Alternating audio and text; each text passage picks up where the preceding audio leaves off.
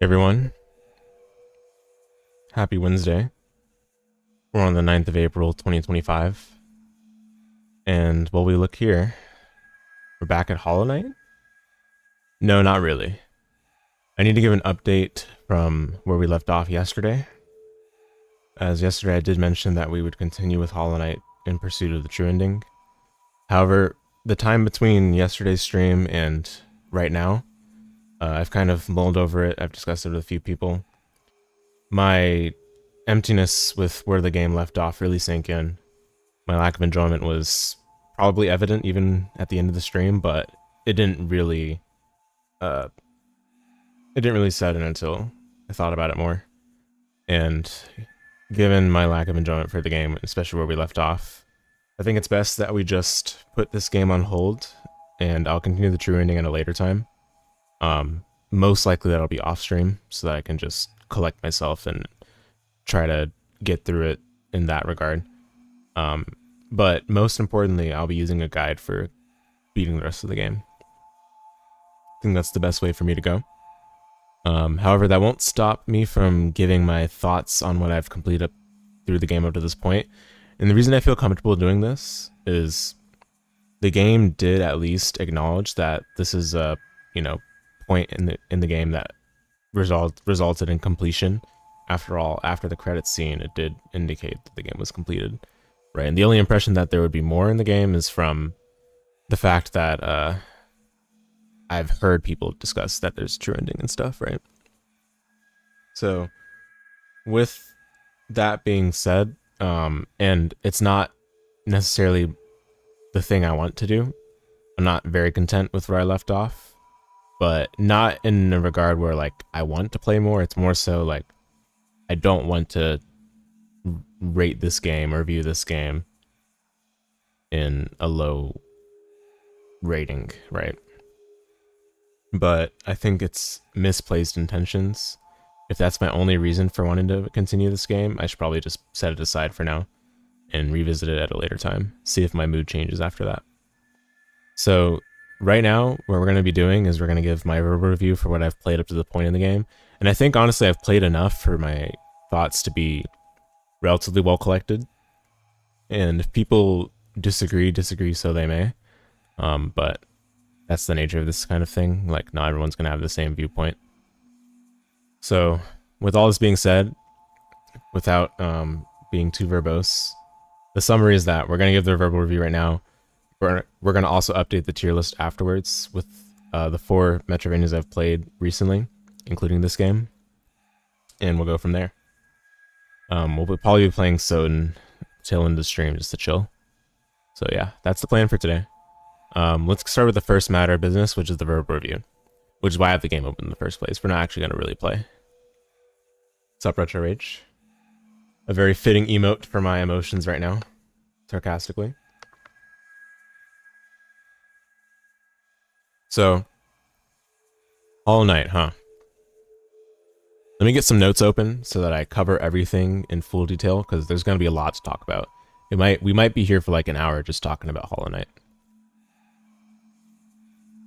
Okay, 1 second.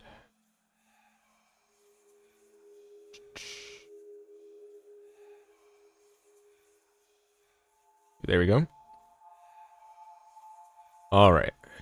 So, first things first, we're going to talk about everything aesthetic related. I think that's a better place to start for a game like this, because the aesthetic components for this game are a much greater focal point than I feel like other Metroidvanias have had.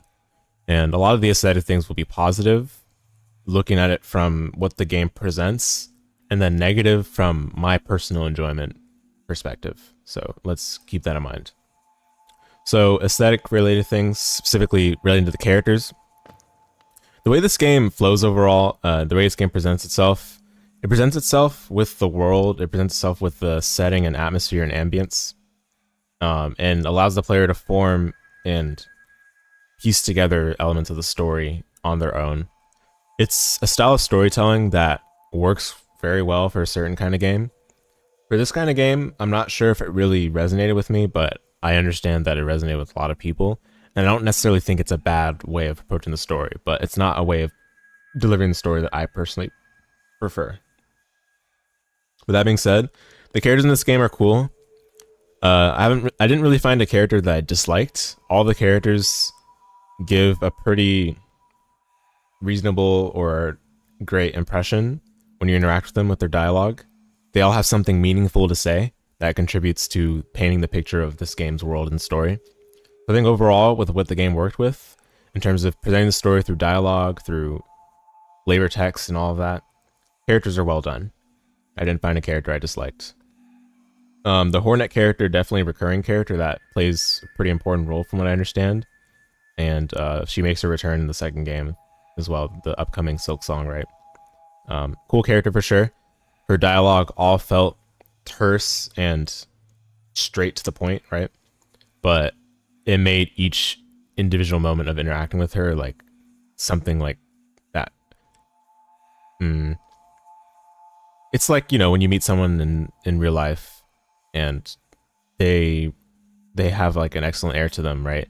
That air kind of carries with you as you go on with the rest of your daily routine, or even perhaps whatever you go through in your life from then on, right? So that's how I felt like Hornet was in this game. So I greatly appreciated that. And I think the other characters in general were cool too. The story itself, I had no clue what was going on in this game the whole time. I could get a sense of what the game was trying to communicate, but I honestly didn't really know what was going on. And thanks to the very limited but sufficient direction that the game gave in terms of what you need to do, like, hey, you need to destroy the dreamers, you need to come back here and, you know, meet your fate or whatever, right? Like, that's the only real sense of direction I had with the game's story. And everything else was like bits and pieces received from NPC dialogue, received from flavor text from items, which was very far and few between. I guess the way the depth was conveyed through the map and the areas was somewhat of presenting a story or world as well, but I didn't get a full picture from just those areas alone. Overall, very confusing story. I think the style of storytelling is very difficult to do, and admittedly, if they're not going for, you know, cohesive and fully put together story, then it probably didn't need to do more than it did, as the way it is in Hollow Knight right now, right? And I'm not even saying the story is bad. I'm just saying it was presented in a way that I just didn't understand it at all, so I couldn't really resonate with it. And because I couldn't resonate with it, I couldn't be bothered to care, right? And that's a big portion of where I felt like the enjoyment for me was lost. I think a big reason why people enjoy this game is the story and is the world building, right? And I felt very disconnected from it, which made me feel like I was missing a critical component of the gameplay experience of Hollow Knight. So I would have wished for them to go for more expository style, but I'm not going to knock it against this game for the style it went for. It's just not going to be for me, right? But after watching the lore video that I was recommended to watch, the story makes a bit more sense, but then it makes me even more frustrated because it's not things that you can pick up on from just playing through the game like in a normal way. You'd have to play through the game again and again and again. You'd have to be very close detective eye with all the little objects in the game, all the representations, all the symbolism, and eventually you can kind of paint the picture in your head, but even then, like, you have to bridge a lot of the gaps. You have to fill a lot of the holes that the developers didn't fill with the story writing, right? It's just, I don't think it's a narrative style that I prefer personally. If you're really trying to communicate a story, right? Like, obviously, if you just want to communicate an experience, fine. But this game did seem to try hard with the actual story elements, and I would have wished to understand it better, right? And no matter how hard I tried, I feel like I missed out on a lot. And sure, I hear that's a lot of content that's locked behind the true ending stuff that's beyond the point in the game I played. Fair enough, I guess. But even then, a lot of the people I've talked to, it doesn't really get necessarily easier to understand after having done the true ending things. At least it gives you a greater idea of what goes on, and especially that's the sense I got from watching the lore video. But then the more that you get exposed to, the more confusing things get in terms of understanding the whole picture. I guess if a surface level understanding was all they were looking for, in terms of, you know, what they wanted the player to come away with, then fair enough. But all this is to say, I don't think I was a fan of the narrative style, and it caused me to, I think, miss out on a component of enjoyment for this game that I would have otherwise wanted. But I can see why people appreciate this game's aesthetic, right? Which we're going to get to with the next point, the art style and visuals. I think this is the key reason why people like this game. The visuals, the art style, the mood, the atmosphere, the ambience, right? This is probably a big reason why people like this game. And I can see it. I think after maybe 12 hours of this game, I got tired of it. Not because it's boring or bad or dull, but because there was a lack of narrative like how to say it? Like there's a lack of distinction visually between the gloominess and like the brightness of like other parts of the game, right? I think having too much gloominess, basically having too much of like one kind of like how to say it? Having too much of one kind of like atmosphere of the game just makes it feel like harder to connect to or harder to really comprehend or appreciate, because it just gets tiring and like exhausting to take in what is happening in the game, right? Like I think this game needs like a lot more setting diversity to help take it all in much more easily, because every area, not like every area in the game, but like pretty much the majority of areas in the game, it's just dark, gloomy, rain, sewage, and then, you know, low lighting, dark colors like white, gray, silver, black. There was, in the ancient basin area, literal grayscale area, no other colors from what I can recall. I guess there was the orange. And on that note, the orange was done well in this game because it set itself apart from all the other colors of the game, which is mostly just white and black and gray, right? But because that one orange was the single color that usually distinguished itself from the other colors of the game, the orange itself felt tiring. Like I get that it's supposed to be thematic for what the orange represented, especially after watching the lore video, right? But after a while, I got tired of the orange as well, because it just doesn't it doesn't become palatable after a certain amount of time. It becomes very exhausting. I'm running out of words to describe, but I think the point is understood. Like after a while, the art style and visual style just kind of drives one crazy, which I think it did for me. I had a hard time really feeling immersed or feeling rewarded for like reaching new areas, because it's just, oh, I reached a new area, it's going to be more of the same like color style. So yeah, I think that was a big issue I had with it. But thankfully, apart from that, the visuals themselves are great, right? Like this is a very like this is an indie art style that set itself apart, and after which a lot of indie games followed in this kind of like similar look. Several other indie games have art style copycats that are like this game. So, and for good reason. Like it's a cool little cartoon art style, but it's one that you can kind of work with as like a blank canvas. You can do a lot with just this art style, and it's clear in this game that a lot could be done with it. They just didn't do a lot with it, I felt like, because they just stuck to a few sorts of colors and didn't really distinguish things. Like there were some areas I enjoyed being in more because they were more distinct, or they were more colorful, or they were brighter, and not because of the fact that they were brighter directly, but because it was different from all the other things I've seen in the game. Like, it gave me relief from seeing all the other things in the game. And I feel like that would have improved the dramatic effect of the dark areas and the gloominess of the game overall, if there were just more of those kinds of parts of the game. But the art style itself is nice. I think the menus are clean too. The overall navigation of each menu element is pretty solid. We'll talk about some quality of life things later. I don't want to get too much detail at the moment, but at least as far as I was concerned with the UI elements, it was solid enough. Voice acting, this game does have voice acting, quite a bit of it.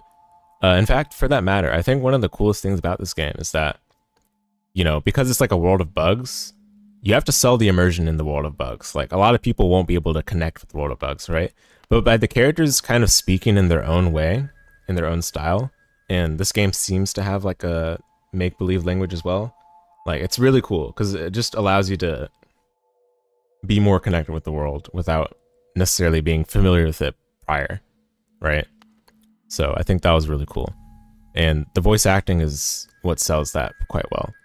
Like, obviously, if it's like a gibberish or make-believe language like this, where, you know, only short, simple lines are spoken, it makes it a lot easier to direct the voice performances, because you don't have to find some clever way to say a very basic thing. Like, you can say a basic thing, but then it's in like a, you know, gibberish language or whatever. So, you know, people might not be able to understand directly what it is, but then if it's repeated often enough, and if it's done in a way that it's like, oh yeah, that's something memorable from that character, then yeah, I think that allows for the immersion to be sold much more easily, which was done well in this game.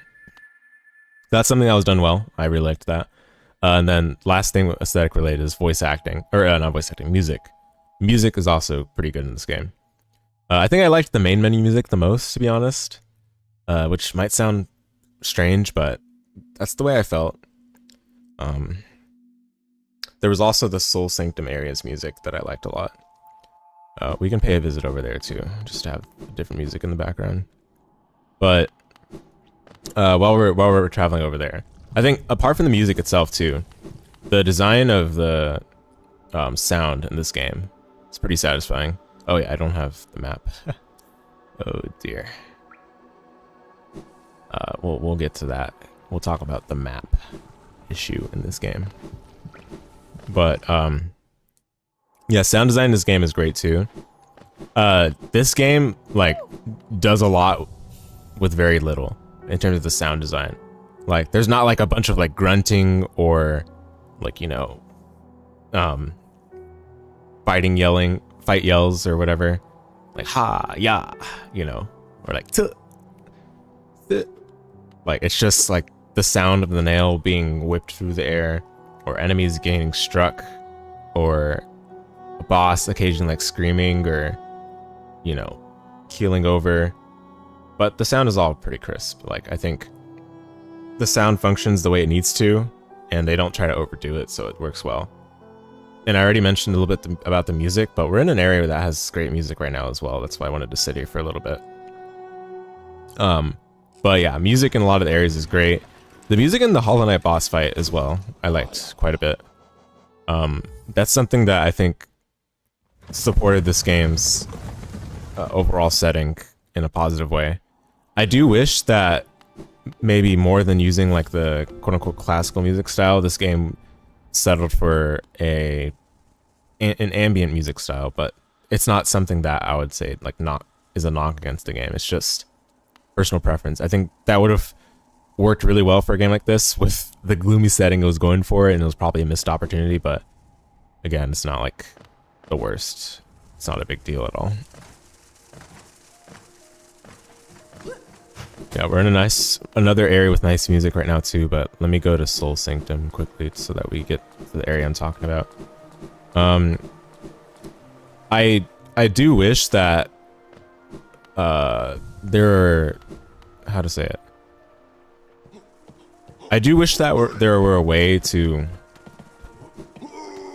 I don't even know how to say this.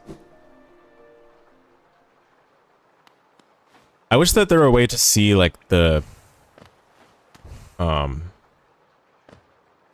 the boss themes in this game. Because when you beat the game in some games, like, you get like a sound mode where you can play all the music within the game. I guess this game has that, but for soundtrack DLC, because they want to sell the soundtrack DLC. But some older Metroidvanias, like from the Castlevania series in particular, allow you to like just play the music from wherever you wanted or whatever. But again, not a big deal. But yeah, okay. Now that we're in Soul Sanctum, I can talk about other things. This is the song I liked in this game. Okay, I mean, to be honest, like there is a lot more to talk about aesthetic things, but some of it's gonna bleed into the gameplay. And the way this game handled its storytelling for a Metroidvania is very unique. So I think it's worth just blending it in with the gameplay elements. So let's now talk about gameplay elements. So yeah, overall aesthetic things, for the most part positive, but not for me. I think that's where I stand with that. Gameplay is not going to necessarily be like that. Let's first talk about the map design, which I think is the biggest elephant in the room for this game. So the map design, first of all, the first thing that really stands out for the game's map design is that it's big, right? And big is not a bad thing or a good thing. Like as long as the player is able to be engaged throughout, then I think the game can be as long or short as it wants. And I'll stick with it as long as I enjoy it, right? But you have to make it something that will hold the player's attention and that respects the player's not just time that they're taking to play, but also gives them enough meaningful moments while they're interacting or moving around the map. So I think with this game's map design, the areas are connected quite well. Like they're condensed in a way that, because a game like this is very big, but you wouldn't necessarily be able to tell directly by looking at like the map zoomed out, because all the areas are just condensed so well, right? I think the way the rooms are connected is good in some parts, and then it's ruined in other parts thanks to some certain features that we'll get into. But I think the overall map design is fine. The main thing that makes me impressed about this game's map design is that it's very open and it's very non-linear, which is something that I like from Metroidvanias when they go for a map design that's very open, allows you to explore pretty much any path at any time, or not any path at any time, but like a lot of paths at the time that you're currently in with the progression abilities you have, because it just gives the player a lot more room to like move freely and make use of the abilities that they have at a given time for much longer. Because I like when you have a lot of time with progression abilities, because it just gives you a chance to like not just experiment more, but at least gain more comfort and give yourself more of a chance to be engaged with the game. So this game definitely does that, right? Now, that being said, I think the openness and the non-linearity of this game is ruined by very interesting quality of life features put in the game that I think generally bring the game experience down for me. And what makes it feel even worse is that it feels like all of it was intentional when it didn't really have to be, because I don't think it added anything meaningful to the game for it to have been intentional. That's mainly being so we'll talk about these main things: the sparseness of the save points, the sparseness and inconvenient locations of the fast travel, and the fact that the map is given to the player upon finding an NPC and upon saving the game. So those three things are the things that I think bring down the openness of this map design in this game. Let's talk about the save points, because this leaks in the quality of life a little bit. The save points in this game are very sparsely distributed. They don't feel like they're put in spots that really mean anything, I guess. It's just like the spots in this game where they're placed, on one hand it feels like partially a checkpoint, but on the other hand there's just a lot of places that you don't really care about there being a save point there other than to get your map progress, right? Which I don't really think is a great implementation. Now, one thing that does make save point locations matter in this game, whether it was intentional or not, but I guess it worked out for this game emergently, right, is the fact that when you quit out to main menu, you actually get put back to the save point you last used with all the progress that you got at the time that you used the quit to main menu, which is something that we'll talk about more later on for how it's used for fast traveling and stuff. But that was an interesting feature left in, of course, intentional or not, they left it in because this game's been out for long enough where I feel like if the devs didn't intend for it, they would have patched it out, right? But they left it in, and I think whether they intended it or not, it worked well for this game because it neutralized a lot of the bad points that I thought were present in the game with regards to the save points and other things. But yeah, I think just overall, the save points are just placed in very odd places. Like, it doesn't really feel like the save points being put in some spots means anything other than to just get your map progress up to date and perhaps to have a place where you can just go back to after you die. But then that's the problem. A lot of the backtracks from when you die are horrendous. Like, you made it through like a pretty difficult section. This is especially the case with Deep Nest, where you literally have only 2 save points, and one of them is like one of the most utterly useless save points I've ever seen. This is the one right here. Technically, there is another save point, I think, in a distant village, but it's not shown on the map. And you have to get like up the corridor in order to see it, I guess. But anyway, the save point that's my mouse is not visible, but it's right here. There we go. This save point right here, I don't feel like it really had much impact. Perhaps because it's too close to the other save point, but not just that. Like, just the save points in Deep Nest in general are just makes traversing the area very frustrating. Because on one hand, you have the checkpoint for updating your map, but then if you die, you're sent really far back, where having the map only lets you know where you're going, but you still have to make that traversal again, which the traversal you make feels like, okay, I made it through it once, I got my reward, now I should be able to like travel fast between certain spots, unless the backtrack is required for me to get like more items along the way, which is not the case for this game. If anything, the backtrack is, for the most part, used for getting your soul back if you died. So yeah, the sparseness of the save points was really negative for my experience playing this game. And it's a sad thing too, because when I played this game, I didn't necessarily find myself like having the save points to, you know, have as a spot where like, oh, I died, I respawn at the save point, yay, it should be fine. No, if anything, the save points for me to get my map progress up to date, up to the point I had traveled, because you literally can't see where you're going until you get to a save point. And the fact that I can quit to main menu and respawn back at the save point I last used with my map progress up to that time. So the save points were just very oddly incorporated into the game. I feel like the save point should have just been fast travel straight up. I mean, they ended up being fast travel, I guess, if you count the quit to main menu, but I don't feel like that's what they were put in the game for, and it kind of shows because it's just very oddly placed in a lot of parts of the game. And there's several spots in the game where you just don't get a save point for a very long time, and traveling through those spots without the map showing you where you are, except for just the compass, makes it feel like but like basically the feelings of exploring in a Metroidvania are not properly tapped into in this game, I feel like, because of the way the map is structured and because of the way the save points are distributed. So despite this game being very open and very non-linear, I feel like it was brought down by the fact that your map didn't show up-to-date progress of where you were until you got to the save point, which who knows where it's going to be, because this game was very difficult in putting the save points in convenient spots on purpose. So one negative there. Second negative, along with that, the fast travel, and this is worse than the save points in my opinion. The fast travel in this game is very bad, I think. And the way it's saved is that at least you can go back to the hub town to fill up your resources or buy from the shop at any time you want, as long as you find another fast travel point.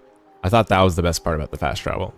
But other than that, the fast travel is so poorly distributed throughout the game for how big of a map this is and how many areas there are. There's usually just one fast travel per area, And if you count the trams, sure, there might be another, but the trams are really just for connecting areas that aren't directly adjacent to each other. That's all the trams are doing. It's not really fast travel. The fast travel points is like just one per area, and usually when you go to a fast travel point, you still have to do a pretty bulky manual traversal to get where you actually want to go. Because the issue is the fast travel points are not always placed in a spot that you care about. It reminds me of what I've talked about with public transit in real life, especially in the US, where the reason why a lot of public transit systems in the US don't get high ridership is not because like people don't care about public transit or people would rather drive. It's because the public transit doesn't take you to spots that you care about going to. Like if you're trying to go to like the downtown city center, if you're trying to go to a stadium game, the transit system doesn't take you to those spots in an efficient way that makes it justifiable to take them over driving a car. Now, if they took you along a route or took you to the spot that you care about going to because it's a hot spot or it's a spot that a lot of people are interested in going to, then sure, people would ride it, right? That's how I felt about this game. The fast travel, I used it out of like essentially like, you know, oh man, I'm gonna spend a long time manually traversing if I don't use the fast travel, right? But at least the fast travel like cut down the traversal time.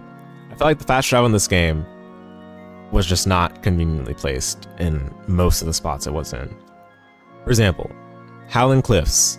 You get the fast travel for that at the very end of the game, like at the very end of like where you get the normal ending, because it's like you only get it when you have all the other fast travel stations unlocked, right? But Howling Cliffs itself, you're not really going back to, really, I guess. And all it does, that fast travel point, is okay, it might take you to Dirtmouth, but you can just go to Dirtmouth directly with the fast travel there. Okay, fine. It might take you to Upper Green Path, but you can just go there directly with the fast travel at that area right there. It's like, it's just pointless. Just pointless. I'm not saying it shouldn't have been there. I'm saying that's an example of where it's not put in a convenient location that I care about. Deep Nest fast travel. It feels like this was such an afterthought. It feels like this fast travel is legitimately just to get to the Dreamer.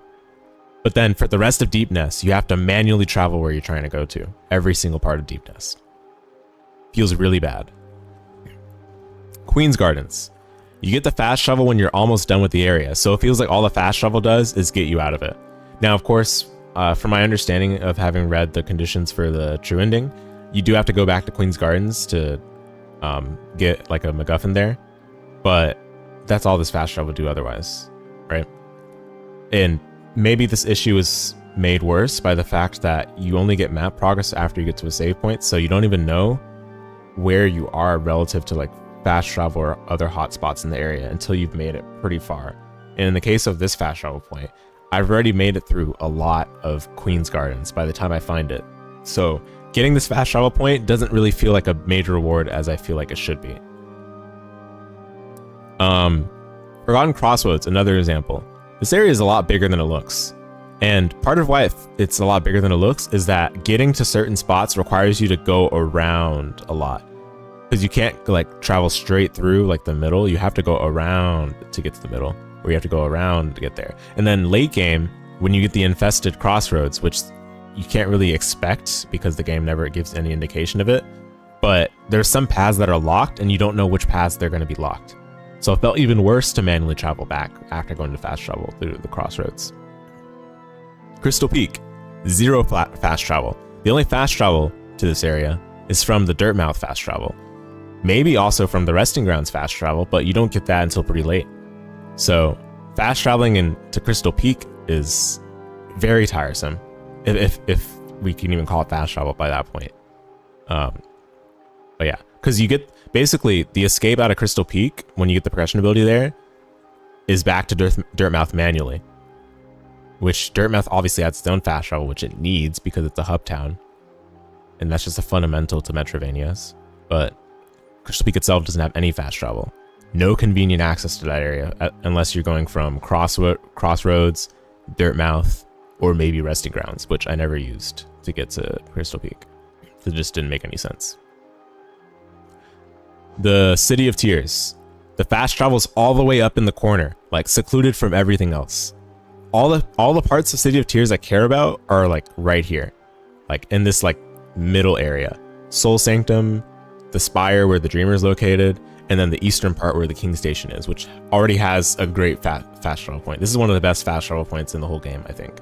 Because this part is like a hotspot. It intersects with a lot of areas that I care about, and it's easy to get to those areas. Coliseum's right there, Kingdom's Edge right there. The waterways, easy access. Eastern of City of Tears, easy access. Like, this is like the best fast travel in the game, in my opinion. Maybe other than the fundamental that the game should have already, which is the Dirtmouth one. But this one is like the other good one, I would say.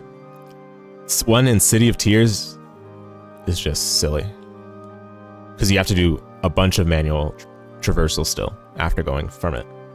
And there's a couple of useful NPCs here, like the exchange NPC for tokens and the one that upgrades your nail. And getting to it from this fast travel is just laborious. More laborious than it really should be. These are just several small examples. I could go on and on about the fast travel in this game, but I think it's very, very poorly done. And thankfully, I didn't complain about it that much during the playthrough. I would have complained about it much more. But the reason why I didn't have to complain about it that much is because a lot of the areas are kind of one and done. Like, you explore it, you get through it, and then you're done. Like, you don't necessarily go back to it for all of the things that you need to do in the game. But there were some parts of the game where I'm like, okay, I explore an area partially, I gotta come back later, but oh, actually I don't have any fast travel to come back later.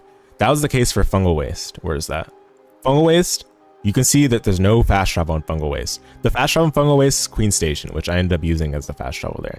And thankfully Queen Station is centrally located, but the reality is that you're not really able to use Queen Station's fast travel to get to anywhere else in a meaningful point in the game at that time in the game until you unlock the map for Fog Canyon, because you don't really know where you're going in Fog Canyon for a while.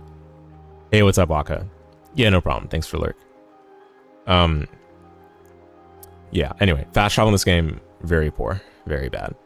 And please don't give me the tram is the fast travel. Tram is not fast travel. That is just imagine these dotted lines are not there. This is just how these areas are connected, that's all. Nothing else. Last thing is, what was I talking about? Was the last point.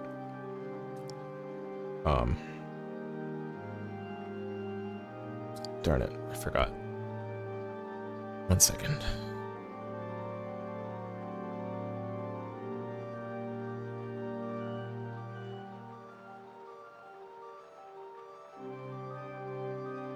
What's up, Frau? I forgot. If it comes back to me, I'll reiterate the point. But yeah, there's one other thing I want to talk about though before we move on. There's a lot of one-way gates in this game, and the one-way gates are just like simple traversals that you have to do manually first to get around, and then you unlock the one-way gate, and it's like, oh yeah, now I can go to that shortcut path. But you rarely even use the shortcuts with the way the map's designed. I feel like this game could have benefited from making use of the shortcuts that it forces the player to unlock to make traversing through these areas a lot more of a breeze after you've already done the bulk of the work the first time you go through the area, right? Because the bulk of the work in this game is exploring an area for the first time, where you don't have mapping, you don't know what paths there are to take, so you gotta explore one room, then explore the other, and then, oh, you realize there's a one-way gate, so you gotta come back there, right?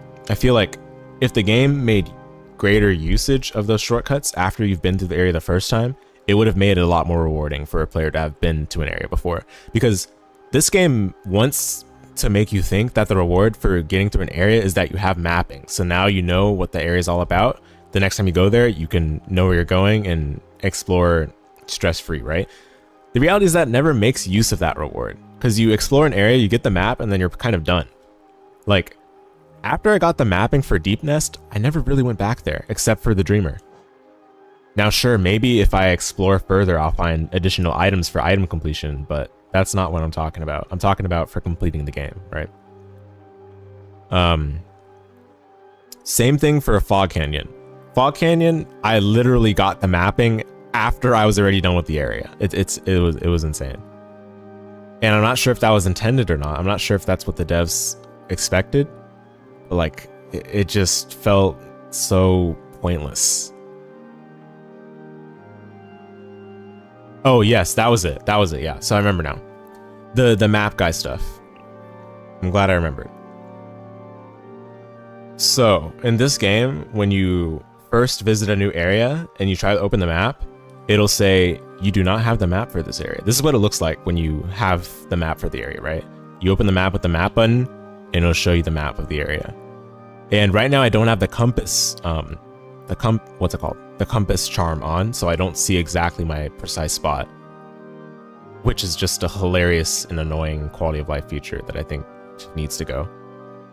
Or not quality of life, but that gameplay design decision was very baffling. We'll talk about it later. But in this game, when you visit a new area, it'll show like you don't have the map for this area. So in order to get the map for the area, you have to visit a specific NPC, right? Which honestly, every time it felt like I had to stumble upon the NPC. Now, early in the game, the NPC was located pretty early into the expected entry into the area. So it was no big deal. Like, you just find the NPC almost immediately, you get the map, and you're on your way, right? So no issue for a lot of that. But mid-game and towards when I was getting closer to completing the ending, there were a lot of moments where I would find the map guy when I'm almost done with exploring the area. This was the case with Royal Waterways. Royal Waterways, I was like literally done with the area. Like I already beat the boss, I got the swim progression ability, and I was making my way to the left exit because I was trying to look for, you know, other areas that I could go to, right? And then I found the map guy at the end. Like I can pinpoint where I found him. Found him right here. And I was so annoyed. I was like, why am I finding the map guy when I'm already done with the area? Like, this is supposed to be a reward for exploring the area, but then I'm already done. I don't care about it anymore. Right? And maybe I was thinking in my head, oh, maybe they expect you to enter the area from the left side. So, okay, fine, right? But no, there's a lot of other examples of this. It's not just Rural Waterways. It was also Resting Grounds, where I got the mapping like way after I had already visited it. It was also Fog Canyon, which I got the mapping literally after I finished it. Queen's Gardens, same thing. Deep Nest, one of the worst examples. You go through that area a long time without knowing where you're going. And that area is really sparsely distributed with save points and fast travel. So map guy is my first issue with this, right? That you need to find an NPC to give you the map. And I get it. It's a design decision that they did consciously, right? It's very clear that it's intentional. It's not like they were like, oops, we made it so that the player has to buy a basic quality of life feature. No. They knew what they were doing. It's part of like setting up the setting of this game. But I think doing something like this has to be done very consciously with all the other Metroidvania fundamentals of exploration in mind. In a game like this, where it's very, very open, very non-linear, you can take almost any path towards the early mid-game. So many paths you can explore. And just having no idea where you're going, no sense of direction, is just terrible.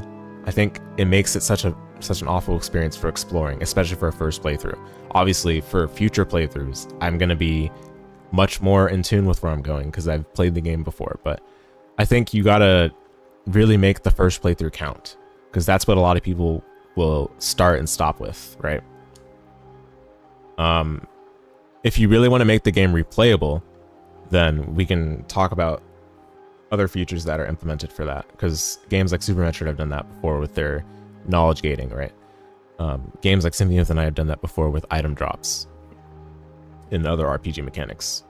But a game like this tries to make it so that, oh yeah, now that you have the knowledge of areas of the game, you played a second playthrough and it doesn't matter that you don't have the map. But I don't think that's a good way to do it. Especially not for a game that's very open in the exploration like a game like this. So that's bad point number one. The sub point of this is the fact that the map progress only updates when you hit a save point. I think that's a very poorly implementation of a feature for a game like this. Makes it so that 99% of my aim when I enter a new area is just looking for the map guy and then looking for the save point. I'm not looking for anything else.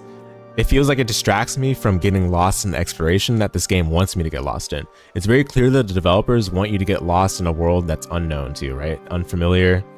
mysterious. They want you to explore and piece together the puzzle pieces on your own and use the exploration to do that, right? But I feel like they do that on one hand, and on the other hand, they put all these baffling features that make it hard to do that and hard to enjoy doing it, hard to get immersed in a way that compels the player to care about exploring and discovering areas in this way. So I think just not having the save point map progress update feature altogether is just going to make this game miles better to play in terms of the enjoyment of the experience, right? Those are my primary complaints with that. So those three things, right? The sparseness of the save points, sparseness of the fast travel, and the way the fast travel is inconveniently located. And then the fact that you have to find the map guy, and then your map only updates when you hit a save point. And since we're talking about these things, it's worth mentioning too, the compass stuff. You can see right now, I don't know where I am. I mean, I know where I am, but I don't see it on the map, right? But I know where I am because it's near the bench that's in Soul Sanctum. But in this game, you cannot actually pinpoint your exact location without equipping the respective charm for the compass, which, by the way, costs a slot of your charms, the notch of your charms. And you can also only update your charms at a save point. It's like, man, all these features together are just such a disaster. Like, it's like throwing together, it's like putting salt, it's like putting the respective amount of salt in a cake rather than sugar, like mixing them up, right? Because you didn't label the containers. They look the same, kind of, and you put salt instead of sugar. Like, this game put like a bunch of cool ideas for exploring into a Metroidvania, like a bunch of very novel and experimental ideas, and they put them in a Metroidvania that's very open-ended. Like, I don't get it. But having to equip a charm to know where you are, and you can only do it at save points, which are very far and few between, is just it's just crazy. It's very, very, very bold, to say the least. But yeah, that's like one of the first things that set me on the wrong starting first impression for this game. And we can just talk about the quality of life right now. You have to buy all of the quality of life in this game. This game doesn't hand you any freebies. You don't have a map when you start the game. You have to buy the map. You have to buy the ability to save your map progress when you explore new areas. You have to buy the compass charm. You have to buy all of the map pins that show you that a save point is at that location, or that show you that a notable NPC is at a location, like this guy, like a vendor. You have to buy the fast travel pins. You have to buy the special pins, like the cocoons, the essence trees, stuff like this, the Coliseum. You have to buy map markers. Oh my goodness. I think this game needs to give more map markers, actually. Like, no joke. I felt like normally I'm very thorough with exploring, and I make great use of map markers if they're available, right? I understand if it's an old game, then, they didn't have map markers back then. I am very reasonable with that. This game was from 2017. There were several Metroidvanias that came before it that had map markers, basic quality of life features for exploring that I'm talking about right now. All these transactions, dude, it's terrible. It's terrible. You have to buy all the map markers. And the fact that you have to buy them conflicts with something I'll talk about later, but it feels like all like these upfront things.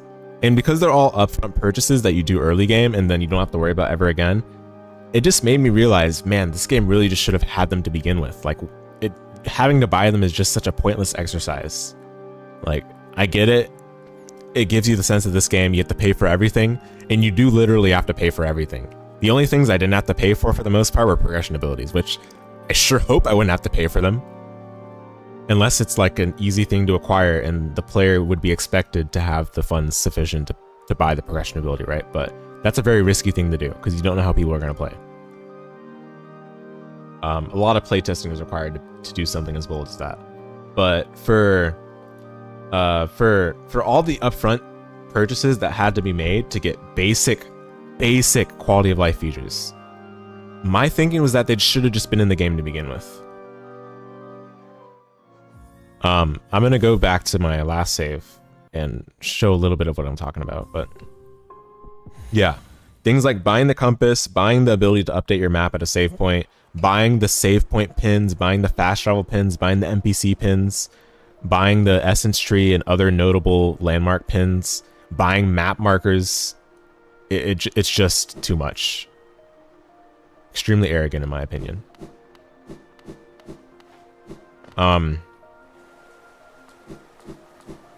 There's something else that's related to this point. So I love the fact that they weren't afraid to make use of their own currency in this game. I feel like some games are afraid to have player currency be used a lot because they don't want it to be like, oh, if you're not able to keep your currency, or you know, if you hoard your currency, then you won't be able to spend it on the things that we want you to spend it on, right?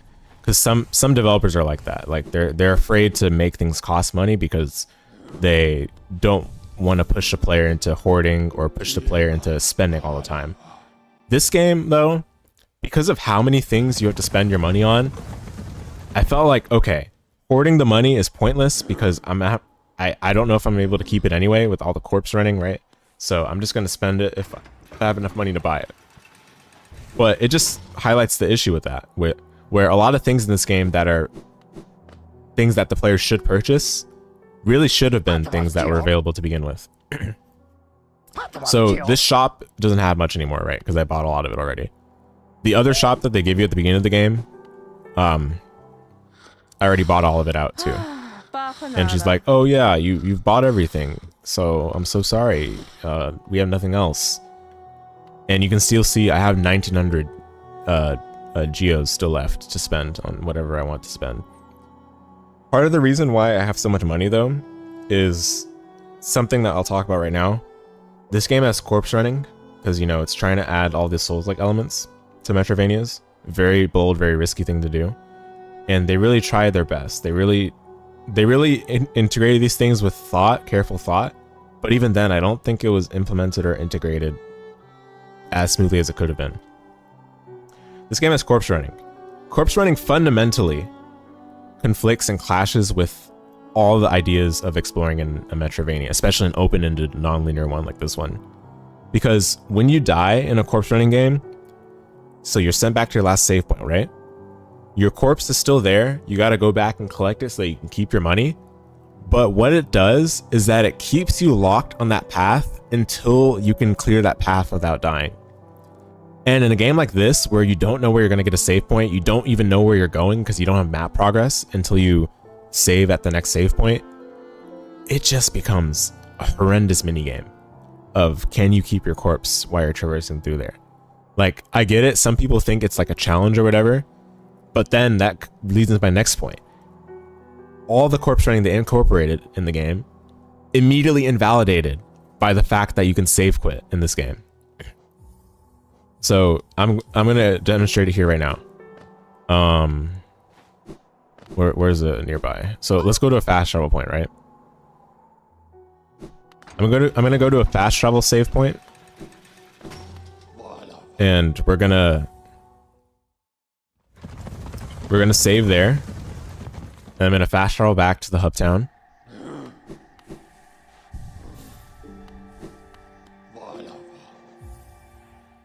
I'm gonna move around, whatever, right? And then we're gonna quit to main menu. You know what? I could even get close to dying if I wanted to. How about that? How about we up the stakes? I'm gonna get close to dying on purpose to show what happens when the game wants you to corpse run.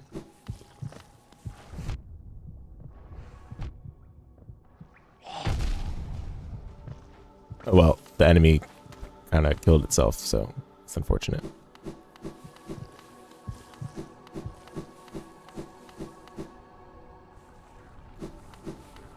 Okay, I shouldn't die here, so we should be good.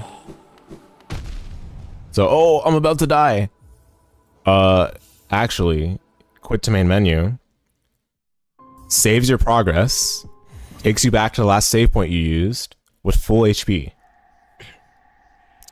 And you get to keep all your money. So you don't need to worry about corpse running.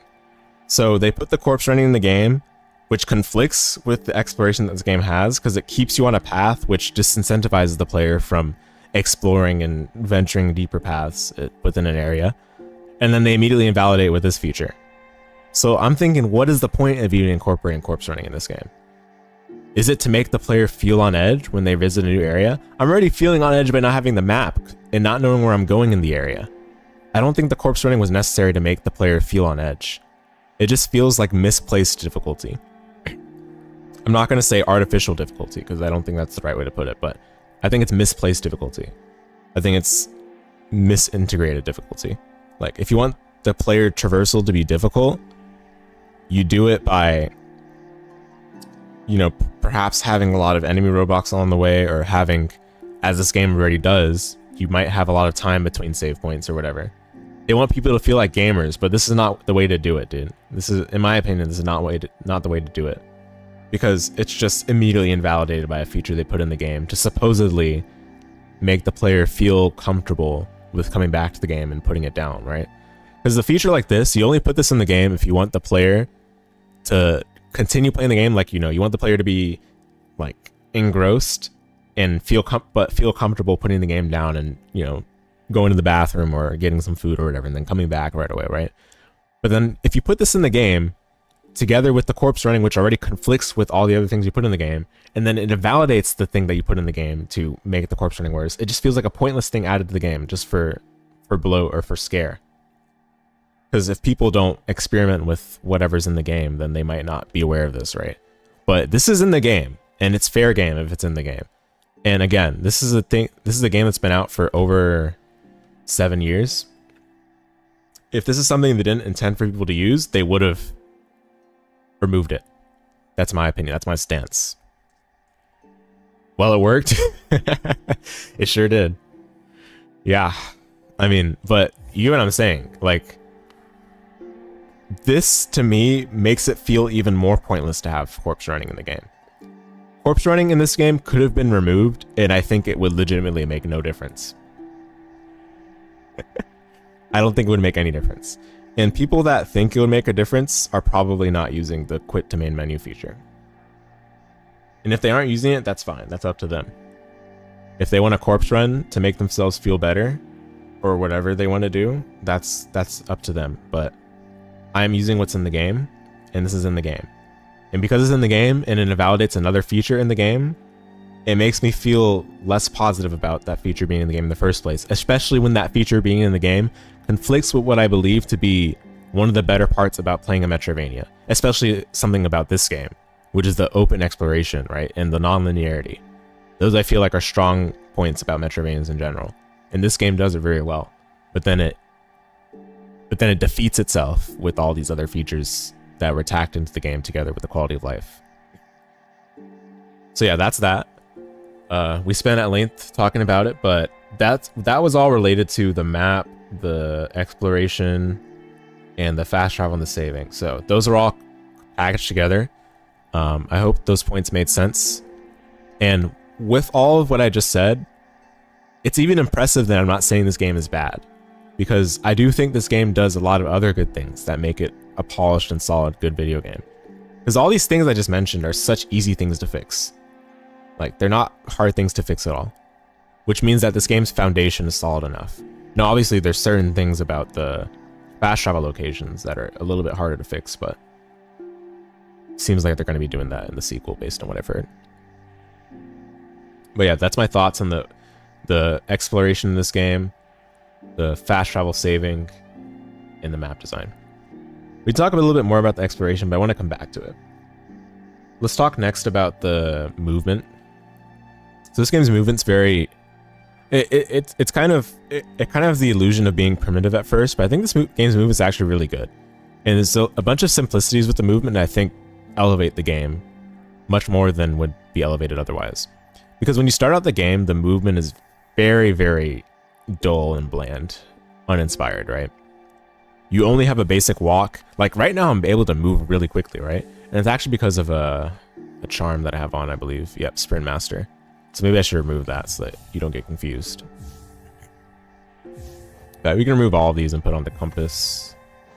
Yeah, it should be good. So When you start the game, you just have the basic walk, right?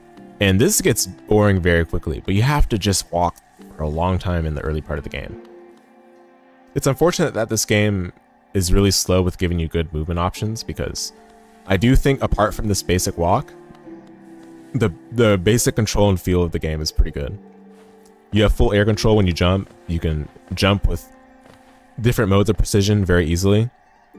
You're also given the ability to there's like a knockback mechanic in this game, and the knockback is explored to the full by the developers and all the other like mechanics that they associate with it, because the knockback you can actually use to your advantage. When you glide with objects, you can bounce off of them, especially if you attack downwards, which I think is really clever. Something that brings up this game quite a lot, I believe. Maybe it's not the right area to show it, because these enemies are a little annoying, but you can like bounce off of stuff in this way. You can also bounce off of things to the side of you, right? Like, this is all really clever for platforming, which we'll talk about in a second. But I think these things are like what bring up the movement, because otherwise the movement's very dull in the beginning. You can't even dash. And then once you do get the dash, which is a progression ability that you get pretty deep into the early part of the game, your dash is a cooldown. And I need to remove the charm I have that decreases the cooldown. But your dash is a cooldown, which I think outside of boss fights feels really bad. For boss fights, I can completely understand its integration, because they want you to commit to your dashes like in a Souls-like manner. So I get it, I understand it. I'm not a fan of it personally, but it's fine. I don't have any issue with it in the boss fights.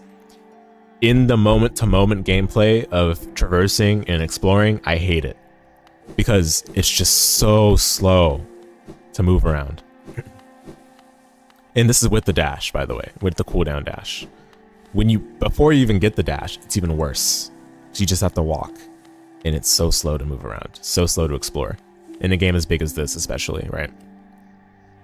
So that's my complaint about the movement early on. But then once you get progression abilities, the movement gets so much better. I think in particular, the disparity between how much better the movement gets in this game with each progression ability is kind of insane, to be honest. The wall jump is just the best increase in the movement capability in the whole game, and then it just doesn't get better after that. It doesn't get that much better after that, I should say. It still gets better, obviously, but in terms of like the satisfaction of your movement capabilities after that, the increase in the joy I felt after getting further progression abilities in my movement didn't feel as high, because the wall jump is just so much better. In fact, I think they should have put the wall jump later into the game, because the wall jump is just so powerful of a movement progression ability to get that it's like very puzzling to put it as the second progression ability, to be honest. But yeah, I don't want to get ahead of myself with progression abilities. So yeah, movement in this game, it takes a while to really feel good. The basics are there. They feel great. I think one thing that would have helped for sure is just having the player start with the dash. I don't see why they made the dash a progression ability. Having the player start with the dash would make things feel a lot better, because I don't think I would have that many complaints about the movement at all. Just the fact that you have to walk for so long in the beginning of the game is pretty bad.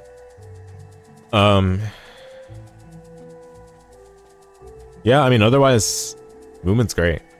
Don't really have any complaints apart from that. Yeah, again, I really appreciate the pogoing that this game has. You can do it off of enemies, you can do it off of spikes, you can do it off of walls. It's great. It really allows the player to see different things in the game differently. You can use pretty much anything as platforms, right? So it's excellent. Okay, let's talk about the platforming. Or no, progression abilities. Sorry, progression abilities. Progression abilities in this game, it's all over the place. I felt good for getting certain progression abilities like the dash and the wall jump. Felt bad with getting other ones like the desolate dive, which costs meter for some reason, and the super dash. I thought the super dash would be sick when I first got it. I was like, yo, this is like, you know, this is like Bleach or something, you know, or like Naruto. Like I can move around super, like I can move super fast, right? But no.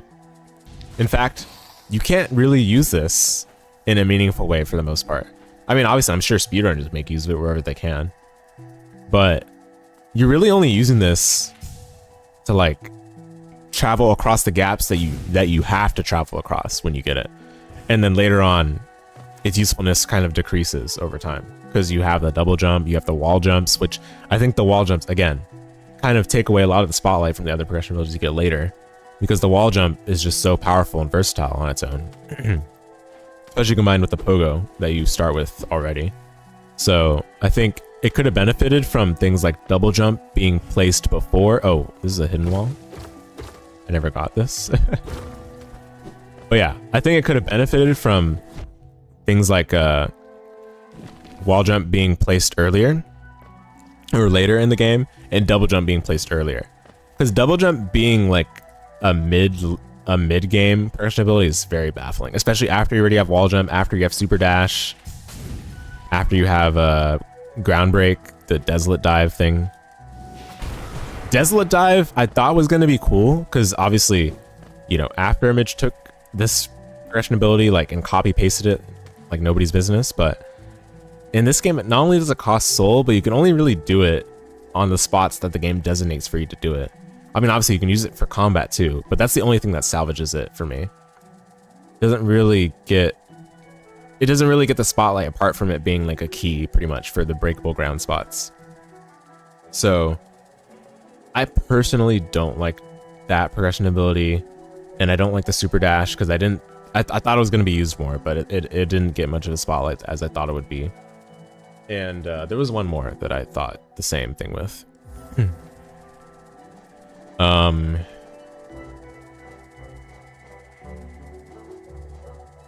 Which other one was that?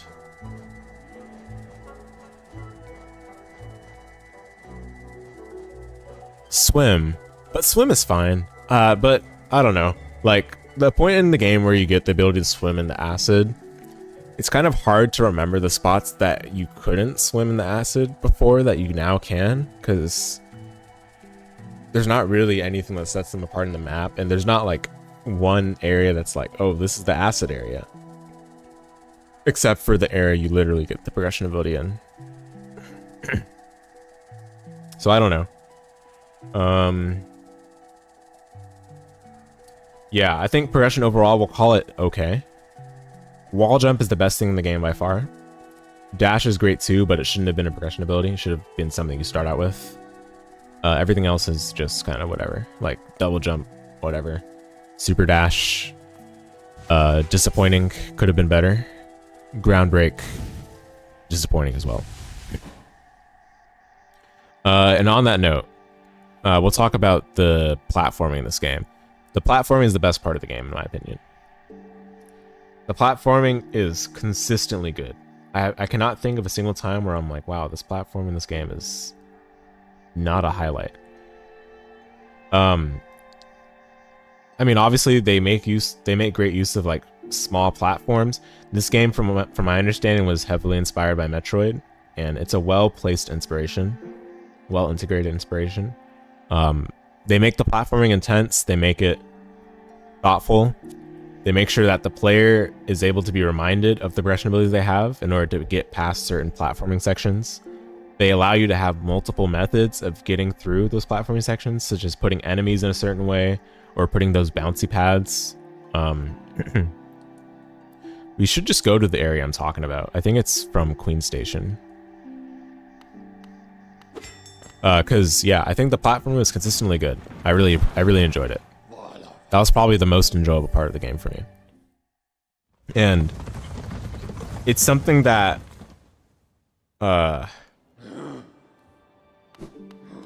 game excelled in without even really needing progression abilities at all. It's made me think like, yeah, man, this game could have been sick as just a pure platformer instead of trying to have Metroidvania components as well.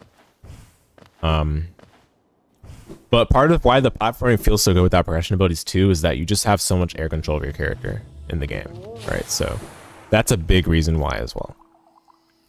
But yeah, the platforming obviously gets so much better by the fact that you also start with, or not start with, but by the fact that wall jump is an early progression ability, right? That's part of it too. But yeah, these bouncy pads Normally you're like, oh, I auto bounce on them. I don't have much control because I'm bounced at a specific angle. No, but then when you combine that with the fact that you get the knockback from attacking with the nail, that's where things get really sick. And you can do it off of enemies as well. You can also use it to reset your air actions, because it resets your air dash and your double jump. And you can also use it to reassess certain platforming sections before you tackle them. And then there's a lot of intense sections that are required.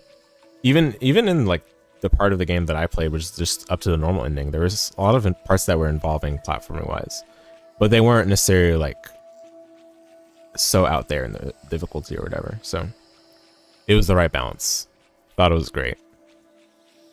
I kind of wish this game had more of the platforming stuff, because that was a great highlight. I hear that there's a lot more when you do the true ending stuff, but to be honest, locking the great platforming behind that, I don't know if that's something you want to necessarily have as a bragging point for the game. I think if it's just good throughout, or it's something that the players can comment positively on throughout, that would do a lot more to propel the game than putting it all towards the end, where you're not necessarily sure if the players will stick it out that long, right? So that's enough about that. Let's talk about the progression itself. Not the progression ability, but just the progression overall. I think in this game, it wasn't done that well. I think the distribution and time between each progression ability is a bit too long. And it's very hard to tell how far you are in the game, because not only do you not have a percentage of completion for areas that you visit, partially because you don't get the map until you find the map guy, but also you don't really have a good sense of how far you're in the game based on the progression ability you get. And that's something that a lot of other Metroidvanias are able to do without having to really spell it out for the player very explicitly, right? Because you get the feeling like, oh yeah, I got the screw attack, I'm pretty close to the end. Or in SotN, it's like, oh yeah, I got flight, I can now go to a bunch of areas with this. Or, oh yeah, I saved my friend, now I can go get the true ending. In this game, it's just like, I got the 3 dreamers, I think I'm close. That's like the biggest thing I can comment on. Or like, oh yeah, my map is pretty filled up, I hope that I'm getting there. There's not really a sense of where you are in the game at any point. And it's not communicated by the progression abilities, it's not communicated by the areas you visit. It's not really communicated at all until you get to the part where you find the dream nail and you need to get the 3 dreamers, or when you find all the stack stations, or when you find all the areas on the map, which probably by then you're obviously close, right? But there's no intermediary communication of that. So I think this game could do a better job of that, because it gives the player, it's like giving the player feedback, right? And if the player has feedback, then they'll feel more driven and compelled to see the game through, because they'll feel the reward. It's always rewarding when you pick up a new progression ability or your character gets stronger, right? And that's another thing too. This game, like, another way of giving a sense of progression is by building up the strength of the player character, like giving them more HP, or giving them more power, or giving them more abilities. In this game, yeah, you got all the charms to work with, but the issue is that the charms are kind of just random abilities. Like, not random, but like they're just abilities. They're just things that you can work with in terms of your loadout, but it doesn't necessarily give you a sense that you're progressing. The what's it called? The health pickups, like the mass fragments, I think exist in too low of a quantity to really use that as a gauge either. Same with the soul fragments, whatever they're called, the vessel fragments. Vessel fragments and the mass shards. Both of those I don't think are, I mean, dude, the fact that you need 4 mass fragments to get 1 max HP up is kind of weird. Like, I think 3 is the right number. 3 for the vessel fragment, but 4 for the mass shard is kind of messed up. Metroid gave you 1 E-tank for finding 1 energy up. Symphony of the Night gave you 5 HP up for every life max, but also full healed you. And the life maxes exist in such a high quantity in SotN specifically. And in other Castlevania games in general, there's levels. So you already feel a sense of getting stronger. This game has no levels, has no like abilities that you get sequentially. It's just like, oh yeah, I need to find this specific material to get my attack power up. And it seems like the attack power goes up by like 1 hit point. So enemies that you previously, like, you know, maybe you 3-shot them, maybe now you 2-shot them. Or like enemies you 2-shot before, now you 1-shot them. But that's like the only sense that I really got this whole game. And it's very rare to get that because the NPC that you have to upgrade your nail for is very stingy with the material. It seems like it's hard to acquire. Like I only got 2 upgrades the whole game of what I played so far, obviously. But what I played so far is the normal ending, and I felt like I've seen enough to get a sense of how I feel about the game. So.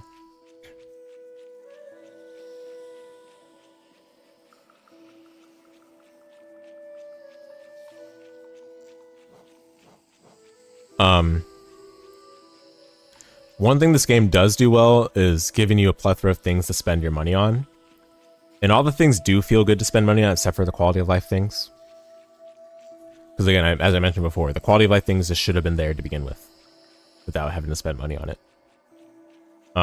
But everything else felt good to spend money on because I can experiment with it. It felt like it added some useful things to my character's abilities and loadout. And on that note, I think the charms cover all the basics. There's a couple of things I'm kind of not a fan of though. In this game, when you collect Geo, the Geo like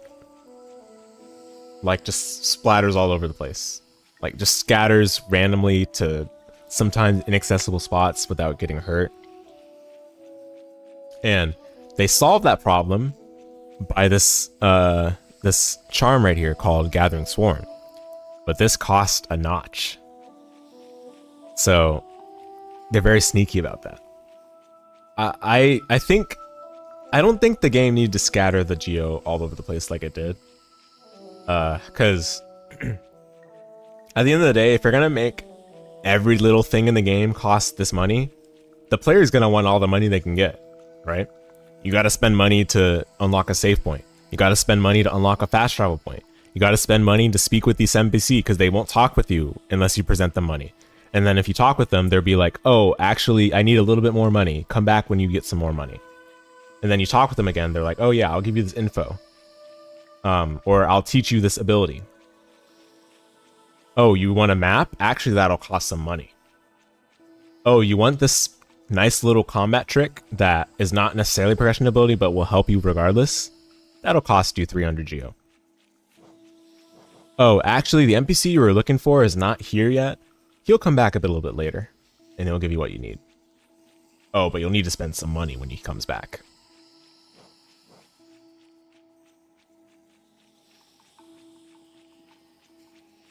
So every little thing in this game costs money, right?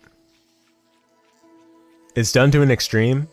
There are extremes. This game is on the extreme of everything costing money. But at least the things that you spend money on are usually useful things. Usually.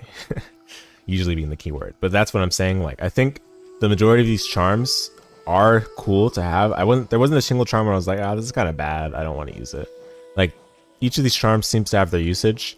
But I do wish that they didn't feel the need to have to scatter all the Geo when you defeat an enemy, or scatter all the Geo when you break a rock. Because Geo is so important. Why not help the player feel compelled or rewarded whenever they get Geo? Like, feel like, oh yeah, I'm getting Geo, yes. Scattering it all over the place is just a little much.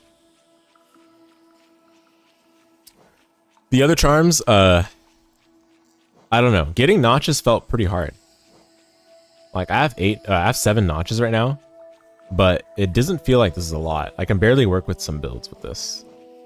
But at the end of the day, the charms just make the game a little easier. You don't really need them.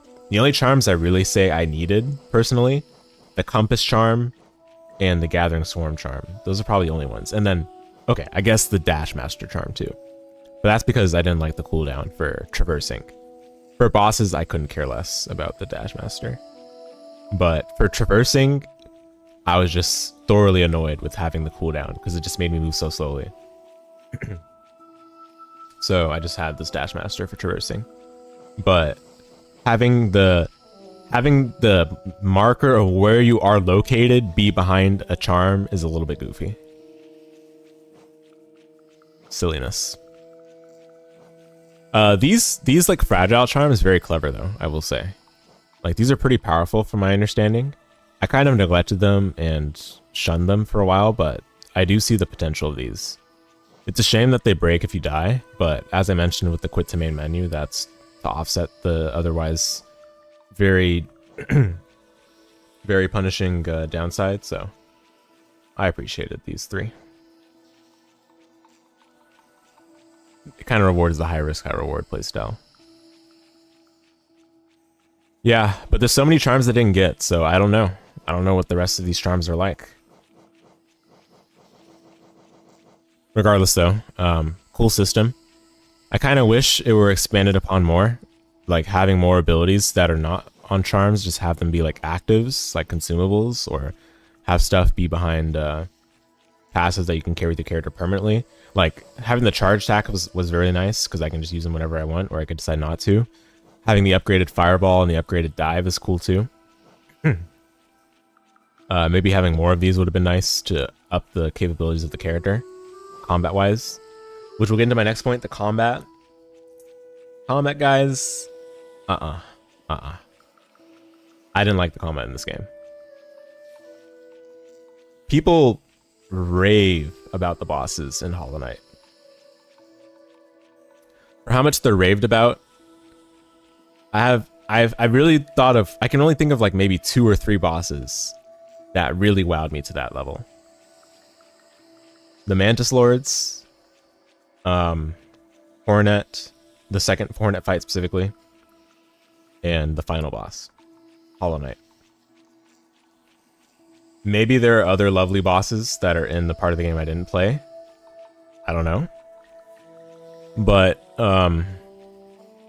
you know, I wasn't necessarily all that amazed by the bosses I fought up to this point. But the majority of the bosses were fine.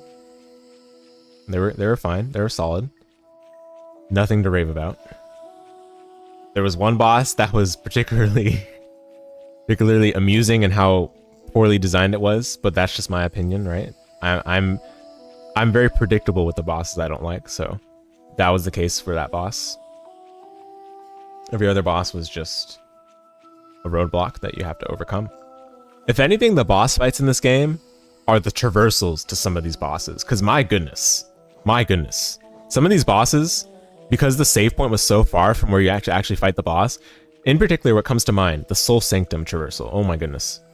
This is the save point that's nearest to when you fight the boss. You have to go here, here, here, here, here, here, here, here, here. It's like here or so.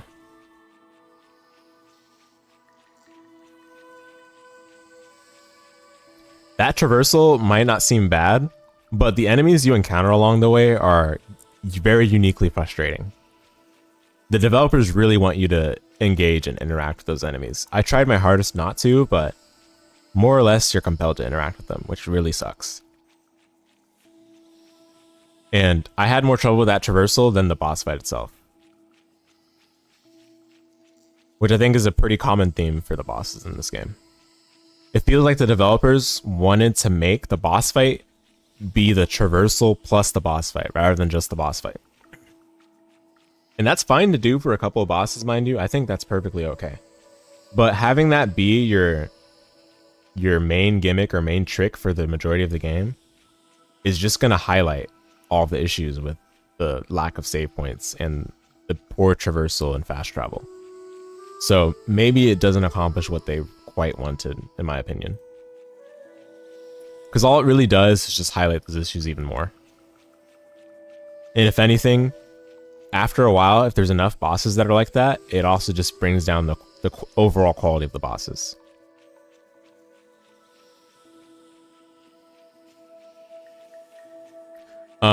The boss fights, though, again, as I mentioned before, like nothing to rave about, but they weren't bad. Like, you know, in general, it felt like the bosses were enough of a breakage from the exploration, which I think if it fulfills that purpose, then I think they've done their job. So with that in mind, I think they fulfill their purpose. I don't have any major complaints beyond it.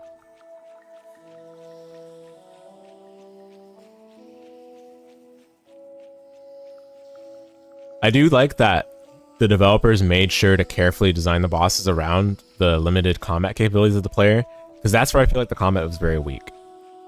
The moment-to-moment combat, very boring. Extremely boring enemy design. The majority of enemies in this game are whack, whack, whack, whack. Whack, whack, whack, whack. Maybe you dash away because they're about to rush at you. Maybe you run away when they're about to explode on death. Maybe you have to jump cancel. Oh, he's about to charge at me. I have to jump cancel. That's it. Eventually you get the fireball, which allows you to attack from range, but it costs soul, so you're not often necessarily going to use it unless it's like, you know, to keep your DPS up when you're too far away. But I found the combat to be very, very bland. Thankfully, it doesn't bring this game down enough. Thankfully, it's fine. I don't think it's like a negative where I would say like, oh, this game sucks because the combat's bad. Because I don't think the combat's bad. I think the I don't think the combat's good, I should say it like that. I don't think the combat's good, but I don't think it's bad enough where it brings down the gameplay experience. But I definitely found myself bored of the combat, for sure. Especially in the moment-to-moment. The bosses were like the relief from that, because at least I could engage myself a bit more. Plus the movement being good helps out for that.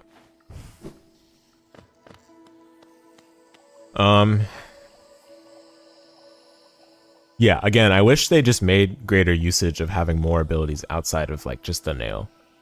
So the nail just being like 1, 2, oh yeah, charge attack exists. The charge attack is not that good. It's not that good. One thing I realized about the charge attack is that it actually keeps you vulnerable briefly, because you can't really do anything about the recovery. You can't cancel the recovery, you can't jump it, you just have to hold it after you do it.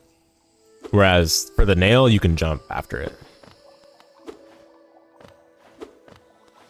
And plus, if you're in the air doing the nail, you can still freely air move. Full air control. So yeah. Now, one thing I will say, the system of the soul. Again, I wish they made use of this more, because I think the soul system is really cool. It allows you to build up meter when you hit enemies, and use the meter to either heal yourself, or use it for the special attacks. And I wish they explored that further, because I think that's the coolest part of the game for the combat systems. So I hit the enemy a couple times earlier. I got hit a couple times there. I use it to heal back up. The heal is very, very slow, which I think is actually a great and intelligent design choice, right? Because it makes it so that you really have to find those moments where you can get the heal snuck in and still stay in the combat, right? Without being damaged again. And I see a lot of people like that complain about it with scrub talk. Like, no.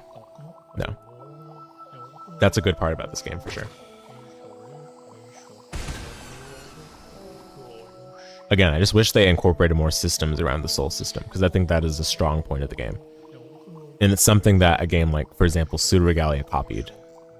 However, I will say, Pseudo Regalia's implementation kind of shows that you can't just rely on it alone to carry your game, because all they really did was incorporate the system where you charge up a meter and then you can use it to heal. And then occasionally you can use it, you can expend it for like a powerful attack, right? But doing nothing beyond that can make it feel bland and feel like it wasn't explored to the fullest capability.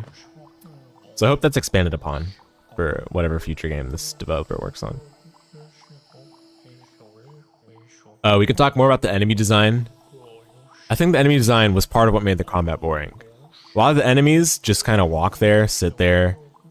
They feel like just a nuisance rather than like a proper enemy. There are even some enemies towards the mid-late part of the game where they literally just run away. I mean, obviously the enemies do contact damage, but it's just very rudimentary enemy design. Nothing spectacular. There are a couple of like dangerous elite enemies that did more damage per hit, And there are a couple enemies that explode to deal 2 damage per hit as well, but I even feel like those exploding enemies were more threatening than the elite enemies. The elite enemies, it was just like a longer hurdle to overcome rather than like a proper enemy, it felt like.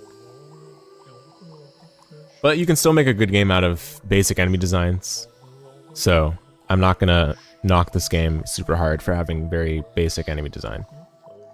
A game like Isaac can make a wonderful game while having the most bare bones basic enemy design out there. But it certainly would have helped the moment-to-moment gameplay be pushed up further if the enemies had been more engaging to interact with. Alright, well, we spent an hour and a half talking about Hollow Knight. That's where I stand with the game overall. We talked a great deal about this game. I think I've given my full justifications for how I feel about the game, though. Overall, so where I stand with this game in terms of like an overall rating is kind of hard to quantify, but I think to summarize it succinctly, it would be, I think this game is good and has good qualities, but I did not enjoy this game, and it is not a game I would recommend. I realize and recognize the amount of influence this game had on the Metroidvania genre, especially in the indie space. After all, we wouldn't have a game like Afterimage, right? Without a game like this, which took a great deal of its inspirations from it. And there would be several other indie games that wouldn't have Souls-like influences incorporated, if not for this game. For better or for worse. But it's still a testament to how influential and important this game was in the time it released in. And it's clear that its story presentation and its overall atmosphere and setting is something that touched the hearts of a lot of people. I mean, it's no small feat to be able to receive 300,000 Steam reviews for an indie game from an otherwise probably unknown developer before that, and have the success that this game had and still has today. However, definitely not a game for me, and definitely not a game I can recommend. So with that being said, let's take a quick moment to relieve ourselves. That is, I need to give my voice a quick break, but when I'm back, we'll be doing the tier list update for our Metroidvanias that we've played between the last time and today. So give me just a moment, I'll be right back.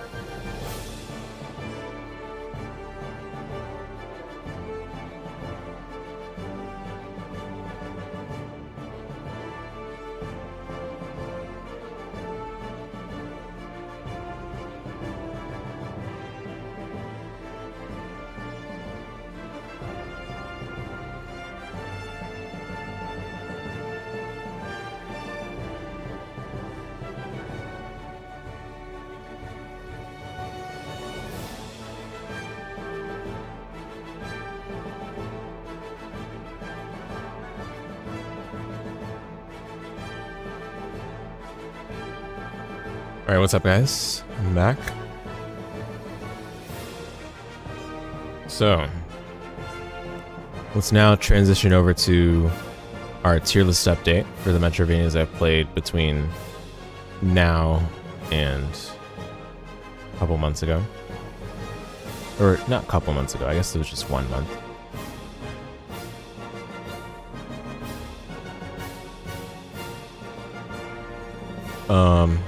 Okay, let's get the Castlevania music. How about that? Alright. So, since the last time we updated, or made the tier list for the first time, I played 4 different Metroidvanias. Those being Hollow Knight, Super Metroid, Gal Guardian Servants of the Dark, and Yohane the Perhelion, Blaze in the Deep Blue.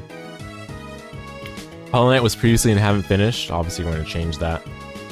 Technically, there's still more to do in that game, but I'm going to come back to it a later time. The true ending stuff, that is. So let's start with Yohane. We'll go in order from here. This is the order I can play the games in anyway. Yohane the Perhelion, Blaze in the Deep Blue. I talked about my thoughts on this game briefly. Not briefly. I talked about it when I initially did the verbal review after I finished the game. I'm not gonna completely regurgitate what I mentioned already, but I can give a brief summary. So first of all, this game is going in decent. Probably right here. And let's give a few details in this game. So this game was all right. Like I think it's like a definition of a decent Metroidvania. Like it is the definition. It does all of the necessities fairly well. Like it does all of them at the basic level that needs to be done. Has a fast travel, which is pretty good implementation. Honestly, the best fast travel I've seen in a Metroidvania, and probably the best part of the game overall. Has solid map design. Has good guided progression. Pretty good bosses, honestly, for a game like this too. But in terms of just the system, in terms of the overall game feel, it doesn't try to do anything out of the ordinary. It doesn't try to step above to become that Metroidvania that's like in the upper echelon, right? So I do think it falls just in the middle of decent. But for what it's worth, I think it accomplishes what it needs to. And I just do wish that the Yohane inspiration, like, you know, all the Love Live spin-off Yohane elements were incorporated a lot more, because it felt like they kind of just clocked in for some of those incorporations. Like, it didn't really feel like they expanded on the lore of the series that much, but alas. And the progression abilities themselves didn't really feel that great either. A lot of them were just keys. And there was double jump, sure, but the movement didn't particularly feel amazing in that game. The combat outside of the boss fights was also pretty rigid. Like, the boss fights definitely carried the combat, I would say. And it still has the issue that Gunvolt had when I played it, where the crafting system is a little bit awkward, because they didn't incorporate tangibility into the crafting, so I had trouble with this game in that regard, but it's a decent Metroidvania. Oh yeah, also the other thing we're going to be doing in this tier list update is we're going to be moving around other games that I played, but we'll do that after I finish making these games. It shouldn't take too long. Okay, Gal Guardian Servants of the Dark. This is the worst Metroidvania I've played on this tier list.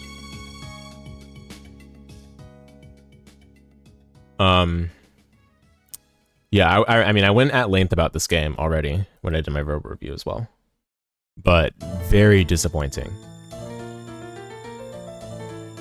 Map design that doesn't feel cohesive whatsoever. Fast travel placed in completely awful places that's just integrated poorly with the way the save points work. Needing to return to castle to progress, like acquire progression abilities. Gather the bones that cause you to level up, which are just kind of located in arbitrary spots, some of which you have to actually buy. and it just made it feel like playing on the highest difficulty was optimal because it had the highest drop rates for the bones that required to level up to get the progression abilities. Oftentimes not having a way to get back to where you were exploring from after you level up because you have to manually traverse for a lot of the early game. Very uninspired boss fights for most of the game. Movement that felt good overall, but then that's all it was. It was good movement, and then it just wasn't paired with other aspects of Metroidvania exploration that you'd expect to be good. A lot of things scream rushed. Scream the development was rushed, and there's a lot of lack of polish. The sub-weapons being weird. The fact that you need certain sub-weapons to progress, and the game doesn't communicate it at all. I can go on and on. This game is very unfortunate, and I'm quite disappointed because I feel like a lot of these things can be fixed in a patch, but the developers have kind of gone silent ever since the first couple of days patches. So, very disappointing. Very disappointing.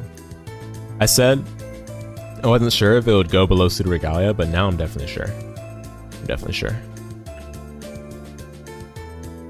There's a lot of other things that I have issues with this game about, but again, I did it in my verbal review, so do take a look at that if you're curious.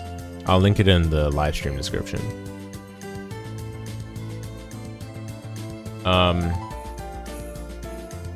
Yeah, bland enemy design, platforming that was pretty much not engaging, poor quality of life, etc., etc. It goes on for this game.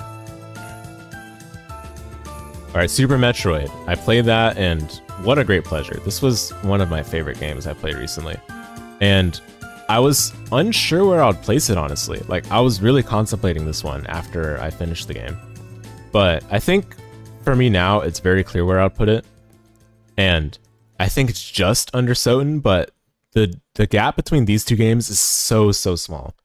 Like, you can think of it like an infinitesimally small gap between those two.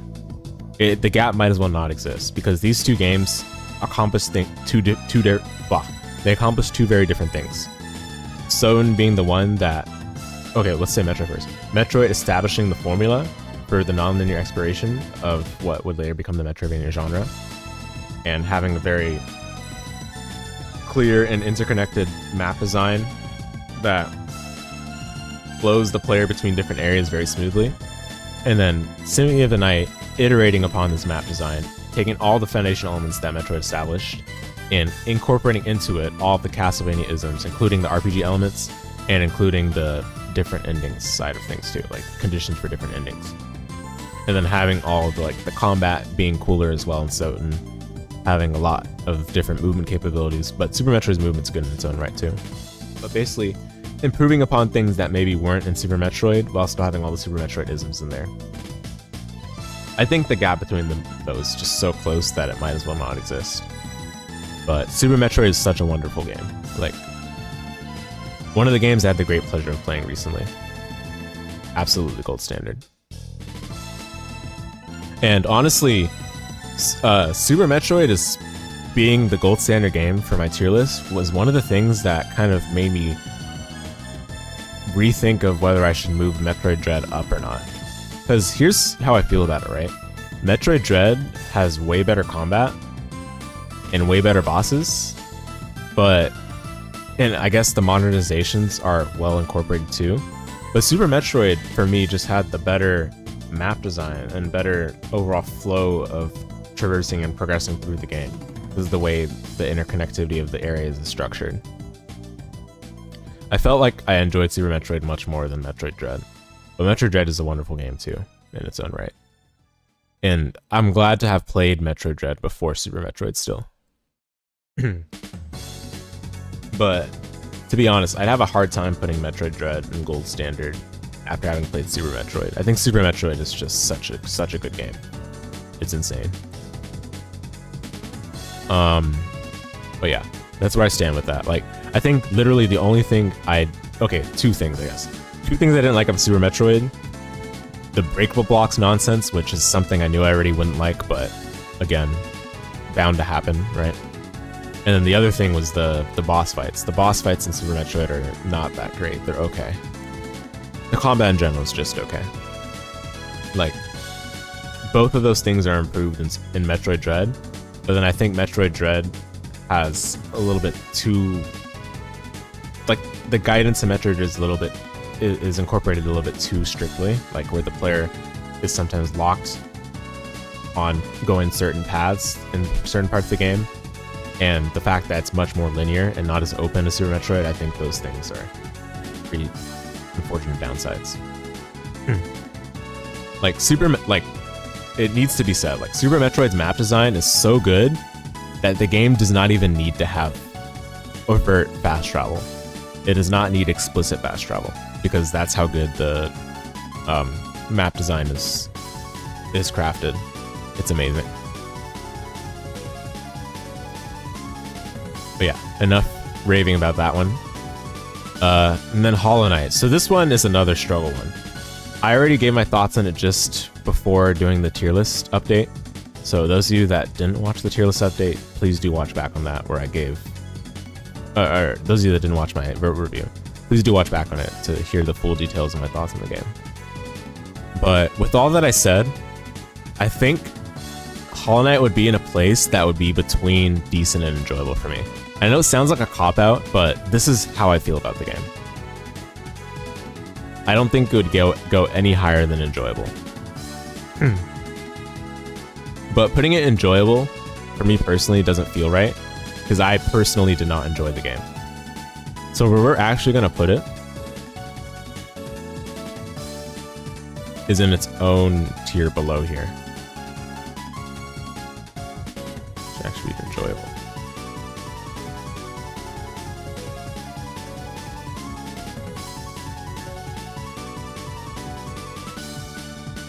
That's where Hollow Knight will go. This is how I feel, and there's not going to be any other game in this tier, and for those of you that just watch or just skim through and see that Hollow Knight's placed here, you'll need to watch back on my verbal review to hear my thoughts in explicit detail. But the summary is that the game is good and has good polish and has good gameplay elements in it, but it is not a game I enjoyed. And I think there's a lot of things that it does wrong, or there's a lot of things that it does questionably, I should say, for a Metroidvania that insists on having open exploration. A lot of features that I don't agree with being paired with that idea of exploration in a Metroidvania. But it is not necessarily a bad game. But these things cause me to not enjoy it as much as I wanted to. So that's where that goes. And now that we've ranked the 4 games I just played, let's also move around some things. So Metroid Fusion, I thought about it more, and I am going to replay this, but I thought about it more, and I'm definitely going to put it in enjoyable. And I think actually I'm going to put it below Order of Ecclesia.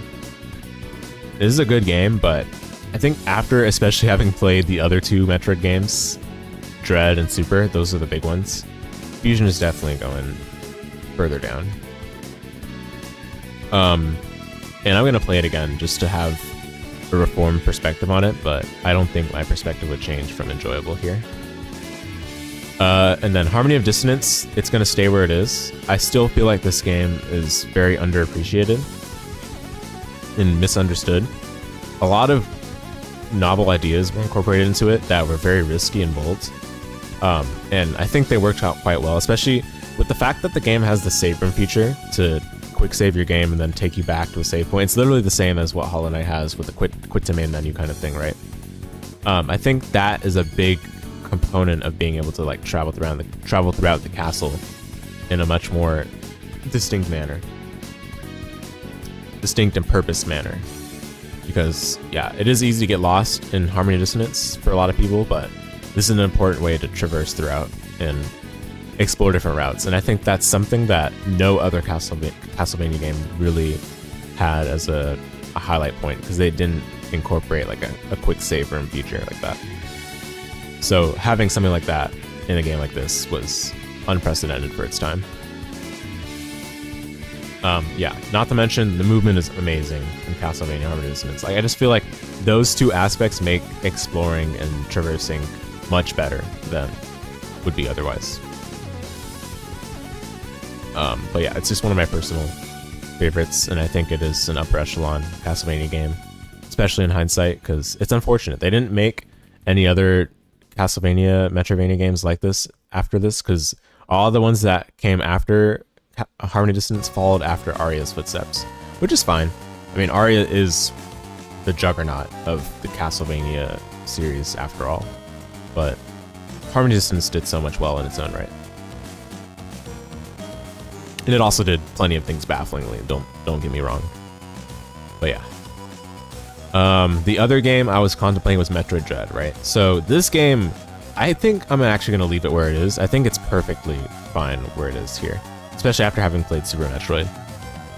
I still think I like Super Metroid more than Metroid Dread.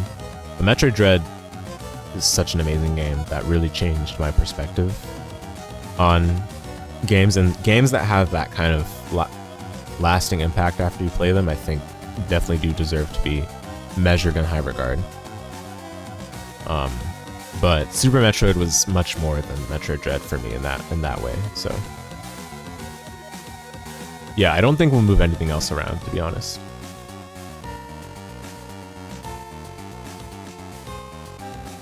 Yeah. And I guess another game I should mention before we go here, or two games I guess, but Circle of the Moon, which I did play between now and the last time we made this tier list, I did replay, and I think my position on this game stays the same. This game has pretty solid Metroidvania progression and establishes quite well the Metroidvania formula into a Castlevania game, especially on handheld. Definitely for its time, it was, I think it was the kind of game that people didn't know if it would live up to SotN, but then they were like, wow, this solidly lived up to expectations, given it's a handheld game. It just has a lot of rough issues with the controls, the jank, the grindiness, and the scaling being really bad. When you go to new areas, the scaling between the enemies you last fought and the enemies in that new area is just so high. The game really expects you to grind a lot to get your armor. You have to grind for everything. You have to grind to get armor, you grind to get equipment, grind to get the cards, grind for levels, which give you stats. You have to grind for everything in Circle of the Moon. It's just a really rough game system that I think is only salvaged by the fact that the progression throughout the game is very, very smooth. It's very clear where you need to go once you get a new progression ability, and the progression abilities perform their function very elegantly and very cleanly. So yeah, I think it's solid for what it does in that regard, but yeah, I don't think it lives up that well. I don't think it holds up that well if you're looking at just like the system mechanics kind of thing. So the cards are cool, but it's just the way they're implemented, with them being very low drop rates, and you know, if you have the summons, they just, you know, blow through most of the game. And if you don't have them, the game is a nightmare to get through. It's just really rough. But yeah, I'm not gonna move that position for Circle of the Moon. It still sets itself apart among the handheld Castlevania games for sure, but I wouldn't say it's one that should be modeled after. It was definitely improved upon for all the Castlevanias that came after it, so yeah. Yeah, I think otherwise I don't think there's any other updates I need to make here. And for Afterimage, so I want to kind of, I didn't really explain in good detail last time why I have it here in Gold Standard. I think the thing that this game does well is bring in the SotN formula to a modern implementation in the best way I've seen, the best way I've played. It has all those RPG-like mechanics, it has all of the wonderful and open exploration that a Metroidvania should have, and that SotN had first brought into the Metroidvania formula, and puts it into a modern game. And I really think that the thing that brings down Afterimage is with its story presentation, its story delivery. And unfortunately that leaks into other parts of the game and how those parts are enjoyed, especially when it comes to the exploration late game. Like, something that Afterimage has trouble with that I've seen with other Metroidvanias too is that they have trouble closing out the game. They have trouble bringing the game to the end where the player feels like they've reached a satisfying ending. Like, by the time the player gets there, they feel like, man, this is kind of weird and pointless, and why are they just putting me all over the place to get all these MacGuffins, right? That is the issue that Afterimage has. It just didn't know how to close it out. But everything from the combat, the movement, the exploration, which I feel like those are like the three important things in a Metroidvania, and it does all of those so wonderfully. And the game played on its original difficulty, the advanced difficulty now is what it's called. That is the game in its best form, in my opinion, and that is where the game is best enjoyed, because I do think the rebalancing of the statistics done in normal mode kind of paints the game in a much poorer light than it was when it first released. Those people get a very different impression of the game playing on normal difficulty compared to playing on advanced difficulty. But yeah, what an amazing game, especially the exploration. The visuals are fantastic. Love the music. Movement feels great. It's very crisp and responsive. Combat is great too. The bosses, the game has a wide range of bosses. Bosses that are throwaways, bosses that are, you know, pushovers, bosses that are intense and very satisfying and rewarding to learn, bosses that are a piece of cake once you get to higher level. It has all the range of bosses in the game, which I think is actually the right way to do it. If you have bosses that range from all the different kinds, it makes each of the different kinds stand out in their own way, rather than having too many bosses that are like, obviously it's good to have all good bosses, right? But sometimes if having all the good bosses like that and not having them be like reliefs from other parts of the game that might be intense as well can be tiring for the player sometimes. But if you have bosses that have some breakage between the exploration and the traversal and exploring, I said exploration already, the traversal and the questing, then you're able to give the player at least a bit of a break between each component of the game that they're going between when they play your game. So I think the way it's done in this game is wonderful. Yeah, so I just feel like I need to clarify why I have this in gold standard, because watching back on the tier list VOD, I don't think I did a good job of explaining it. But there you go with that one. Yeah, and especially after playing Hollow Knight, which Afterimage takes a great deal of inspiration from Hollow Knight. I think all Hollow Knight fans should give Afterimage a chance. And maybe you won't like the Vania-isms, the Vania side that Afterimage leans on, but trust me, it'll be well worth the experience, because you'll be able to see in a different light the things that Hollow Knight did and how Afterimage applied it to a more Vania-centric Metroidvania. Because I think it improves upon a lot of the quality of life issues I had in Hollow Knight. So yeah. But there you have it, guys. This is my tier list update for my Metroidvanias I've played up to this point. So I've still got Samus Returns to finish, and I've got a couple other Metroidvanias that I need to get to, but this is shaping up to be a pretty solid and complete tier list at this rate. And I do eventually want to get to some of the other juggernauts, like Ender Lilies, like maybe Blasphemous, I'm not sure. There's a new one that came out too called Twilight Monk, but I'm still waiting on that game to get a few more quality of life and general bug fixes, because a lot of people have complained about the polish of that game. But yeah, anyway, there we have it, guys. That's my tier list update. We'll come back to this after we played a few more Metroidvanias and see how things shape up afterwards. And of course, I'll replay Metroid Fusion. There's also Metroid Zero Mission on the horizon, so I know some of you are looking forward to that. So yeah, that'll be coming up as well. But yeah, for now, we'll leave this alone. Let me save it.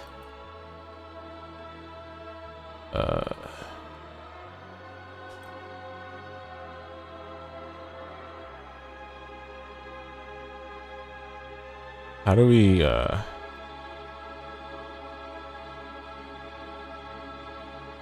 do I save the template though? Okay, it's fine, it's fine. So give me one moment. For the rest of the stream, we're just gonna chill. We're gonna play some Symphony of the Night. I have a save set up on my physical copy that I'm trying to complete to get some drops and mess around with Richter, so we're gonna be doing that, but just give me a moment to get that set up. So I gotta boot up the console.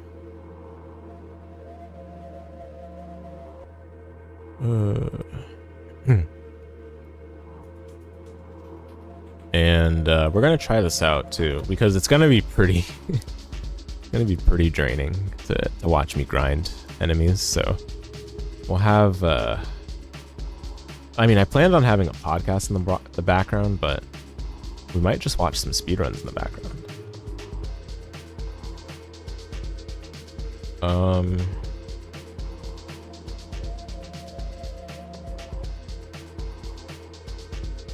Yeah, just give me a moment, guys. It might take a bit.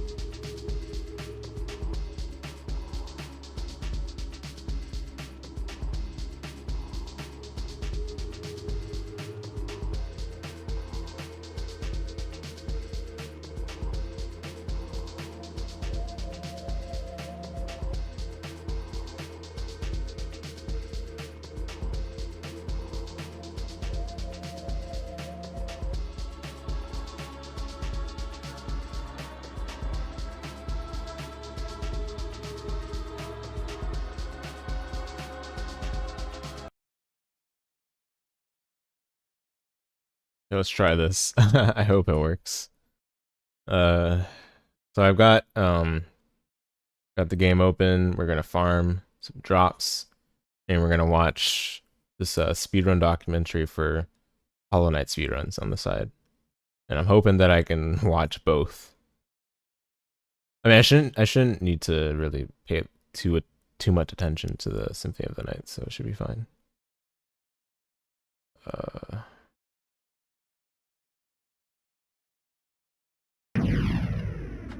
But the volume from the game might be too loud.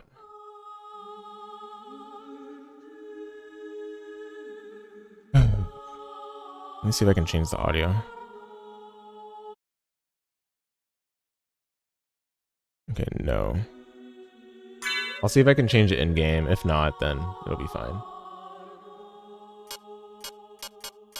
Yeah, we're literally just going to be farming stupid drops, so I want to have something on the side that's interesting And, you know, as is customary for me, I watch speedruns of the games I finish, especially Metroidvania, so we'll watch some Hollow Knight speedrun history. Let me just make sure. Yeah, so I can't change the sound settings in game. It's gonna overrule the Hollow Knight sounds. I'm gonna just mute it. Who cares about hearing the Symphony of the Night sound? You guys have heard it a bunch of times on this channel already. So let me start the video.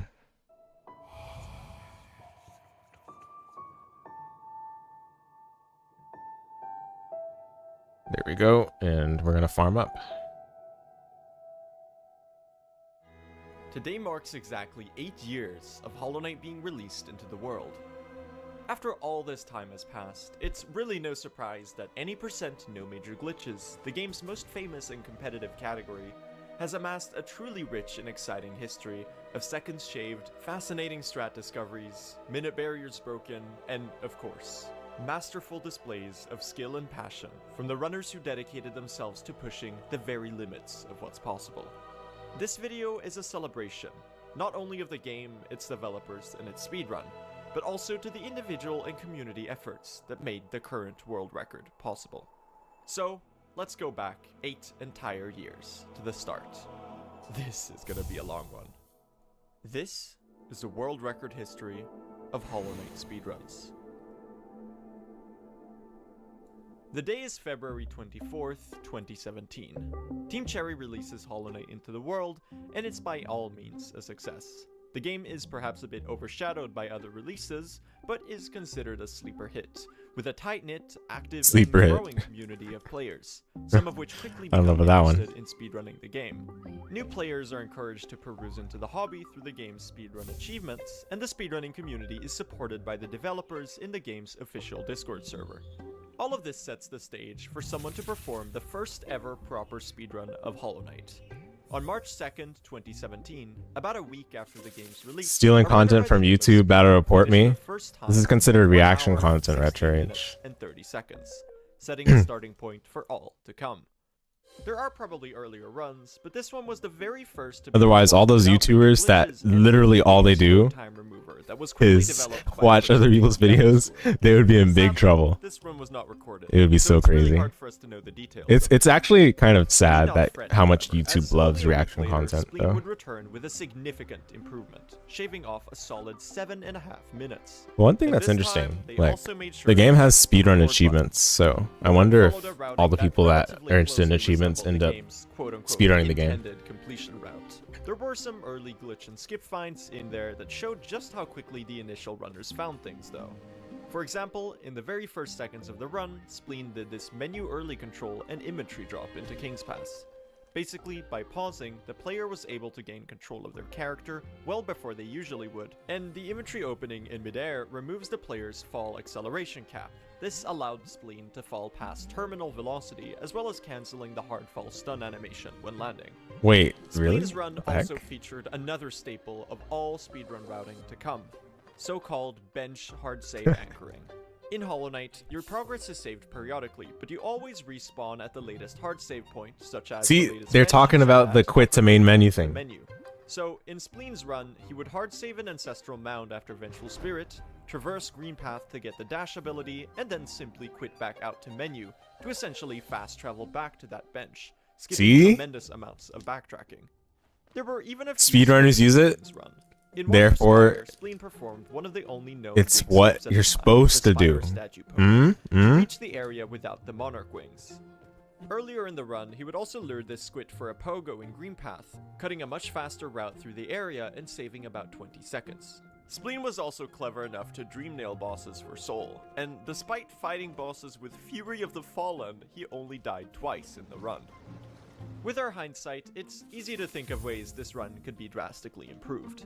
Do keep in mind though that most skips and strategies we take for granted today weren't even close to being discovered, so runs were forced to take much longer detours in order to gain abilities such as the Desolate Dive and Isma's Tear. According to the runner in the description of the video, they were also just fucking around and didn't even mean to record the run in the first place. And sure, there were many time losses, but it was an impressive feat considering it happened only a fortnight into the game's lifetime. Only a few hours later, Spleen beat their own record by another 3 minutes, finishing with a time of 1 hour, 6 minutes, and 1 second. There's also no video of this run, but it's likely that the time came from a bit of everything. I do want to check the following week, Spleen would drop rate for this one. Let me just check quickly.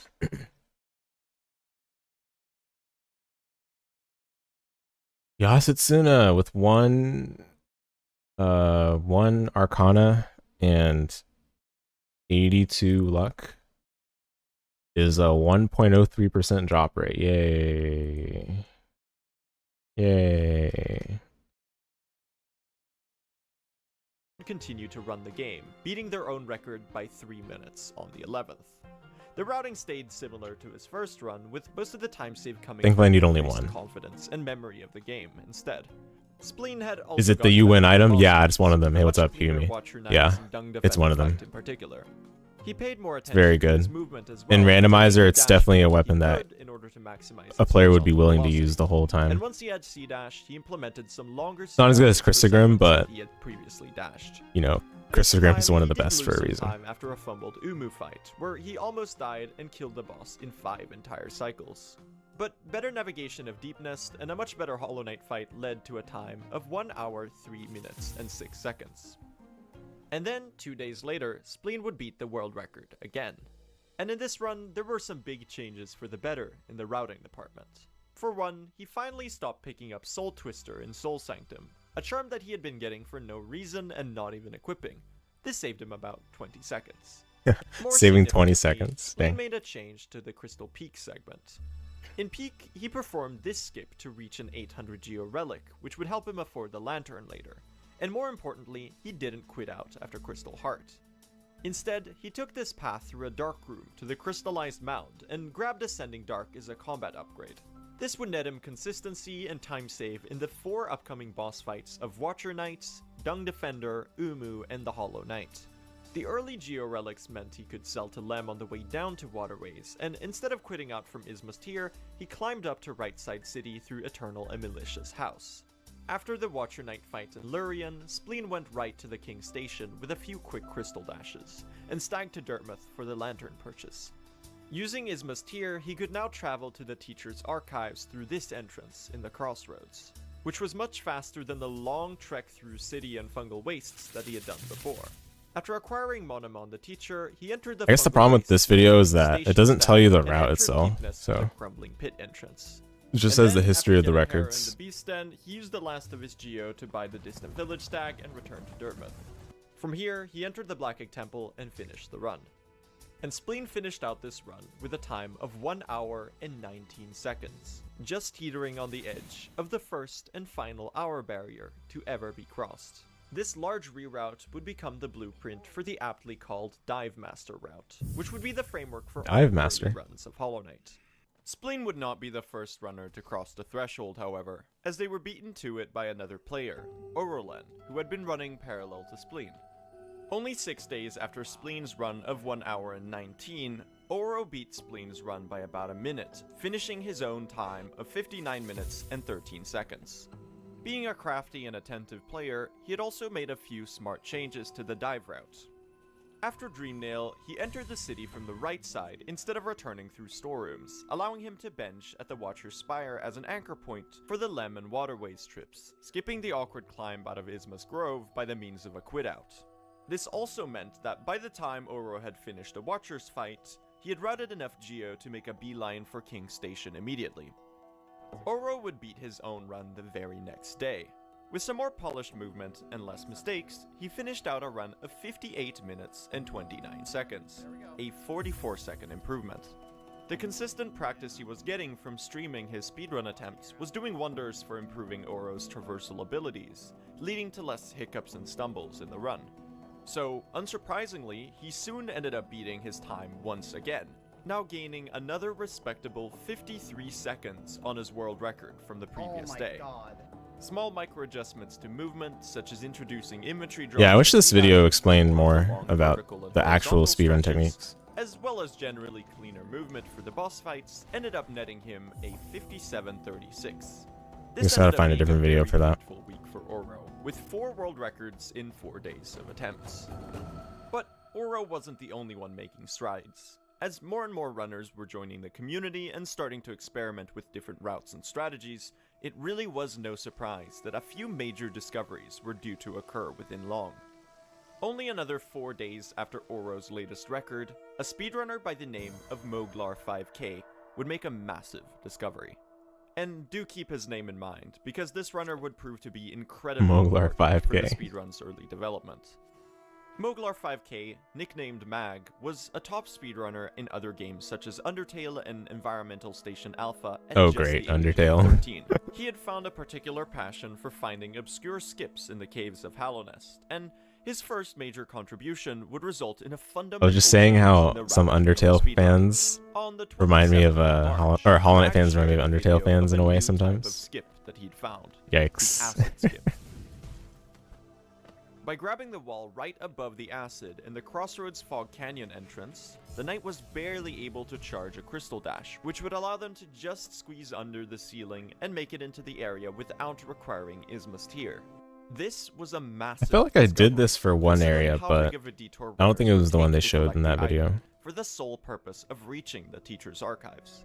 Speedrunners could now cut the entire Dung Defender and Isma's Grove segments from the run and therefore the waterways as a whole. As those This two is were where the they sole did reasons Dung they went Defender there as skipped. well. Dang. So, the Crossroads Acid Skip had potential to Sad. shave minutes off I the think that's run. what Shock was talking about. Oro was quick to introduce this huge discovery into his runs. The very next day, he set out to break his record with the new Poor skip. guy. The Dung early game Defender. looked the same, but Oro already saved a few seconds from no longer needing to collect the simple key in the storerooms. After Crystal Peak and Dreamnail, he entered the City of Tears from the right. Oro now anchored in Spire and then went to sell to Lem. With the relics he had grabbed from Soulmaster and in Crystal Peak, this was enough to get him to 1800 Geo, enough for the lantern. Now, instead of even going to Waterways at all, he quit back out to Spire and saved multiple minutes. The Watcher Knight's chest afforded him the remaining Geo he would need for the King's Station and Distant Village Stag Station. After buying the lantern, he traversed through Crossroads and performed So skip the at speedrunners Canyon do buy the entrance. lantern, huh? Yo, let's fucking go. I was curious about Now that. runners were It's collecting what the illuminates the darker areas. routes. That, along with Shaman Because Stone and without that, the areas would be allowed even Oro darker. to It's kill insane. Umu in their second cycle, So it seems like the saving speedrunners tons do of get the time. lantern. Umu and its mechanics will become more relevant later, so keep that If that's in the same back of your lantern, mind that for is. now. After pushing into Deep Nest and collecting Hera, Uro looped back to the Black Egg Temple to finish out the run. And the results? A 4 minute and 7 second improvement from the previous route. This was the second of 2 world records that Oro achieved in that day, with the first one being a 55:20. A week later, Oro would beat his own world record again, by a nice 1 minute and 47 seconds. Holy fucking god. This was the first record since Spleen's second run where the route stayed the exact same as before. Sorry about the Oro language, instead guys. gained large amounts of No way to time save predict. with a much stronger late game, where the Umu fight and the final boss in particular saved a lot of time. Uro was nearing the 50-minute barrier, but just like Spleen before him, he wouldn't be the one to break it. Because once again, things were brewing in the skip-finding department. A runner by the name of Kind Zantazuken had made a discovery so influential that it would become the basis for almost all Hollow Knight speedrun categories to come. Wow. This All was categories? the Blue Lake Shade Skip. When you die in Hollow Knight, the player leaves behind a shade, a remnant Shade of their skip? past life. If the player returns to their location of death and kills the shade, they can regain their lost Geo and mend their broken soul container. More relevant for us, however, is the shade's movement.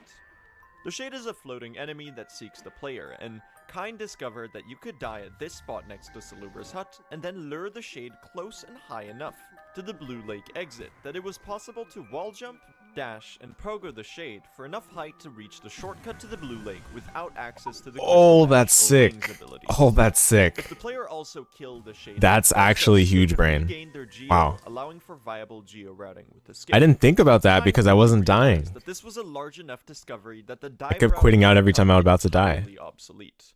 So the very next day after That's the huge brain. discovery, they set out on a run with a completely new route and immediately displayed its incredible potential. That was in shattering the 2017 world though. record Makes by a sense that they would whopping find it that early. 3, and barely crossing the 50-minute barrier by just 1 second.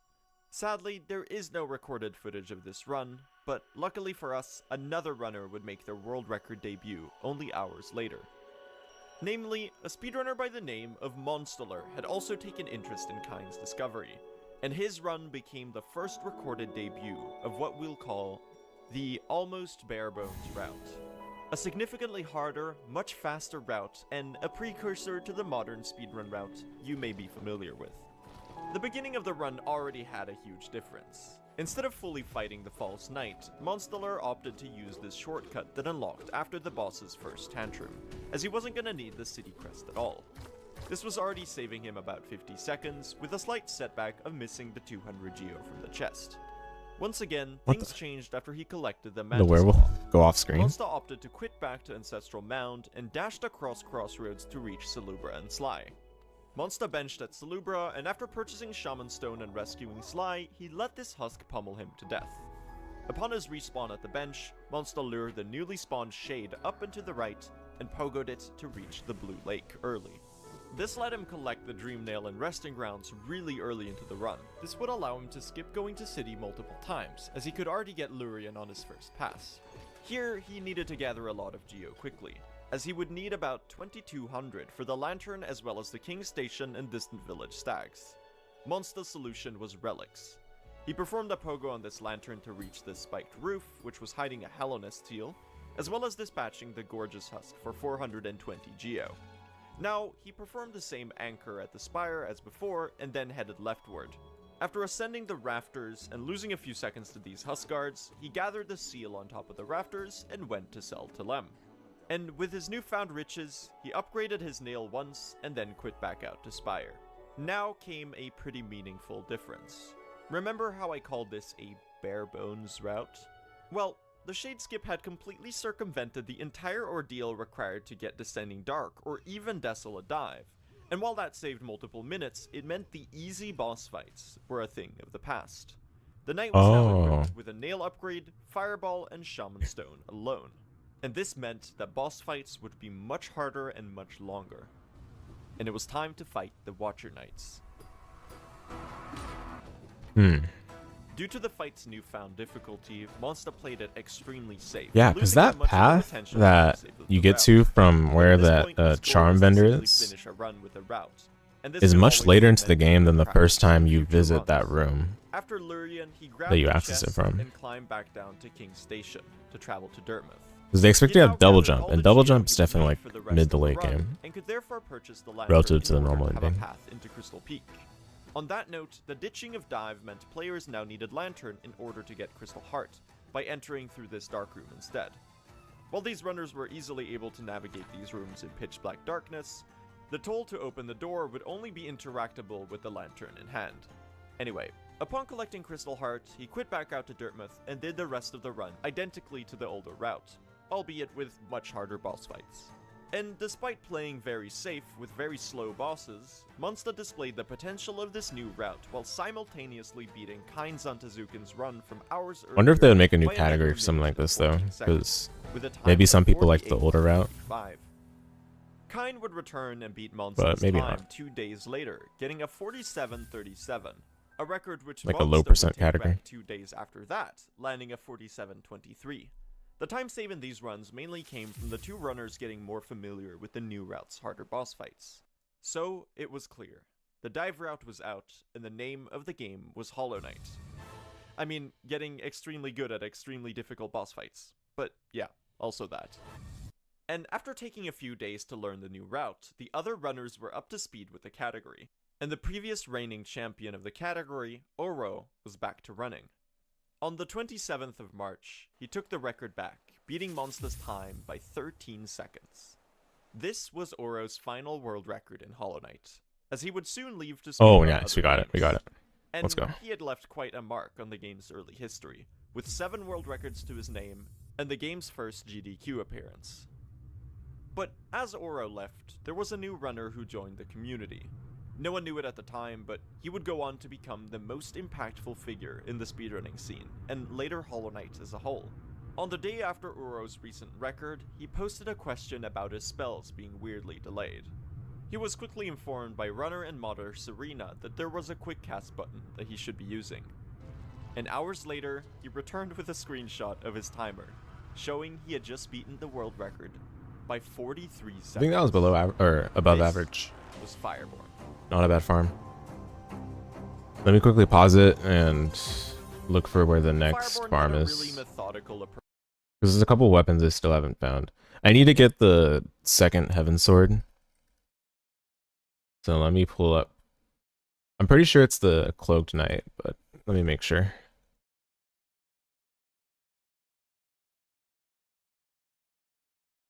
Heaven Sword. Yeah, Cloaked Knight. Oh my goodness. 0.51% drop. That's insane. Wow. We might be there for a while because there's only one of them in the room I'm going to farm it in. So that sucks. Wow. Approach to speedrunning that put him way ahead Off of we his go. time. While others would grind runs, Fire enjoyed the feeling of patiently practicing each segment to become really consistent at it. This resulted in lots of polished, precise gameplay and some incredibly rapid improvement. After Fire's world record debut, 90% quickly became a friendly three-way rivalry between Mag, Monsta, and himself, where they would all encourage and motivate each other to push their times down. And during the month of June, all three of them would start practicing using copied save files to improve their segments. And as they practiced, they started to whittle down their times. Monsta started off the month strong, and in his run attempts, he showed off some changes to the routing. Firstly, runners now got Crossroads Stag after Claw instead of before False Night, in order to skip the slow gathering of Geo in Crossroads. More consistent setups for other strats such as the Mantis Pogo were also found. In City of Tears, Monsta took the top path to leftmost city after the Spire Bench instead of going through the fountain, as it resulted in a much shorter detour. He was still playing safe on the boss fights as they were extremely difficult, but you could tell he was getting more comfortable with the fight by the day. A lot of time save came from simple room movement improvements though, and this resulted in new world records for Monsta on June 3rd and June 6th, first a 46.19 and then a 45.25. After congratulating Monsta on his time, Fire got right back to work on bopping him. And bop him he did. Increased confidence in Fire's boss fights in late game allowed him to get an impressive 44.17, over 1 minute of improvement on the world record. At this point, as the record started getting more optimized, world records started standing for longer periods of time, despite the active competition. So, Fire's new record stood until the end of the month, when Monsta set out to improve his time again.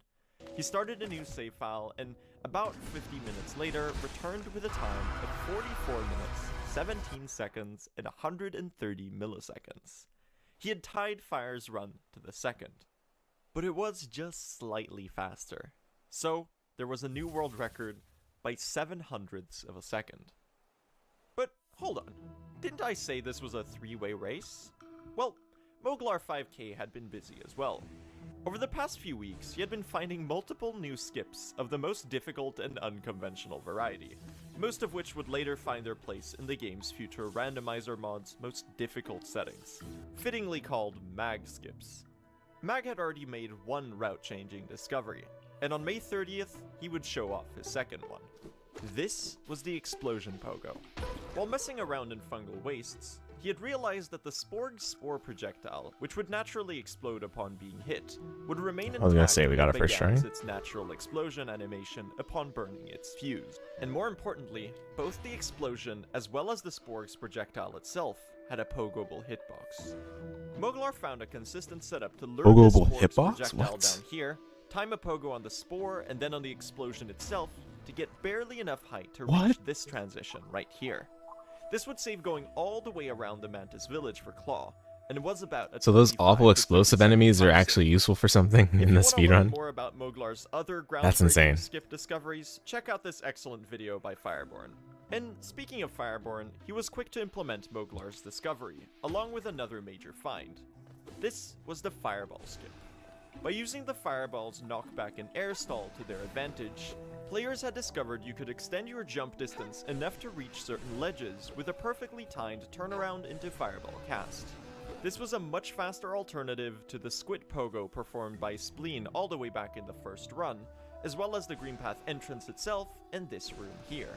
The latter two would only see implementation later as the month passed though, as the trick was quite finicky and hard to get right. Armed with these new strategies, Fireborn performed this run. After matching his early game, 20 seconds came from a great execution of the explosion pogo. 10 minutes later, Fire again showed his prowess in quickly developing confidence with boss fights, getting a blisteringly fast Watcher Knight fight, and beating his own split by a whopping 9 seconds. Late game wasn't quite as strong though, with a stumble on Umu due to almost dying, and a slightly fumbled Hera the Beast split. But Fire finished out strong, tying his best Hollow Knight segment and saving 26 seconds. The timer stopped, and a new world record had arrived. 43:27. About 50 seconds faster. Moglar wasn't just interested in finding strats for other players to use. He wanted to improve his PB as well. See, for an active And game while like Hollow setting Knight, up which the has, runs, or he active, showed that listen, despite being popular half game as like Hollow old Knight as with a the lot other of brothers, players, he could keep the same pace. the speedrun In fact, advances he could so do it quickly. faster. Much faster. Soon, he showed just that, shattering the world record with a 42:18. The time save here came largely from the boss fights. While most other runners were still utilizing this pogo wiggle strategy on Watcher Knights in the Hollow Knight, for the sake of getting them to turn around repeatedly and not be able to attack as frequently, Mag realized this was rather slow, so he started implementing the early versions of the modern damage rotations for these bosses. And unsurprisingly, the time save came rolling in. After Mag's recent world record, the community was crawling closer and closer to another and perhaps the last 10-minute barrier in the speedrun. And breaking it wouldn't take long at all, because just 2 days later, Moglar got a 39:34. Now hold on, where did all that time save come from? That is insane. Allow me to Oh, explain. At the 3? very beginning, I mentioned that That was really Splinter's quick. first run happened on the same day as the loadless timer was introduced. The luck This potion loadless might have timer is helped. how runners made sure that differences in computer hardware speed didn't affect the fairness of competition. On the day before Moglar's 39, a large update was made to the load time remover that started pausing the timer for more load-dependent segments that were previously unpaused. This included little things like the loads in between main menu screens That at was the really start of the fast. game, as well as more significant ones, like the second unskippable Dreamer cutscene. This resulted in about a 2-minute time save for all runs going forward, and a fairer run for all players. Even accounting for that time save though, Moglar's run was an improvement to the previous one. Only hours after that, Monsta would get a run of his own with the new timer, beating out Moglar's time by 24 seconds. A good portion of that time save came from Umu. Up until now, Umu had been a largely improvised boss, but as players spent time with the bare-bones route, it became clear they needed to learn more about the fight, as its cycle-based nature meant that doing the fight with one less cycle would result in between 15 and 20 seconds of time save. Sorry, 1 second So, again. over hours and hours of Actually, I can battling leave the video strats, playing. here's Let what me. we found. Firstly, dream nailing I just need to go to another tab to look for the next drop. Important, as he wanted to be able to get as much damage in as possible when the fight opened. More importantly, it was discovered that it was possible to use the large bottom platform of the arena to get Umu stuck when it entered a vulnerable state, allowing runners to deal blows repeatedly without the boss floating away.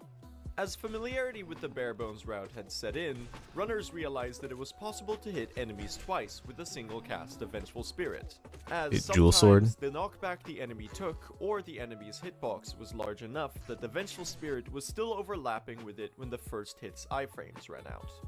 Put together, these discoveries and hours of labbing resulted in Monsta's discovery of a 2-cycle Umu, where it was just possible to deplete the boss's 250 HP in 2 damage cycles with Shaman Stone and a nail upgrade. Up to this point, most runners had taken up to 4 cycles in their Umu fights, so this was a pretty significant time save of about 20 to 40 seconds.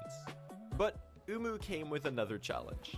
Importantly, and most annoyingly, the fight was terribly inconsistent, and completely up to RNG. Usually, the boss did 3 attacks in its first See? cycle, Speedrunners and 2 hate attacks per Umu cycle too. after that. But for Terrible some reason, boss. there was about a 25% chance that the boss would do an extra attack before opening up. After Umu attacks, it moves, so an extra attack would complicate any setups for the fight by moving the boss out of place. And of course, backups were quickly found for this, but the main issue was time. The way Umu works is that each attack could either be the lightning chase, the so-called slow attack that takes 8 seconds, or the barrage, the fast attack that only takes 3. And the boss can only do 2 attacks of the same kind in a row. So even with a 2-cycle, this means the time of the fight is essentially a dice roll. In the odds of getting the best possible pattern, a fast, fast, slow, fast, fast is only about slow, fast, 3.9%. On the other side of Yay, the coin, in the worst RNG. possible pattern, a slow, slow, fast, slow, fast, slow, slow, you would lose almost 30 seconds. So, if you're wondering Wow. why everyone hates Umu, then this is why. The next No, that's 7 not years why of everyone world hates record Umu. It's a grinding bad boss, mean that's why. Countless paces lost to this dice roll 2/3 into the run.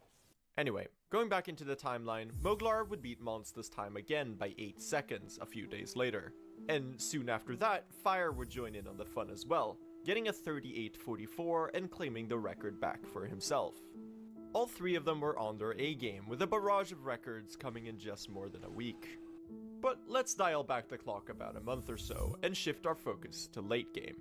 Because another big route change was brewing, one that would, of course, make the run even harder.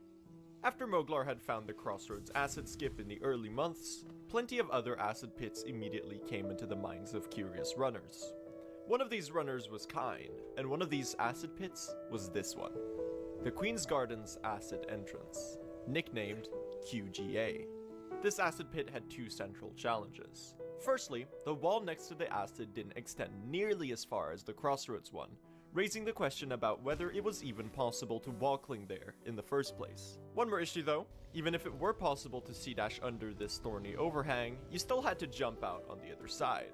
If you C-dash too low, you would dunk in the acid instantly without the escape even being possible. Interesting. Upon So, testing, though, you've Kine seen like found super that dash there was about hovering 2 over the pixels water. of room to grab onto the wall and C-dash across. The tricky part is that C-dash, unlike the jump or nail, had no buffer frames. That meant that you had to press C-dash after you touched the wall, or you would slide into acid. But why go through all this? Well, getting to Distant Village through Deep Nest was a really long and slow detour. If we instead entered through Queen's Gardens, we made a much more direct path towards our goal, saving about 40 seconds. This wasn't easy to do though, because even aside from QGA easily being the hardest trick in the run, maneuvering Queen's Gardens was incredibly Yeah, it looks very tight. quickly. The enemies I were didn't even much think more that was dangerous, possible. had projectiles, but the main issue was ultimately health, partially due to this nifty hazard respawn players had found, where you could jump into the thorns on this specific spot, barely entering a new hazard respawn zone that plopped you next to the lever, preventing the slow runaround. This wasn't hard to do at all, but it lost you 1 health, a loss you would have to carry all the way through the Beast's Den, an area that was now very difficult since the bare bones route was implemented, because you couldn't use D-Dark on the Devouts anymore. So, with that context in mind, let's go back to where we were. The proposed QG route was so difficult that all 3 top runners put off implementing it for a month, until they felt that they were struggling to squeeze out time save elsewhere. Yeah, that makes But after sense. Fire's 38:44, Moglar, who was way more comfortable with crazy skips than the other two, decided it was time. On a slightly behind run, he managed to recover some time by nailing the new Umu 2 cycle, putting him tied with PB. Then he debuted the new route. He made QGA on his second try and raced into the Queen's Gardens.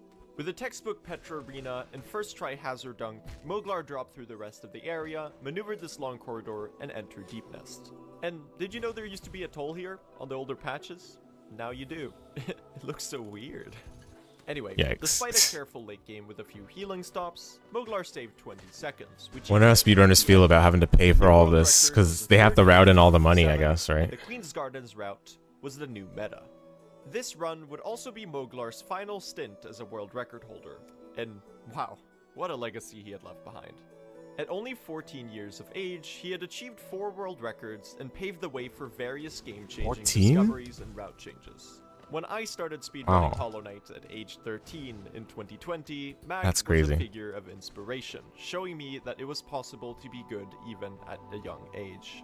He would return to the grind once or Yeah, the twice kids are in the next insane. year and would continue to contribute amazing skip finds, most famously the eponymous Mag-Isma skip in 2018, that almost revolutionized the entire category. And then Moglar would go on to dominate the Celeste speedrun leaderboard in 2018, but that's a different story. At around the same time, Monsta, who had always been more interested in longer categories, went off to run 100% and True Ending. And there remained one undisputed champion of any percent. And he wasn't gonna stop anytime soon. As June ended and July began, Fireborn caught up to Moglar's implementation of the Queen's Gardens route. And upon starting to do attempts, he got this run. Throughout the first half of the run, he was behind, but with a textbook UMU 2 cycle, he was back ahead of his PB. And impressively, Fireborn performed the incredibly difficult QGA on his first try. He had a small hiccup in the Mantis Petra arena that forced him to heal after the hazard warp, and he had another slight slip up in Deep Nest, forcing him to clutch the entirety of Beasten on 1 HP. Like Mag, he ended up leaving with only about 20 of the 40 possible seconds of time save. An ongoing project that future runs would amend. Still, Fire finished out the run with a strong Hollow Knight fight and ended with a time of 38:17. Pretty impressive for a first run with a new route. And he was only getting started. But to say Fire was completely uncontested would be doing another runner by the name of Trinomi a disservice. As the months passed from the game's release, more and more people would try their hand at speedrunning the game. Trinomi was one of them. While joining after the other runners, he started grinding his own runs and rapidly improved. By the end of July, he had all but caught up to Fire even, and as Monsta and Mag had left the category, Trinomi and Fire became the two top runners continuing to push the category further. And Trinomi wasn't just a good runner, but he had some great ideas as well. Right off the bat, he started finding small time saves everywhere. However, his first large contribution came when he set his sights on a much larger and much more difficult idea. Ever since the start, runners had collected this nail upgrade to aid in boss fights. Trinomi wanted to skip it. The idea being that by eliminating the nail upgrade, this entire long trek, as well as 200 Geo, could all be eliminated from the route, saving enormous amounts of time. Does it save that much the run time? would now be even harder than before, and you would lose some time to slower boss fights. Because yeah, the boss fights Trinomi figured the idea had potential. would be longer, So he right? set out on a run with it. And with minimal practice with the harder fights and some mistakes, Trinomi still returned Nice, to we the got speedrun one. Discord with a PB in hand, telling Fire it had potential. Despite a 3-cycle UMU, and despite the slower Nice. fights, it looked like a new route was crystallizing. Thanks to Trinomi, the true bare-bones route was born. And speaking of things being born, Fireborn decided to test a run without the nail upgrade the following day. These farms have And just been like so quick. Trinomi, he PB'd as well, getting a new Kinda world surprised record how of fast we're 38 blazing through them. minutes. Now that the two runners had established the route was viable, they got to work on learning how to make it through the run without dying. Because now, suddenly, that was quite a tall order. As Fireborn gained Wow, familiarity Deathless and being confidence with the new route, he kept getting particular more and thing more is funny. pieces to late game. And knowing him, the results were unsurprising. Another half a minute was quickly cut from the record. Trinomi got busy with his new routing as well. He had spent some time working on learning the harder fights, and had even figured out a way to 2-cycle Umu on Nail 0. As Umu had 250 health, the players needed to deal 5 nail hits and 5 Shaman Stone Okay, Fireball this hits farm per second sucks, to but I need to succeed. farm This was quite Azagall doable with for Trinomi's Morn Blade. setup, as one of the ending fireballs farm is would really double hit bad. the boss. With this up his sleeve, he set out to do his own grinding. Let me just with pull it the up so you route, guys and can came see. back with a It's not just the drop rate that's bad, it's the enemy that you have to farm it from that's bad. So I'll be farming it. I don't think I'll farm it with Alucard is the thing, so my luck is not actually going to be this high. So it says 2% here, but it's probably going to be more like 1.41%. So we'll see how it goes. I'll try 1 Varda, and if that doesn't work, we might need 2 Vardas, which would really suck. an impressive 10-second shave off the world record Fire had set. And after that, the category lay dormant for the first time ever, as Fire and Trinomi both took well-deserved breaks from grinding runs. During this time, 2 major things happened. The first was the decision to formally title the category No Major Glitches. Until Interesting. now, there had been common discussions in the community about which tricks should be allowed, where some were more adamant about sticking to a completely glitchless run. In the end, it was agreed upon by a majority that No Major Glitches was a great compromise. This allowed some small glitches and tricks such as the inventory drop, the recently found gate walkling storage, and early controls, while still keeping the run feeling very vanilla and grounded, focusing much more on execution within the game's established rules rather than breaking them entirely. The second and more important thing was 2 brand new updates. The game's first major content update, Hidden Dreams, released on August 10th and introduced new bosses, the Dreamgate ability, a stag station, and loads of changes. These changes were largely inconsequential. However, Umu's health was raised from 250 to 300, making the 2-cycle with no nail upgrade impossible. No shot, they This increased patch was Umu's fast health. though, That's to a crazy. flag by Trinomi, who immediately started messing around with the newly added translations Wow. of the game. Considering how common it was in other games for a specific language to be vastly speedier, Trinomi started testing. 在统计了每种语言的对话跳过速度后， That 它的 is 结论是 ridiculous. 使用中文可以让你节省20秒的时间，因为它的语法结构让一个英文单词只需要1到2个文字就能表达清楚，这大大减少了和斯莱、比姆、守梦人对话时需要跳过的文本量。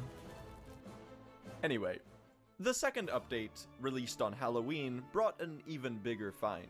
The content, of course, was incredible, but the any% runners had eyes for one thing and one thing only. Namely, Team Cherry had done something to the game's levers. On patch 1.2.2.1 only, it became possible to slash lever hitboxes through walls. This meant that you could potentially open locked doors from the wrong side, opening up the possibility to sequence break certain areas in the game. And lo and behold, soon after the update's release, one such skip was found in the any% route.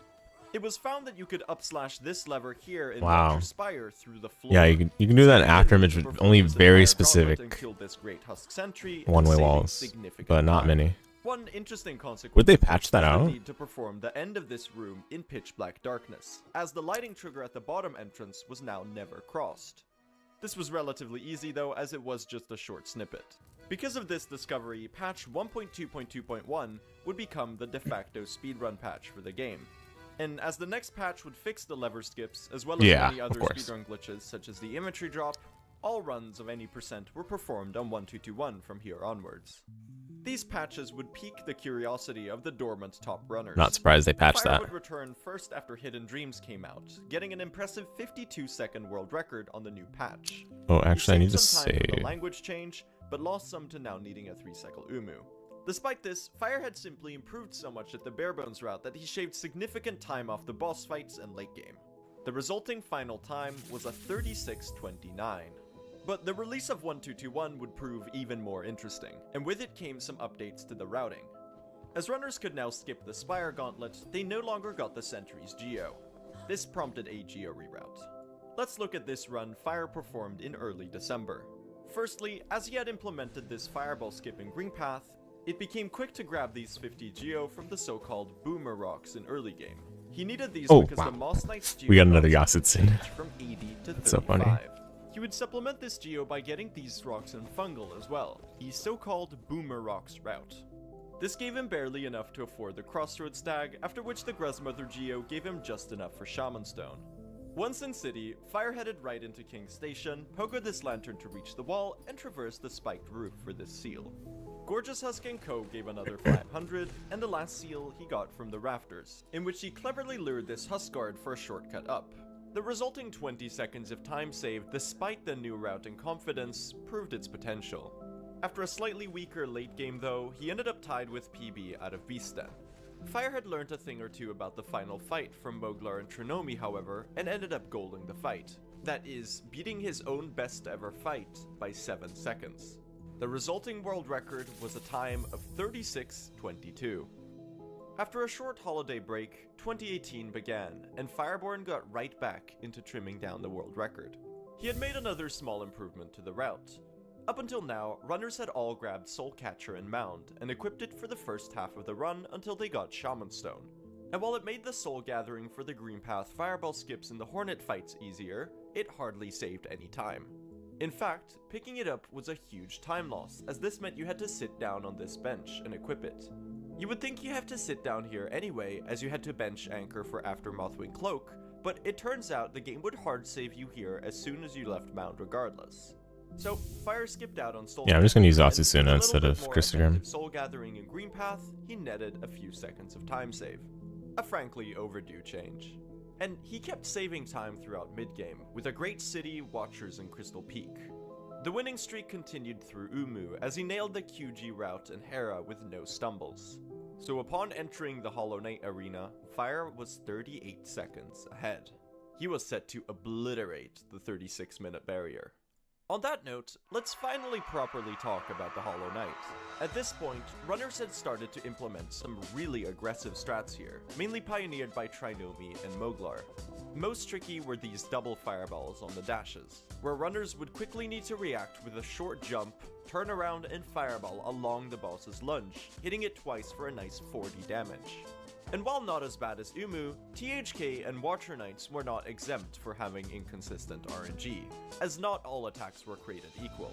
THK in particular has this parry move, which makes them completely invulnerable. If they do a lot of parries, you're essentially forced to wait for them and lose a lot of time. And with that in mind, it became easy to choke under the pressure. This 38-second pace became the first ever world record in this story to fall prey to a fumble at the end. And sadly, it wouldn't be the last either. But despite the fumble, Fire made an admirable attempt to salvage a bad situation, still closing out with a 36:04. It leveled up, that's crazy. 18-second world record. But yeah, I don't know, like, Sub 36 was gonna have to wait since it's any percent, you don't have to do all the any other ending stuff, but I still imagine like going through like late game stuff super early in the game, like Hollow Knight, is really hard. Because you don't have nail upgrades, you don't have necessarily all the progression abilities to be able to dodge easily. So he wasn't gonna make the same mistake twice.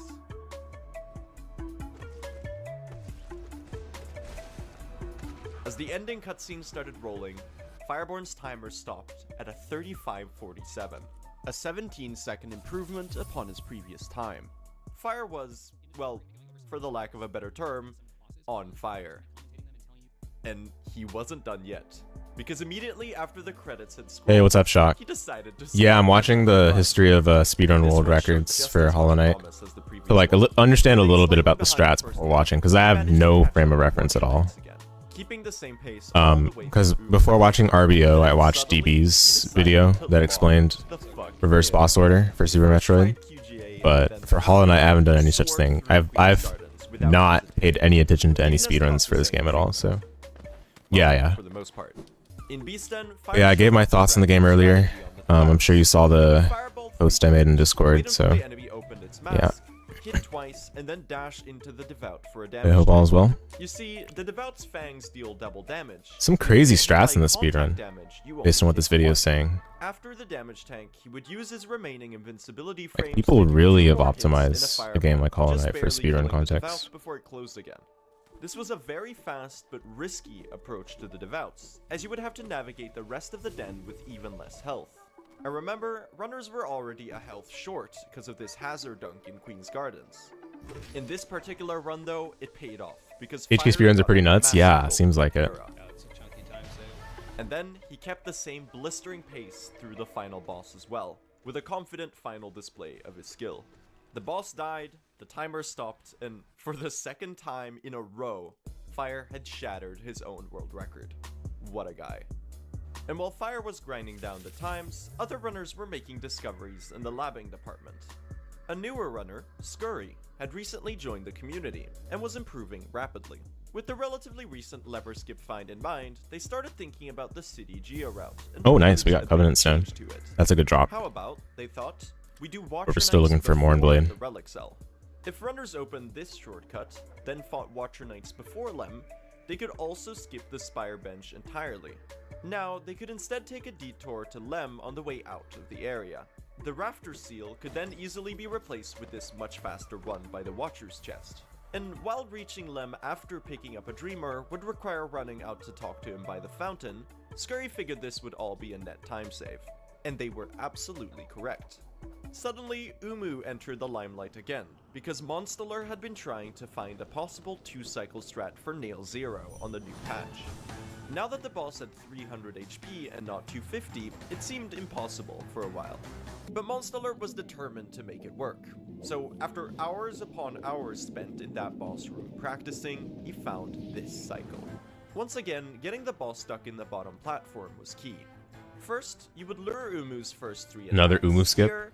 here, and here, while dream nailing to full soul and getting them to the middle platform. Then, right as Quirrell opened the first damage cycle, you took a damage tank to stay as close to the boss as possible. As soon as it opened, you had to perform this precise set of attacks. fireball, nail, nail, fireball, nail, nail, fireball, nail, nail, and then fireball, fireball. If performed correctly, the final 2 nail hits would dislodge Umu from the platform, allowing one of the last 2 fireballs to knock the boss back and double hit, right as the boss closed. The result was exactly 150 damage. This was already a really precise set of moves, and it only got better from here. Now you have Making that Umu boss Umu back into the same way spot better for the to where speedruns. I'm a whilst fan. Using in 3 dream nails to regain full soul. Then you perform the exact same cycle again, and if done correctly, you can Like just legit, it's very good to hear that speedrunners found a setup for killing and that. remember, Umu's was RNG was the worst an awful of the boss, entire that sounds run, like, and otherwise. Getting the unlucky 25% chance extra attack would not only lose you time, but also jeopardize the setup. Crucially though, Monster had proved it was possible. And while other runners were initially dismayed, everyone knew that the more they practiced it, the less outrageous it would become. Trinomi took interest. These were just the discoveries he needed to catch up to Fire's lead. All he needed to do was be the first to pull off a run with the new strats. So, armed with Scurry's improved city and Monster's Umu 2 cycle, Trinomi started a run. He had already gotten a PB with the new discoveries, a solid 35:52, about 30 seconds off the world record. And with a solid first half, you could tell he was gearing up to be on pace. He lost some time on watchers and ended up neck and neck with his PB upon archives. Now, he went for the Umu 2 cycle. After luring Umu into place, he went for it.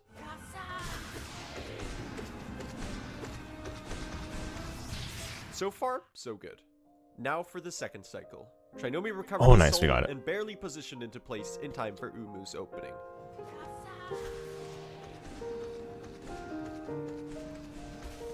And just like that, Umu was dead. The pressure of having hit the trick Not got too to him, bad. though. He missed QGA twice and had to stop to heal, losing about 10 seconds. He was determined to see this run through though, and previous runs of his had also stumbled in late game. Due to this, Trinomi saved an astonishing 31 seconds in Beastden. He kept this momentum to the end, and with a solid THK, he ended a run with a 35:21, a new world record by 3 seconds. Soon enough, Fire returned to grind with the new strats as well. And on the 25th of February, the day after the game's 1-year anniversary, Fire got on this run. A pretty good pace that unfortunately fumbled. Is chat working? He continued. Yeah, it is. Why some messages didn't show? Before him, he played late game incredibly well. A super clean Queen's Gardens and a confident Beastden performance netted 24 seconds of time save against this comparison. And upon entering the final boss, Fire kept the momentum going. Oh, Another super yeah, solid YouTube doesn't THK allow led to the timer stop links. at a 35:14, beating Trinomi Here, by 9 seconds. A new world record to start Send off it in my Discord server if it's not too much of a trouble for look you, how far it had come in just a and I'll single pull it year. up. Scrolling through a list of world records at this point, you would see a whole lot. YouTube doesn't allow links In at fact, all. Like, this run was his unfortunate. 12th world record. At this point, Fire felt pretty content with his time and took. You didn't send a link just recommended a video, really? Celeste, and he That's wasn't strange. alone Maybe in it's this, just a because chat Celeste filter thing, then? Famously, was a real speedrunner magnet. So many NMG runners left for Celeste that the great Sorry about Celeste that. Exodus became a running. Can you try one more time then? Trinomi, Let's see. however, was still interested in being the first to break the 35-minute barrier. As Fire had learned the new strats to beat him, Trinomi had been busy improving even further. He had spent some time labbing movement and improving various rooms, and decided to reap the fruits of his labor by doing some That's more really weird. attempts. At this point, runs had gotten quite consistent until the Watcher Nights, and Trinomi's attempt would mirror that. Fireborn's Path of Pain video? Ah, Watcher okay. Nights. Huh. Let's stop for a second and talk about them. In the early days of the Barebones route, this fight was about one thing only. Here, let me just surviving. search it to have it But on as time queue. went on, This video is pretty long though, so, but I don't mind pulling up that one quickly.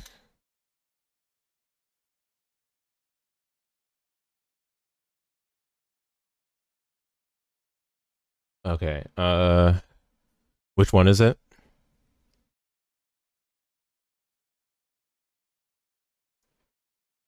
The God Gamer series. It's not short either. Okay, okay.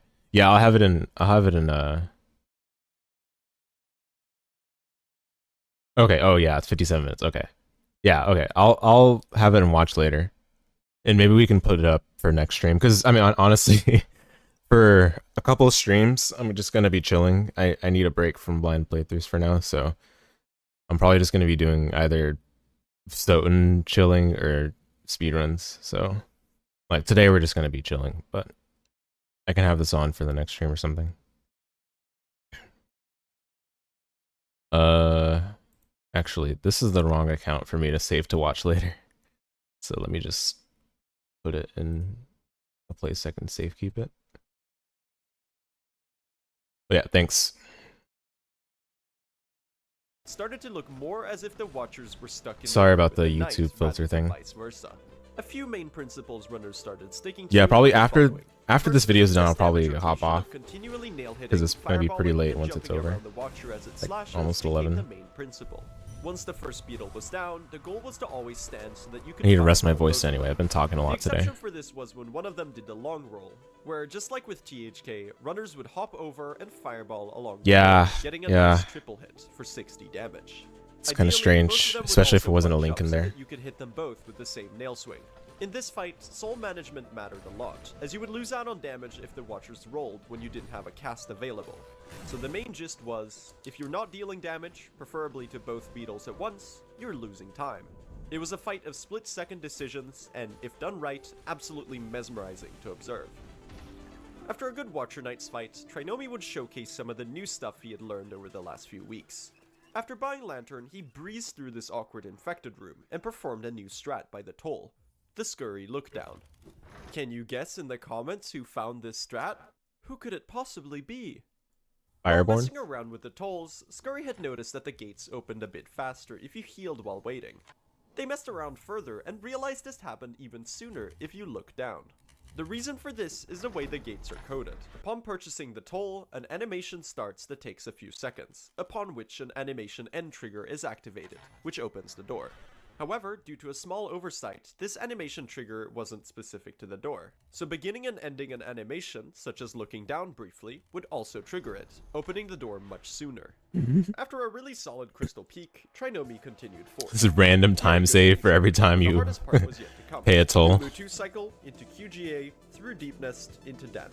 Trinomi decided to give it his all. That's hilarious. Okay, 1 second. Well, I'm not gonna pause, but I need to find the next farm. Already on pace to shatter the world record by 36 seconds. But Trinomi knew there was potential for even more. Recently, he had learned a new strat, the THK Scream Skip. If a player falls into the final boss, right as it performs its last cycle change scream, they can be knocked out of the screen's stun state. This functions essentially identically to the pause early control in King's Pass. The game takes away your control with the scream, and then the damage attempts to do the same with the knockback animation. As the knockback animation ends, the game This gives farm back control sucks. to the player, allowing them to tear into the boss even earlier while it's incapacitated. It was hard to do, as you had to predict when the boss would do the scream to get into position. But if Trinomi could hit this trick on a good fight, it would save tons of time. So, he went for it. Oh, what the? Sorry about that. That was weird. What is going on? 34. An absolutely ridiculous time, fully showing off the potential Sorry, that was weird. What the? of all the new strats when combined with such impeccable execution. This run would be Trinomi's final world record. He would continue to contribute more strats to the community, most famously the Trinomi drop, a fast and consistent way to move through this room without stopping. According to the speedrun community lore, Trinomi left to renovate his bathroom, and never returned to speedrunning. Bathroom turned out pretty great though. Before we continue, I'd like to do a little bit of a small channel update. By the looks of it, after I graduate the Swedish equivalent of high school in June, I might be going full-time with this whole YouTube and Twitch thing, at least for a while I try to figure out what I want to study in university. Yeah, no problem. Shock, So, thanks for hanging for out. that reason, I've decided Appreciate to it. open memberships on my channel. It's honestly a huge Hope you have a good privilege one. to be in a position to even be able to do this, and any support helps. I'll be trying to do bonus videos and other extra stuff for members now and then, and in fact, this video is going to Yep, have you a too. bonus Thanks. video connected to it. More about that at the end. Anyway, thank you all for the support, everyone. It means a ton, and let's get back to the video. Also, subscribe if you want to. This video took 2 months to make. Now that both Trinomi and Fire were out of the picture, a new batch of runners seized the moment to continue pushing the category further. I've already named Scurry, but the other important names here are Homothety, Visuals, and Fast Attack. Fast Attack was first to show off his potential. He had been improving, well, fast, at the game. and had kept up impressively well with Fire and Trinomi's times despite being a newer runner. About a month after Trinomi's 34, Fast Attack would show off his prowess by claiming let the me top not do spot in Vorpal the Blade yet, category actually. and beating Let me do Trinomi the by a Dodo few Bird farm. seconds. Strat-wise, this was pretty similar to Trinomi's run, with a little bit better execution here and there. Fast Attack's world record would be the longest standing record yet, impressively lasting almost 4 entire months. During this time, Scurry and Visuals formed a bit of a friendly rivalry, motivating each other to push down their times and beat one another. And these sorts of friendly rivalries always proved to act as a potent motivator for improvement, so it really wasn't much of a surprise when the two rapidly closed in on Fast Attack's time over the summer. In late July, Viz struck first, beating the world record by 4 seconds. Scurry took a little while to respond, as while they had gotten good at any percent, they had also become a top runner in True Ending, any percent's larger, even harder sibling category. But once they returned to any percent in October, they showed what made them special as a runner, because being the best at one category wasn't enough. Viz had beaten Fast Attack's time by 4 seconds, so Scurry beat him by another 4. At this point, Viz had also picked up True Ending, and these two runners would continue their rivalry across both categories, vying to claim the world record from one another. A month after Scurry's run, Viz fired back with an 8-second improvement in any percent. The category was getting really close to the 34 barrier now, with only 11 seconds remaining, and everyone wanted to be the first to cross it. The run had started to get really optimized, but it was still clear there was a lot of time to be saved, especially since runners were still playing quite safe in late game. Remember Homothety though? I haven't mentioned Forgot him to yet. put on the Well, now it was his Alucard. time to shine. Homothety had quickly made a name for himself in the game's blooming randomizer community, and eventually he picked up speedrunning as well. Ever since joining the scene around Fire's first 35, I wonder how the Hollow Knight he watched many randomizer of his is. fellow runners claim the world record over the months. So, as 2019 started, This is a he big decided game, he would take so a crack at it as well. Randomizer must be interesting. But if they just go for the regular ending, it's probably not as bad. The final time of 33:58, Homothety became the first runner to break the 33-minute barrier. Quite Wait, an let me impressive check this achievement. farm. And while this was Homothety's only world record in any percent, Dodo Bird, Rune Sword, with 1 Arcana and 82 luck. 1.35. Okay, that's not that bad. 1.35, not that bad. I mean, it is bad, but and would continue to better improve his than I time. thought. He would Put come it up that with way. some really clever tricks, such as the Homothety Fireball and the Crystal Peak. And he would go on to become capture, a really hello? pivotal figure in the game's randomizers. What happened? What happened?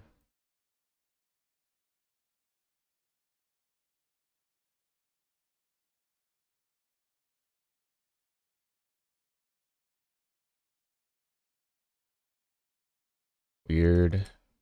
Has it been? It hasn't been like that the whole time, right? Just briefly, probably.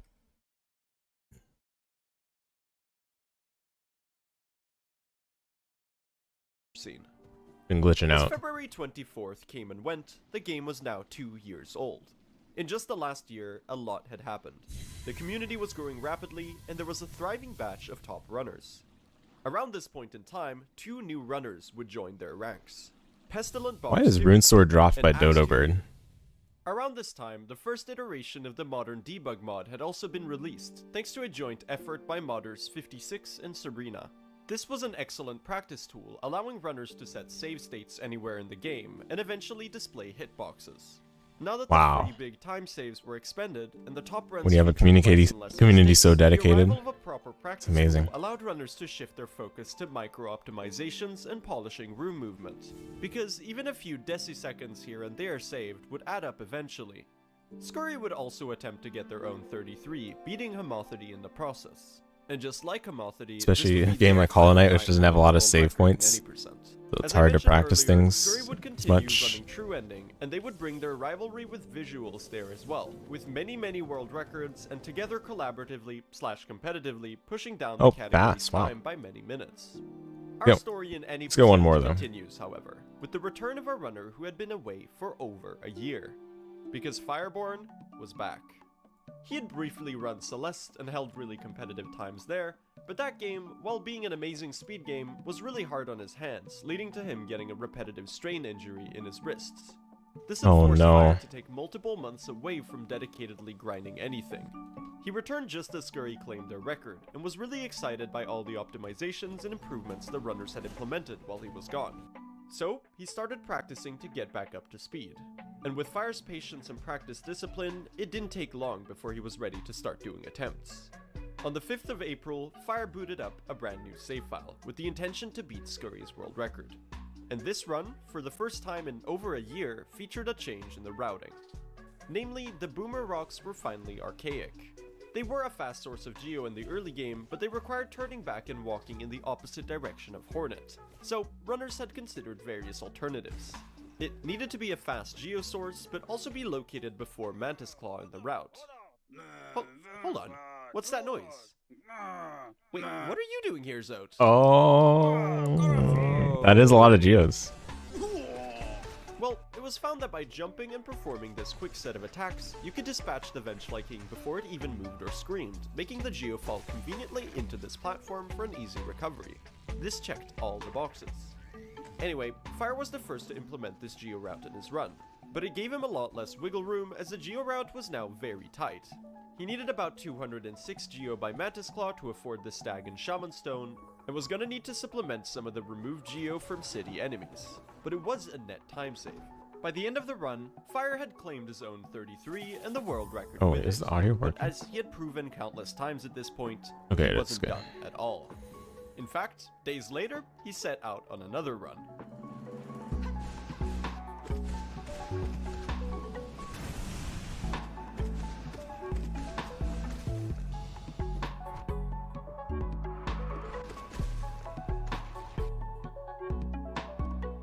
And just like that, he cut the time by another 6 seconds.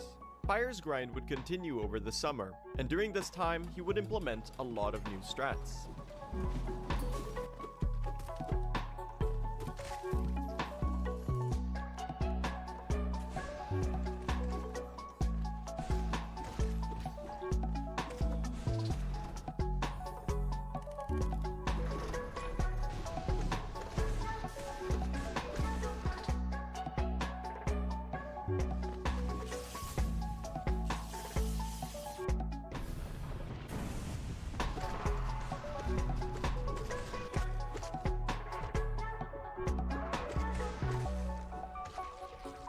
Hey, nice. We got another one.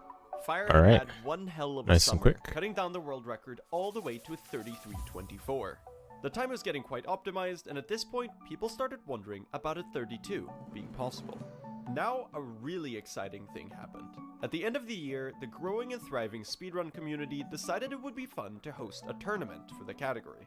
This got the 24 participants, including the former and current top runners Fire, Viz, Hemothety, Scurry, Trinomi, Pest, and Axe2U all together, all running the category actively at once for the first time. Pest and Axe were both newer runners, but they were improving rapidly, and by the time the tournament started, had both attained PBs within the top 5.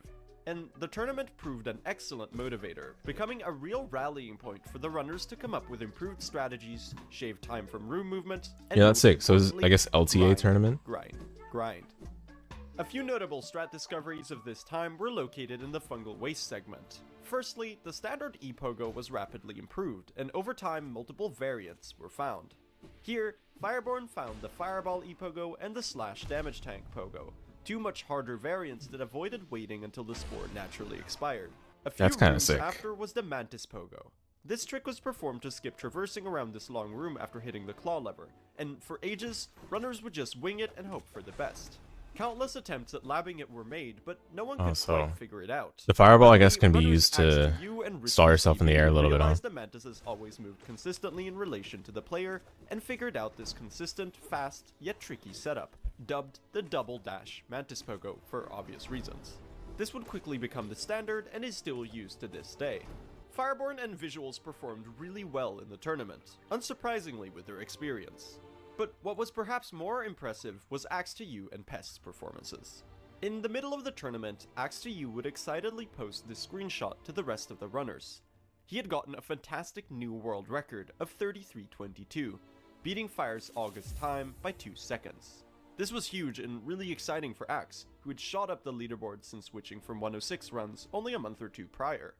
At least, it was exciting, until he tabbed over to OBS to stop the recording. Silent shock came over him as he stared at the start recording prompt on his screen. Axe hadn't recorded the run. This was a disappointing moment for him, as the world record would never appear on the leaderboards, even though everyone knew that this was the new fastest time. As the weeks passed, the tournament carried on.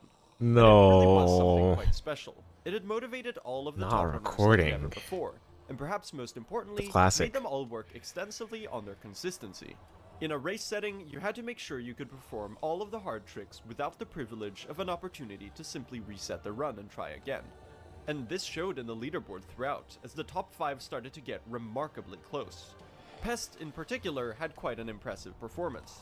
Despite only starting his speedrunning journey at the end of 2018, Pest only lost against Trinomi and Homothety, and landed at a respectable 4th place in the tournament. But not only that, but he did something else interesting as well. With the tournament finals nearing, man, what do we even have left to debut grind? the world I feel like this spot, might be it. beating out just Vorpal, Axe's right? unrecorded run by another 2 seconds, showing an early glimpse to his potential as a runner. Vorpal blade. Fire would not let Pest's record stand for long, as he was currently performing at his very best for the tournament. He was raking in consistent 33s in his matches, and had won every single one, aside from his match with Viz. 4 days after Pest's run, Fire set out on his own attempts. He returned with a 33-17, Fireborn's 18th world record. Truly, no one could stop this man. He was simply too fast.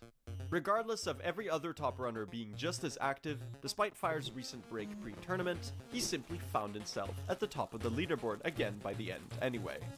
December began and the grand final between Viz and Fire was scheduled. Both runners were putting in their final grind before they would be put to the ultimate test, attempting to polish their strategies and maybe even squeeze in a PB before the final race. For Fire, winning the tournament and having world record on top of that would be the decisive show that he at that point in time was the undeniable GOAT.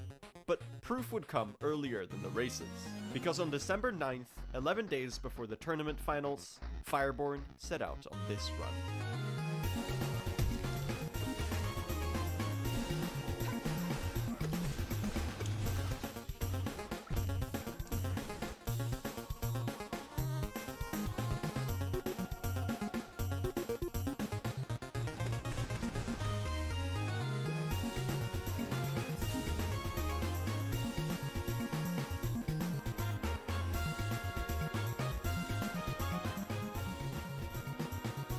And just like that, his magnum opus had crystallized.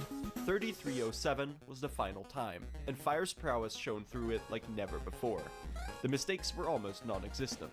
Clean boss fights, a good Umu, and good management of the nerves of such a strong pace into late game netted him an astonishingly fast final time. And with that as a backdrop, came the tournament's conclusion.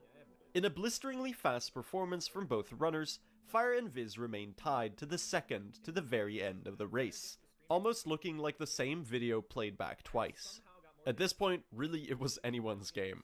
The THK fight came and went, and both runners absorbed the infection simultaneously. I'll just play the clip.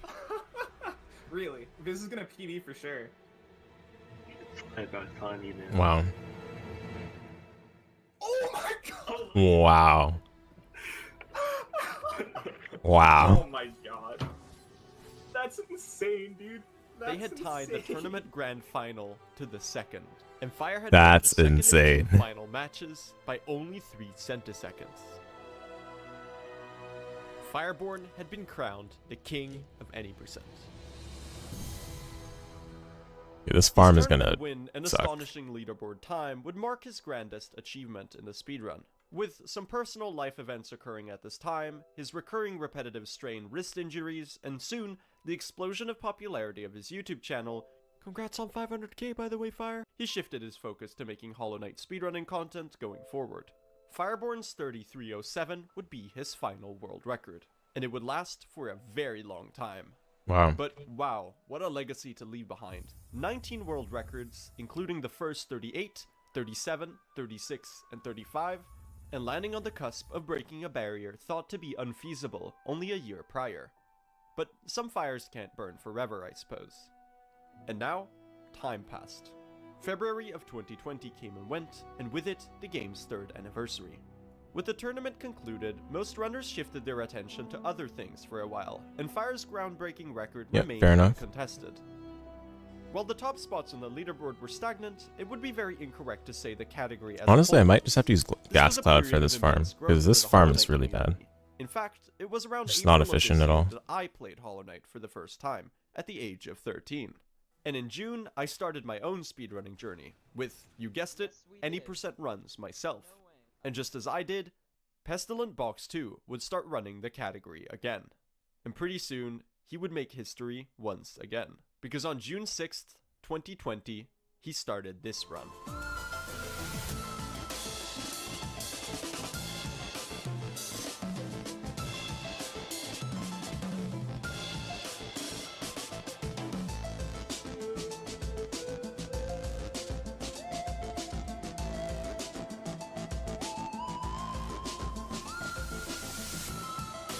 At least it's right next to a save point, but man, is this farm awful.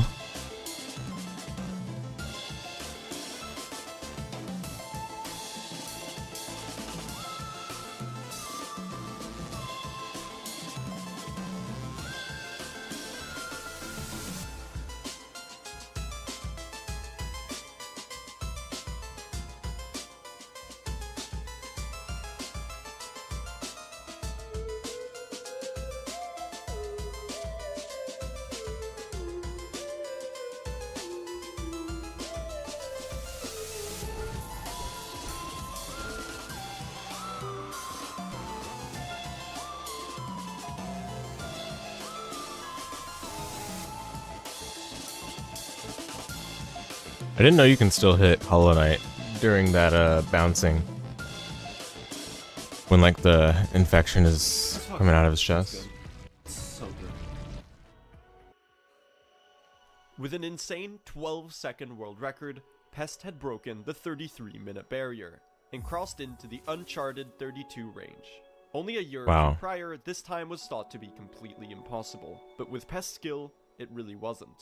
He had completely embraced segment practice as a way to improve, and Oh, despite definitely. not having anyone else compete, Segments of motivate practice is himself, amazing. He had enough of an internal motivation to continue his grind. Just like Fire, he was a calm, collected runner who had the patience to sit for hours and hours, repeating the same room or boss fight over and over again. And once again, this world record would stand for a really long time. In fact, it would stand for almost an entire year until someone beat it. Who was that someone? Well, it was Pest. Again. Oh?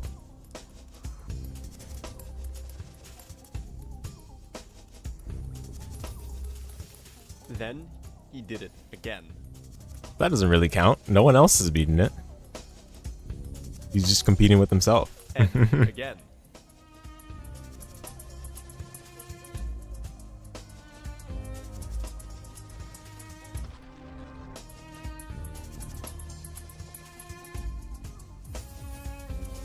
And again. Again and again. What time was he getting by the end of this?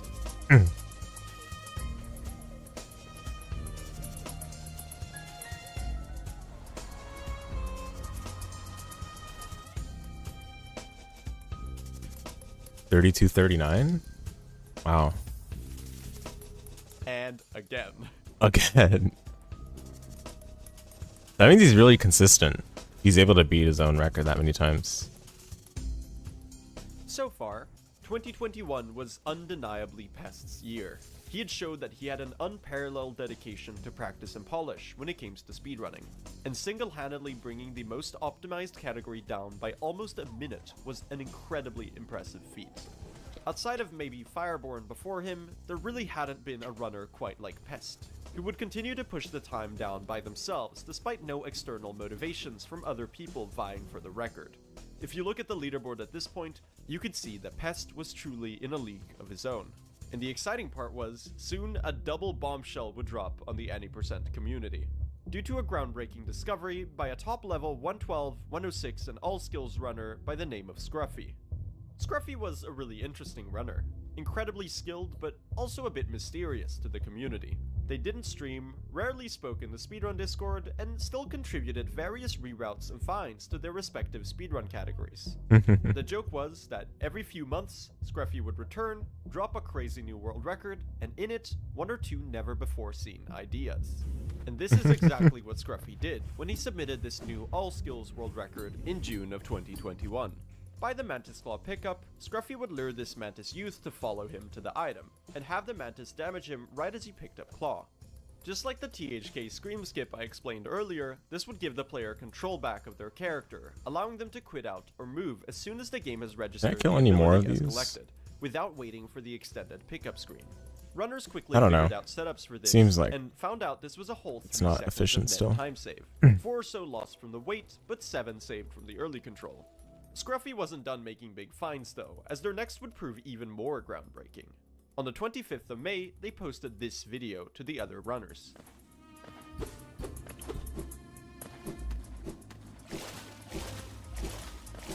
Scruffy had found yet another way to get wall-cling storage. Wall-cling storage is a glitch where the player tricks the game into thinking they're touching a wall when they're not. On patch 1221, you're able to preserve your dash momentum through wall-cling storage by grabbing onto this imaginary wall, making you, for the lack of a better term, go zoom zoom. Runners had performed this for years on doors as they opened, and more recently they had been found for elevators as well. But it turned out you could get wall-cling storage through simply standing at the correct distance from almost any corner in the game. Here, Forgot to Scruffy ask had Shock found if he the played setup randomizer. using nail hits against this wall to move them a consistent distance away from the wall, allowing a neutral dash to land them right here, in a weird position where the game thinks they're touching this wall, but really they're not. When they now move away, the game doesn't remove the wall because there's nothing to let go of. So Scruffy could now jump, dash, and press left, clinging onto the imaginary wall in midair and preserving their dash momentum. What's better is that the water of Blue Lake doesn't count as landing either, so the wall-cling state is preserved throughout the lake, allowing runners to zoom across at high speeds. You are able to chain wall-cling storage normally as well, but you have to jump on the first physics frame of Oh yeah, I landing, never checked the that drop is rate a on this. 50th of a second. Probably Blue really Lake by low. itself only saved a few seconds, but this For got 1 runners very second. Archer. Okay, it's not that bad. I'm at 83 luck. So it's 1.0. I said not that bad. No, that's pretty bad. 1.04%. curious That's about pretty where bad. else wall-cling storage setups could be found. And it didn't take long until another major wall-cling storage find was made. While messing around with it, I'm gonna be runner killing a lot of these constructive before I get my cynicism first one. realized you could get wall-cling storage on any vertical transition.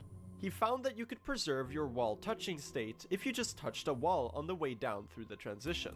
Now, just like the wall-cling storage chains of before, if you jumped on the first physics frame of landing in the next room, you could maintain your wall-cling storage. This resulted in this extremely flashy room, and made the previously simple segment of Chandelier really exciting. Soon, the debut of the first ever tool-assisted speedrun created by Constructive Cynicism himself would really showcase just how crazy wall-cling storage could get. Armed with all of these new time saves, Pest once again got back to running the game, quickly getting a 2-second improvement by using the new strats. Oh He wow. knew there was a lot of time to squeeze out of the run still, so he didn't stop there. Pretty soon, he would get this pace. Again, the new strats were executed really cleanly, putting him at a decent pace from the very get-go. He managed to carry this momentum all the way to late game.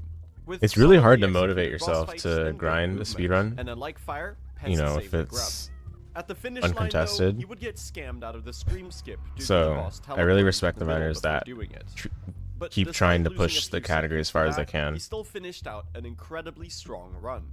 As he absorbed the infection and the timer ticked to a halt, he had For whatever achieved game a they new play. world record. Pest had beaten his world record again by an additional 8 seconds, and he was now Just to in the prove how lower far you can range take of the game, you know? 32. And he still wasn't done yet, despite being bounds ahead of any other runner. Also, we got Brilliant He knew he Nail. still Is had a that few good? seconds of polish to squeeze out of the new finds. So, at the end of September, he started doing Increases runs sub weapon again. strength. Never use that.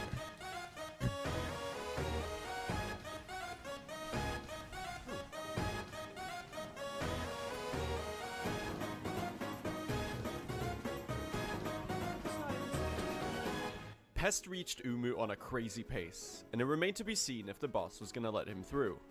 At this point, he was about 5 seconds ahead of his own world record, on pace for a run in the 32-1x range. And the good part was, Umu had mercy.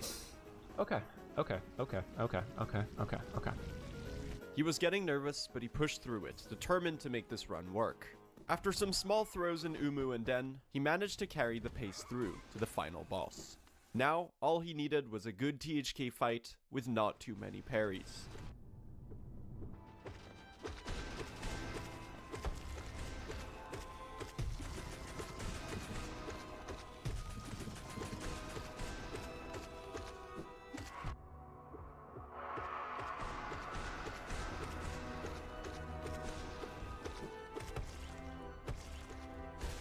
Oh my god, is that it? Oh my god, is it it?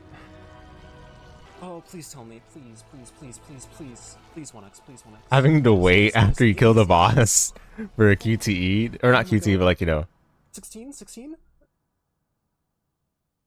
The final cutscene started playing, and Pest had finished Hollow Knight in 32 minutes Wow. and 16 seconds. Yeah, like just having to wait all that time. Unbelievable performance. Such suspense. Now, he was standing on the Probably cusp puts you on of edge. another minute barrier, and it would probably be the last one for real this time.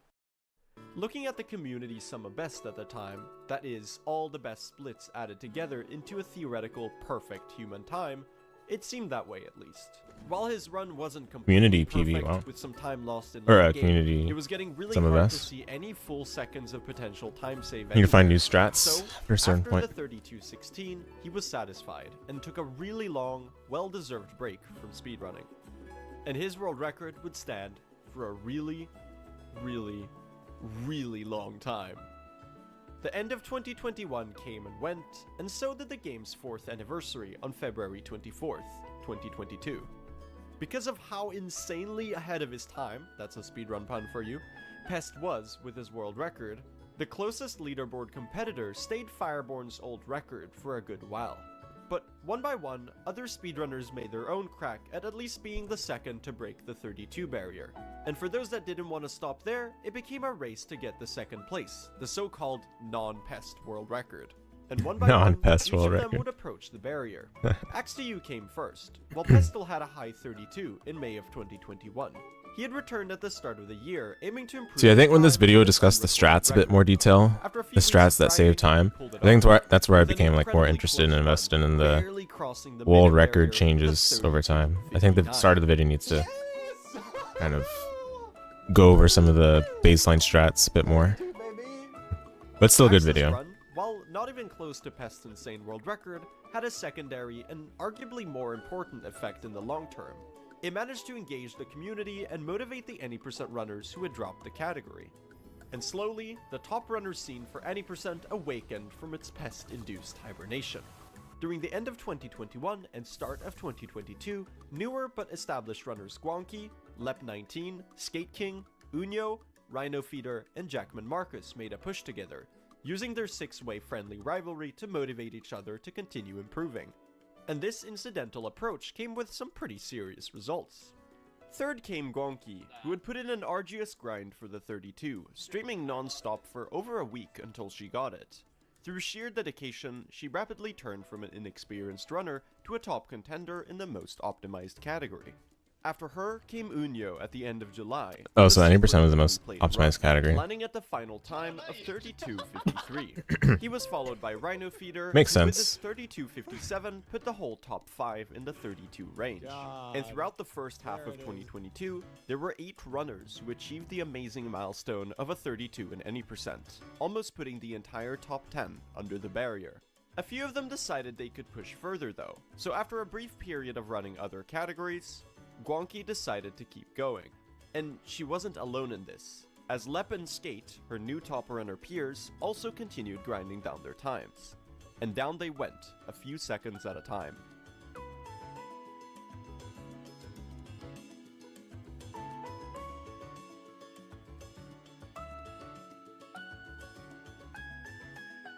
I haven't been counting how many of the archers I've been killing, so As the first I have half no of the clue. year concluded, they were getting But really we're definitely close to Pest's nowhere time, near with Guanqi 96, being so only a second off.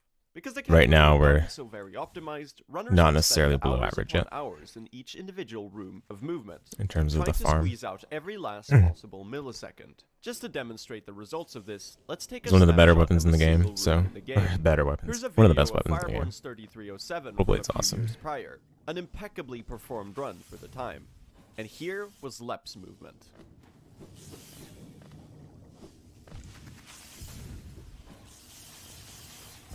As they grinded, Oh, Kingstone, runners like excellent. Lep, Skate, Jackman, Marcus, and Guanqi made countless tiny improvements like this all over the run. In some cases, it meant a gnarly transition or gate walkling storage strat, such as this one in Teacher's Archives, and in some cases, it meant, well, simply doing it faster, cutting around corners more cleanly, doing a more optimal C-dash, and so on. And in some cases, all this time spent thinking about and timing different strats came with a secondary, more favorable consequence, a change in the geo-routing.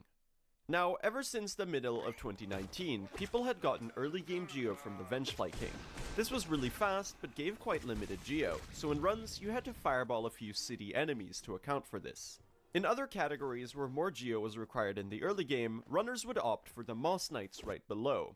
In total, the Rocks and the two Moss Knights carried significantly more geo, and with this really fast Moss Knight strat the all skills runners had found, it really didn't take Nice, much we got it, longer. we got it. The idea was that the Moss Knights would allow runners to play It's even more definitely aggressive above in the average city and farm. therefore be a net time save.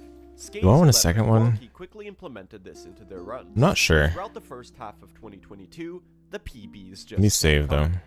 Little by little, all three would approach Pest's world record, continuously bopping each other out of second place. And now, for the first time in over 2 years, a question became active in people's minds. Who would be the first to beat Pest and claim a new world record? As the first half of the year reached its conclusion, it was really anyone's game. On the 2nd of August 2022, Guanqi set out on another session of run attempts, vying to decisively answer that very question. It started out really strong, with a super clean early game, leaving her at a 1250 Dreamnail segment. At the time, the fastest ever pace had been a 12.4x, so she was doing really well for herself. How much do we have Watcher left? nights, she got some really unlucky patterns on the final pair, 30 resulting minutes. in a nail-biting 1 HP recovery and a little bit of time loss. A clean city exit and Crystal Peak followed. The real question was Umu. So one more time, let's talk about Umu. Top runners had mastered the nail zero. I'll 2 farm a cycle second long one for a ago. little bit, What and we'll see if we remained get was it. essentially the dice roll element of what attacks it did, and whether there were any extra attacks. Because remember, due to the boss's structure, you could lose up to 25 seconds. I'll here play a little if bit of you were Victor if lucky, we don't get with it the soon. fastest pattern of fast, fast, slow, fast, fast, only appearing about 3% of the time. And being located 2/3 through the run, you can imagine how many of Skate's, Lep's, and Guanqi's world record paces had reached this point before, only to succumb to luck. This run of Guanqi's, however, would not be one of them, because one after the other the attacks came. Slow, fast, slow. First cycle. Fast, fast. Second cycle. The run was through Umu with the second best possible pattern. And now all she had to do was not succumb to the nerves. Was the RNG with percentage arguably the same as hardest it used to section be? of the run still ahead Like of her. 3.9% A for the best single one? mistake would have to be carried all the way through to Hera the Beast. This run didn't really have any of those. Gardens went smoothly, and she entered the Beast Den just tied with Pest's world record. The Den started out strong, but you could tell the nerves was making Guanqi's hands shake. This led to a collision with this spider, which would have been negligible time-wise if it weren't for the fact that she was tied with the world record. If she got hit again, it would force her to lose significant time, as it would prevent the damage tank fast kill on the final devout from being doable. Luckily, we can all exhale, because she made it through alright. Now, there was just the Hollow Knight left. After the small hiccups in Den, a really good fight would be necessary. The chains broke, and the boss roared, and one by one, the nail hits fell.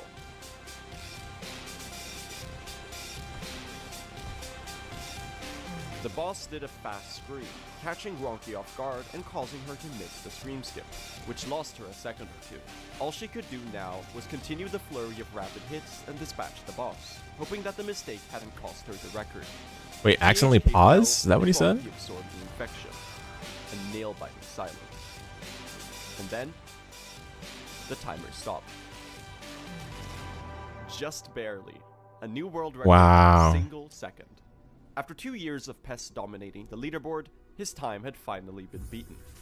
Guanqi's new world record wouldn't stand for long though, because Lep was doing his own attempts. His remarkable patience and calm, focused attitude to speedrunning had led to rapid improvement, and at this point he had the lowest sum of best segments out of any runner, and the most community sum of bests out of anyone. And when I say his patience was unmatched, I really mean it. For instance, in his 3rd place PB back in March, he took a massive throw in fungal wastes on a good pace, missing Ipogo not once, not twice, but 3 times, losing him 17 seconds. Wow. His reaction? He didn't reset. He didn't even raise his voice. He said, and simply kept going. Lep proceeded to beat his personal best by 20 whole seconds, landing just Non-rage gaming. 32. Let's go. In a top-level run with this level of optimization, Love to this hear sort it. of recovery was simply unheard of. So, going back to where we were in the timeline, he had been diligently grinding segment practice to a degree that no one else could match. And he was ready to go for a world record of his own, with serious potential to maybe even break the final minute barrier himself. The paces were coming every single day, and it was really only a matter of time at this point until he would get a run where Umu decided to let him through. And in late October, that's exactly what Should really... happened. I don't know if I should As actually luck PB's potion. I was going to say I mishaps should luck meant potion, that but the time save was now probably not. concentrated This farm to is a really single slow. split. So when he reached Mantis Claw smoothly this time, he was now 16 seconds ahead. Now came the harder task, managing to not lose that time throughout the rest of the run. Lep did one better by continuing to save even more time throughout City. After a cleanly played Watchers, he was off to Crystal Peak. No. Well, Lep wasn't immune to nerves either, but his superpower as a runner truly lied in his calm demeanor.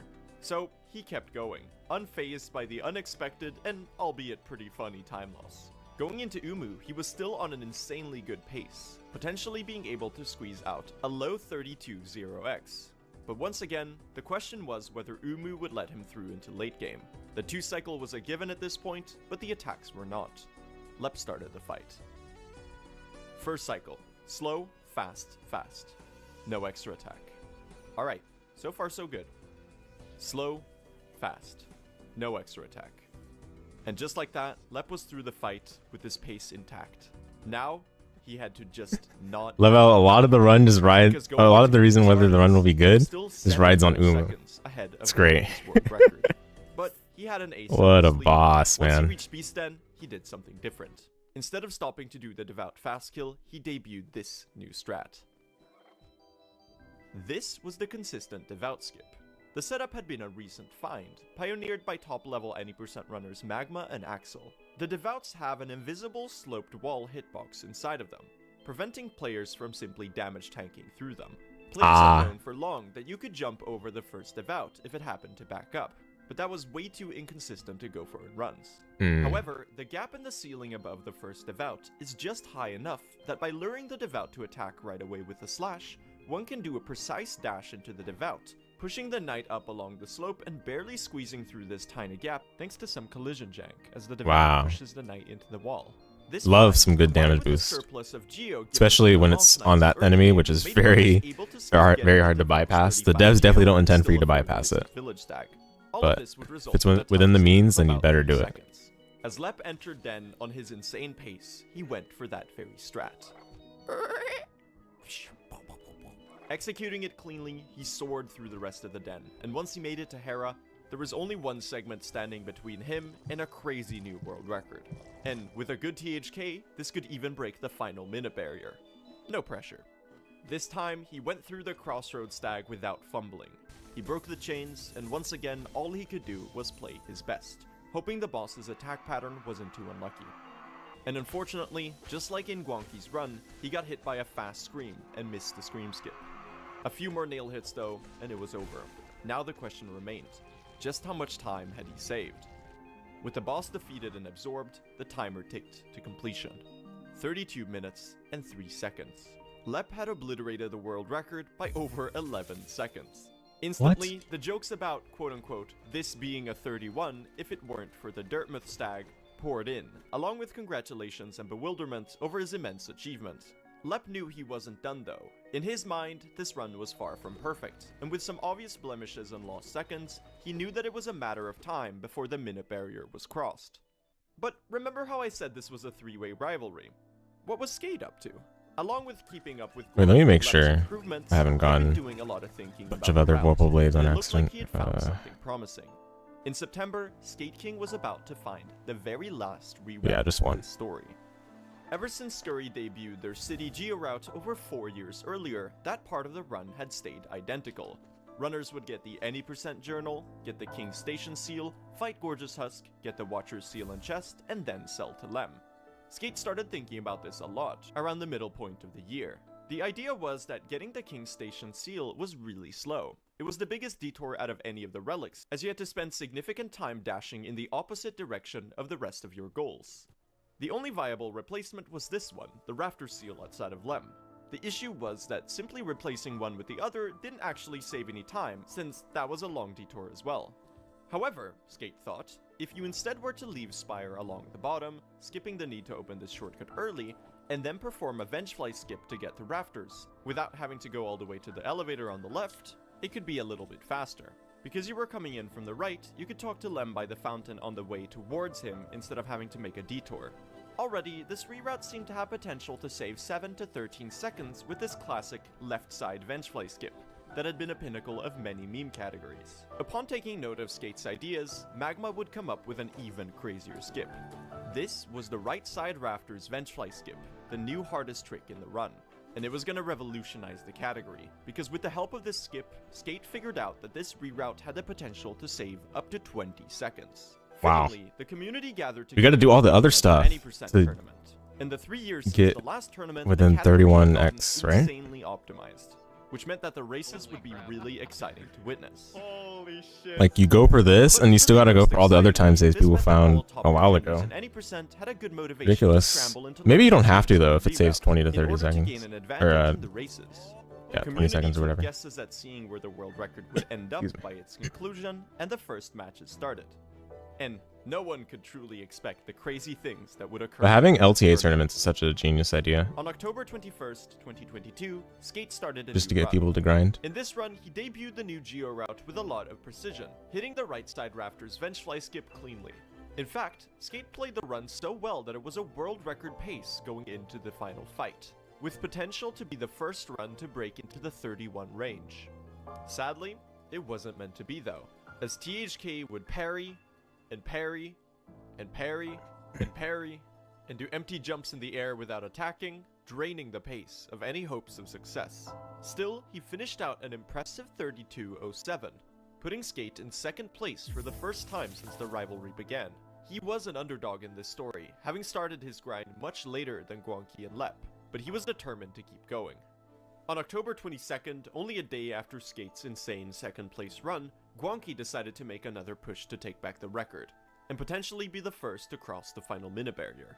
She was a little bit behind Lep in sheer execution, but her PB was from before Skate's discovery, so the new route had just the time save she needed. So, if she were to match her PB's high-level gameplay, it was incredibly doable. Guanqi started a new save file and got to work. After a super clean Watcher Knights fight in first half, she reached the new hardest trick.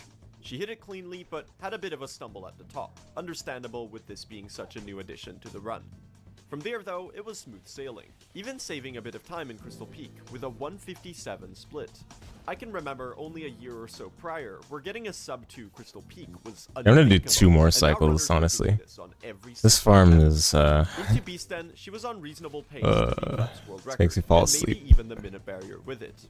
The devout skip went well, but then the den struck back, with a few hits on the spiders. This run really exemplifies how difficult it is to traverse one the more. den quickly, and I don't think I've highlighted enough so far how big of a choke point this was for runners. Sadly, Guanqi got all the way down to 1 HP, which meant she couldn't do the fast devout kill with the damage tank, losing precious seconds. Now, 31 was out of the picture, but if she locked in, she could still claim the world record once again. And really, Play some all she Richter could do was take after. a deep breath, play her best THK, and hope it was enough. The fight began. And this time, she wouldn't be denied the scream skip either. Come on, Once Warble Blade. again, the boss was consumed and the timer ticked on. And then it stopped. 32:03. Wow. Guanqi had beaten Lep's world record by half a second. Now, all three top runners were within a mere 3 seconds of each other on the leaderboard. The 31 was anyone's game, really. But how and when it would occur was completely unexpected. On October 28th, the speedrunning community gathered to watch one of the early matches in the tournament, Lep versus part of the Creed. Now, in a tournament setting, a lot of things were different. The most important one was that you had to aim for consistency. If you played too aggressively, Let's play some Richter. I need to plug in my lever list though. To throw the match, even against the slower opponent. And it wasn't like PB grinding. There was no resetting. You had to show up and play a good run on the spot. And that's exactly what Lep did. It started out normal. A huge fan of no reset. Cleanly. And at some point though, the match's commentators, JX and Nerf, both very skilled any percent runners, started taking note at Lep's pace. There were no splits on display, but they could tell he was playing incredibly well. In fact, he got the community sum of best for Mothwing Cloak, that is, the fastest anyone had ever performed that segment, by 0.2 seconds. A few minutes later, he got a new community sum of best for Chandelier as well.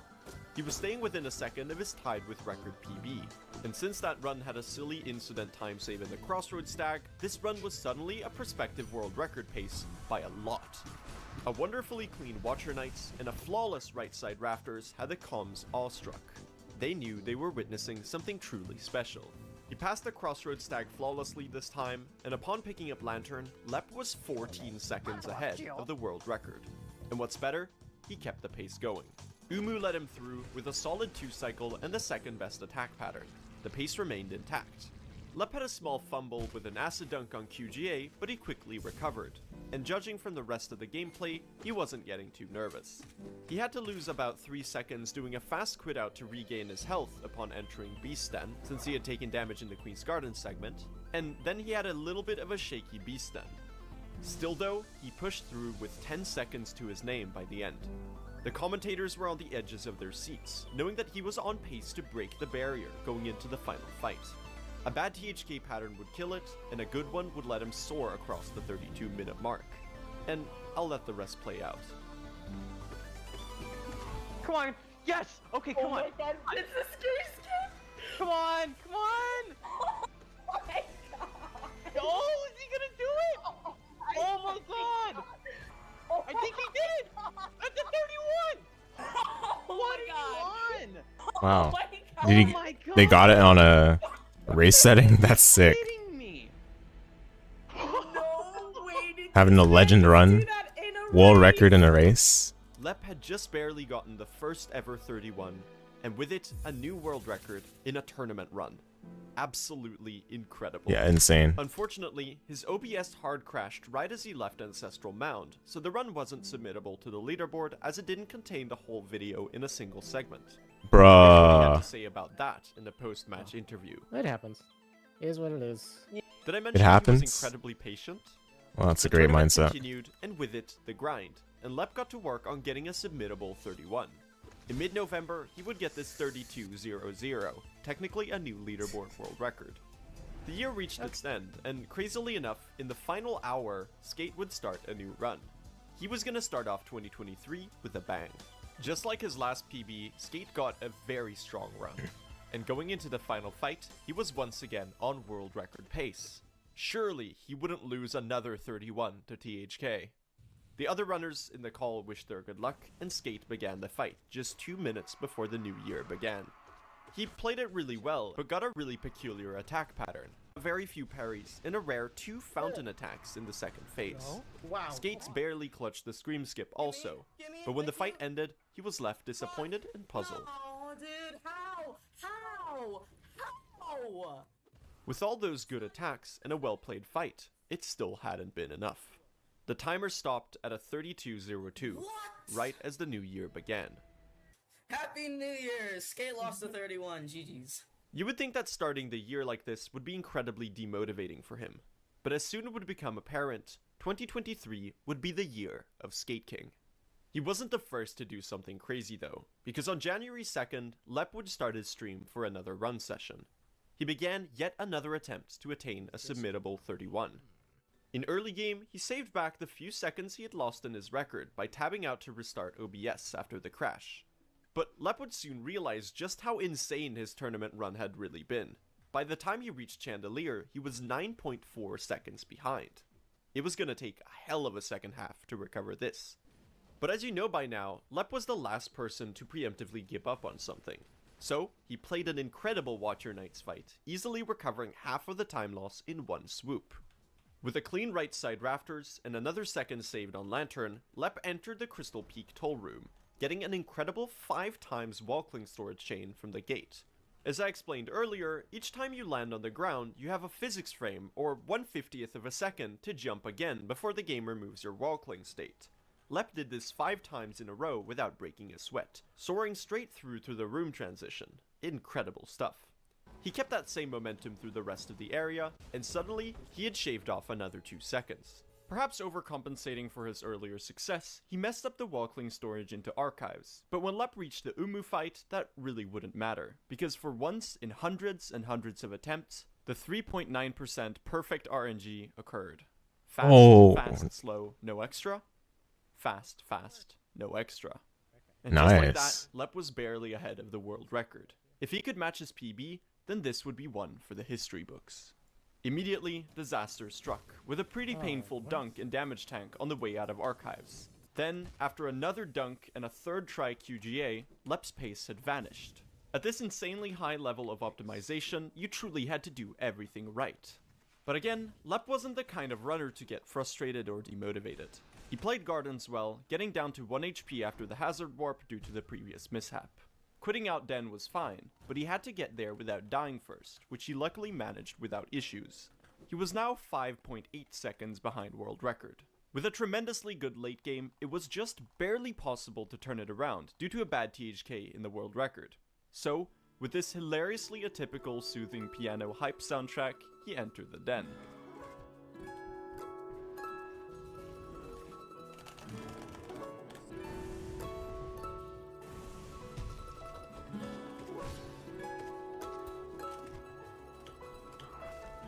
Okay, that's it.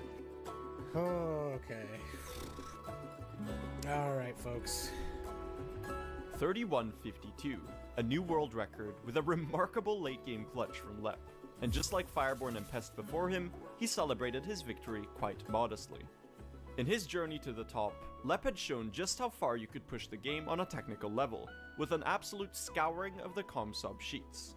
But perhaps his mentality and perspective on speedrunning was his biggest strength and contribution. He had realized that speedrunning sustainably at a top level was just as much about mentality and understanding yourself and your goals as it was about pure mechanical skill. Lep became the relaxed, patient counterpart to his more energetic and passionate top runner peers. You might be noticing I'm speaking pretty conclusively about Lep. He would continue to polish his time, but his top spot would soon be claimed by someone else. Because, finally, it was time for Skate to be crowned king of any percent. The entire last 2-year period, Skate had been a little bit overshadowed by his peers, who seemed to always barely beat him to the big milestones. Now, he was ready to show his true potential. It started in the middle of January, pretty soon after Lep's 31:52. He was in the middle of one of his many record grind streams, just look at that attempt counter, and had managed to get a solid pace going. Skate had made a comparison that added up to a 32 flat. That meant, if he was ahead, he was on pace to break the barrier. By the time he got to Watch Your Knights, he was already 2 seconds ahead. Then, he got this fight.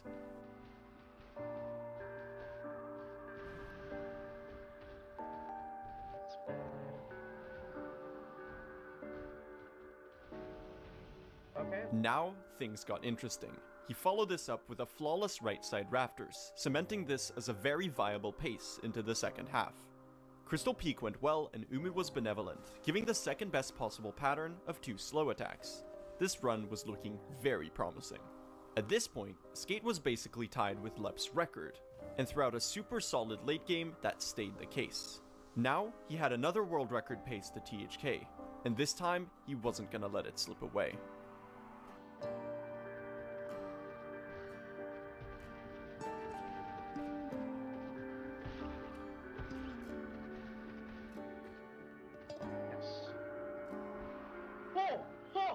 And after all, they do say the third time is the charm. 31:48. A new world record and an incredibly cathartic moment for Skate. 2 years of grinding, thousands of hours practiced, and almost 6,000 run attempts had led him to this point. It was an incredibly proud moment for him, and by extension, to the entire speedrunning community who had watched his journey to the top. At this point, Guanqi and Lep felt pretty done with the grind, so the three-way friendly rivalry between these runners came to a close. But just look how far it had taken them. With some self-reflection and a few good friends to have your grind alongside, really, anything was possible. But just because Guanqi and Lep had tapped out of the race, it didn't mean Skate was anywhere close to done. In fact, he was just getting started. As February passed and Hollow Knight entered its 7th year, he was starting to sweep all of the compsobs Lep had previously dominated. And then, Skate went back to doing runs. Oh, it's like you forgot about me. Everyone forgot about me. The famous Kyrie Irving quote. Everyone forgot about me.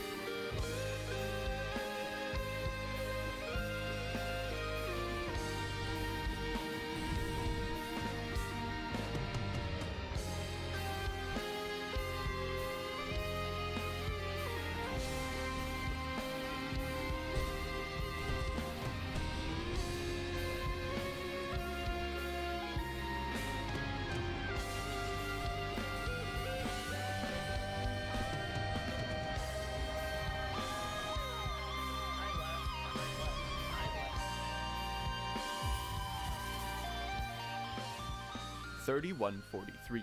Skate had done it yet again. This run left him even more motivated than before to continue. He had proved to himself just how possible the next 10-second barrier was, and all he needed to make it happen was another solid run with some better RNG. So as June ended and July began, he dedicated himself fully to the grind one last time. Day after day and attempt after attempt he tried. A pace loss to Umu here, a death to Den here, a THK that didn't cooperate. All of this was standard at this level of any percent, and Skate remained undeterred. Across half a month and over 200 run attempts, he relentlessly grinded runs and segment practice. And then, on July 15th, 2023, on run attempt number 7464, Skate would get this run. It started out unassuming, yet really strong, with an impressive 327 Vengeful Spirit.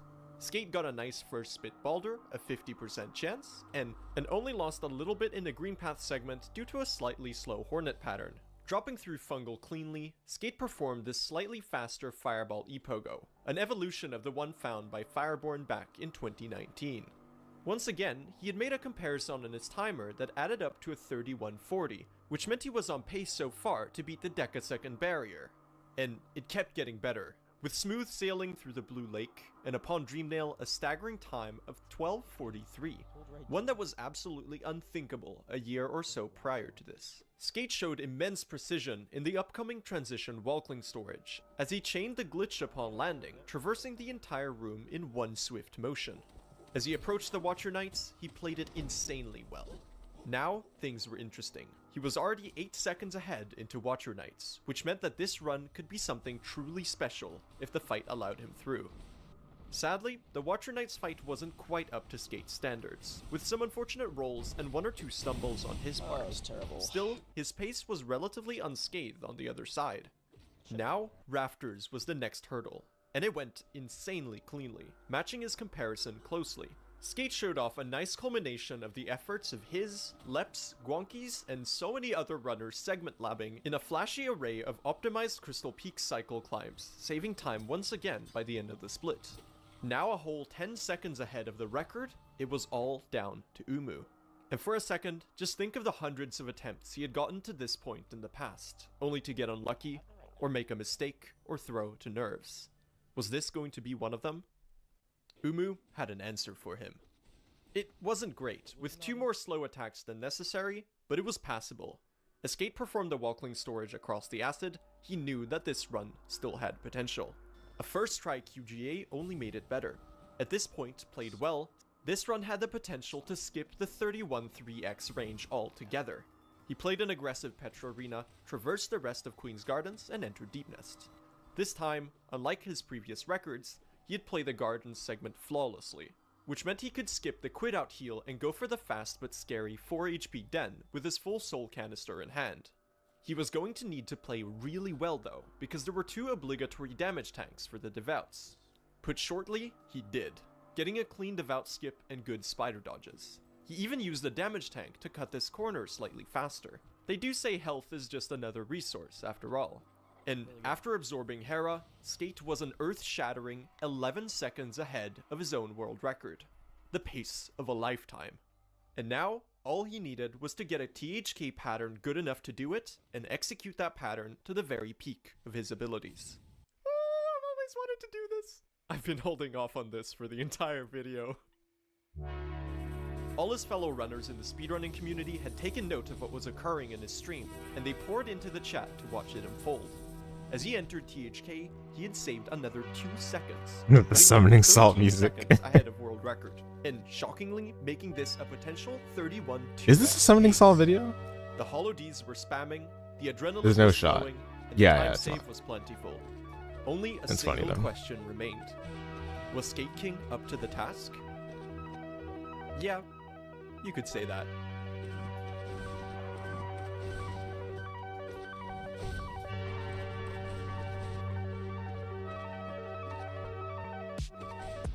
Holy shit. Oh my god. Oh my god.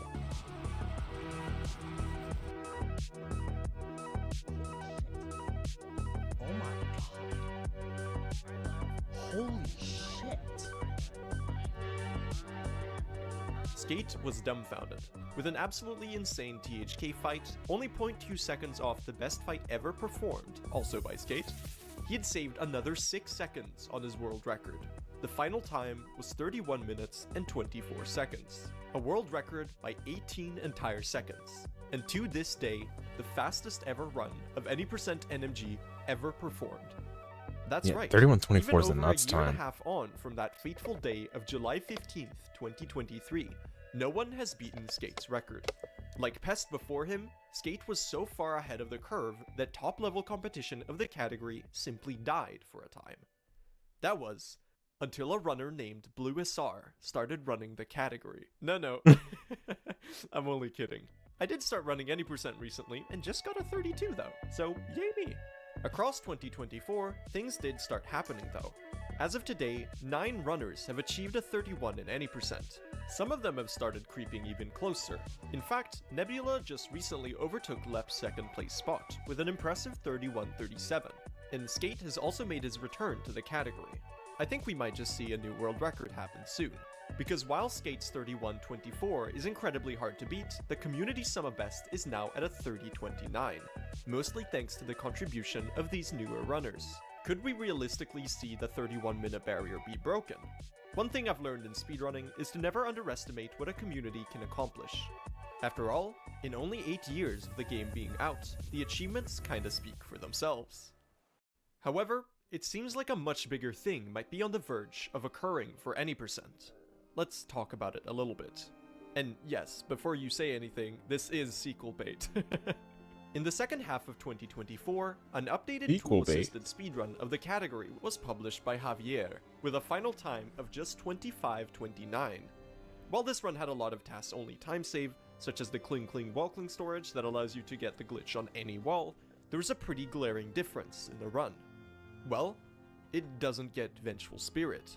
Instead, the run performs an itemless Baldur kill and skips the Crossroads segment entirely, getting Fury of the Fallen to supplement damage instead. The itemless Baldur is essentially impossible for humans to perform, but a setup utilizing the Shade's damage knockback has been found. Still incredibly hard, a good bit slower, and undoubtedly a frustrating route change, but definitely possible. So after dismissing the idea for months, runners started toying with the idea of this route in January of 2025. Sounds stupid hard though. Each room and Oh, that was observing 2025. strats, a number started floating around. This route has the potential to save up to 20 seconds. Wow. Well, that sounds about well and dandy then. Let's all start running it. There's a problem here. The route is really hard. Like, really hard. And then, a runner by the name of Blue SR did the impossible. No, I'm still joking. But the existence of this much harder theoretical route poses a lot of interesting questions for the future of the category. LEP19 has just recently returned and started to do attempts with it. But it remains to be seen what will come of it. Enough looking forward. Let's take a look back. In 8 entire years, Hollow Knight's any% NMG speedrun has come a really long way. From Spleen's first finished run of 1 hour 16 minutes and 30 seconds, to the Blue Lake Shadeskip and the adoption of the Barebones route, to the countless strat finds big and small, from the blink of an eye to a 20-second chunk, the times kept dropping thanks to the contributions of all of these runners. With a current world record of 31:24, it remains to be seen what will be next for any% NMG. Whatever happens, I'm sure it'll be really interesting. And that right there was the world record history of Hollow Knight any% NMG speedruns. Thank you for watching. Okay, wow. When I started working on this in late December, I didn't really expect it to go over 2 hours, but here we are. If you're still here and you enjoyed the video, thank you so much. It was really fun to make. Oh, dang. Yeah, incredible stuff. The speedrun community for Hollow Knight seems really sick. Like, a lot of people playing the game, a lot of people grinding, pushing down the time. It's awesome. Alright, let me get to a save point here, and then we're gonna end stream.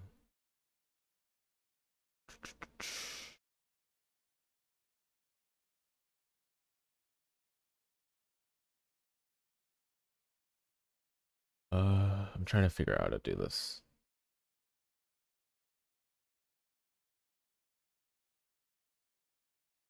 Okay, that should be good enough, and then let me get to a save point.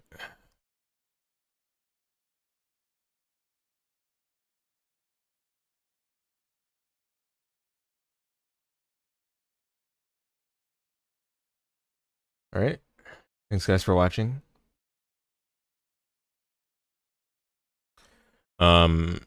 Next stream, I don't know what we're gonna do. It's most likely just gonna be speedrun derust. I say derust all the time, but how to say it? I guess practice for Afterimage, and then I might mess around in SotN some more. We'll see. But it'll be chill. So look forward to it. Otherwise, thanks all of you guys for watching and hanging out. See you all next time.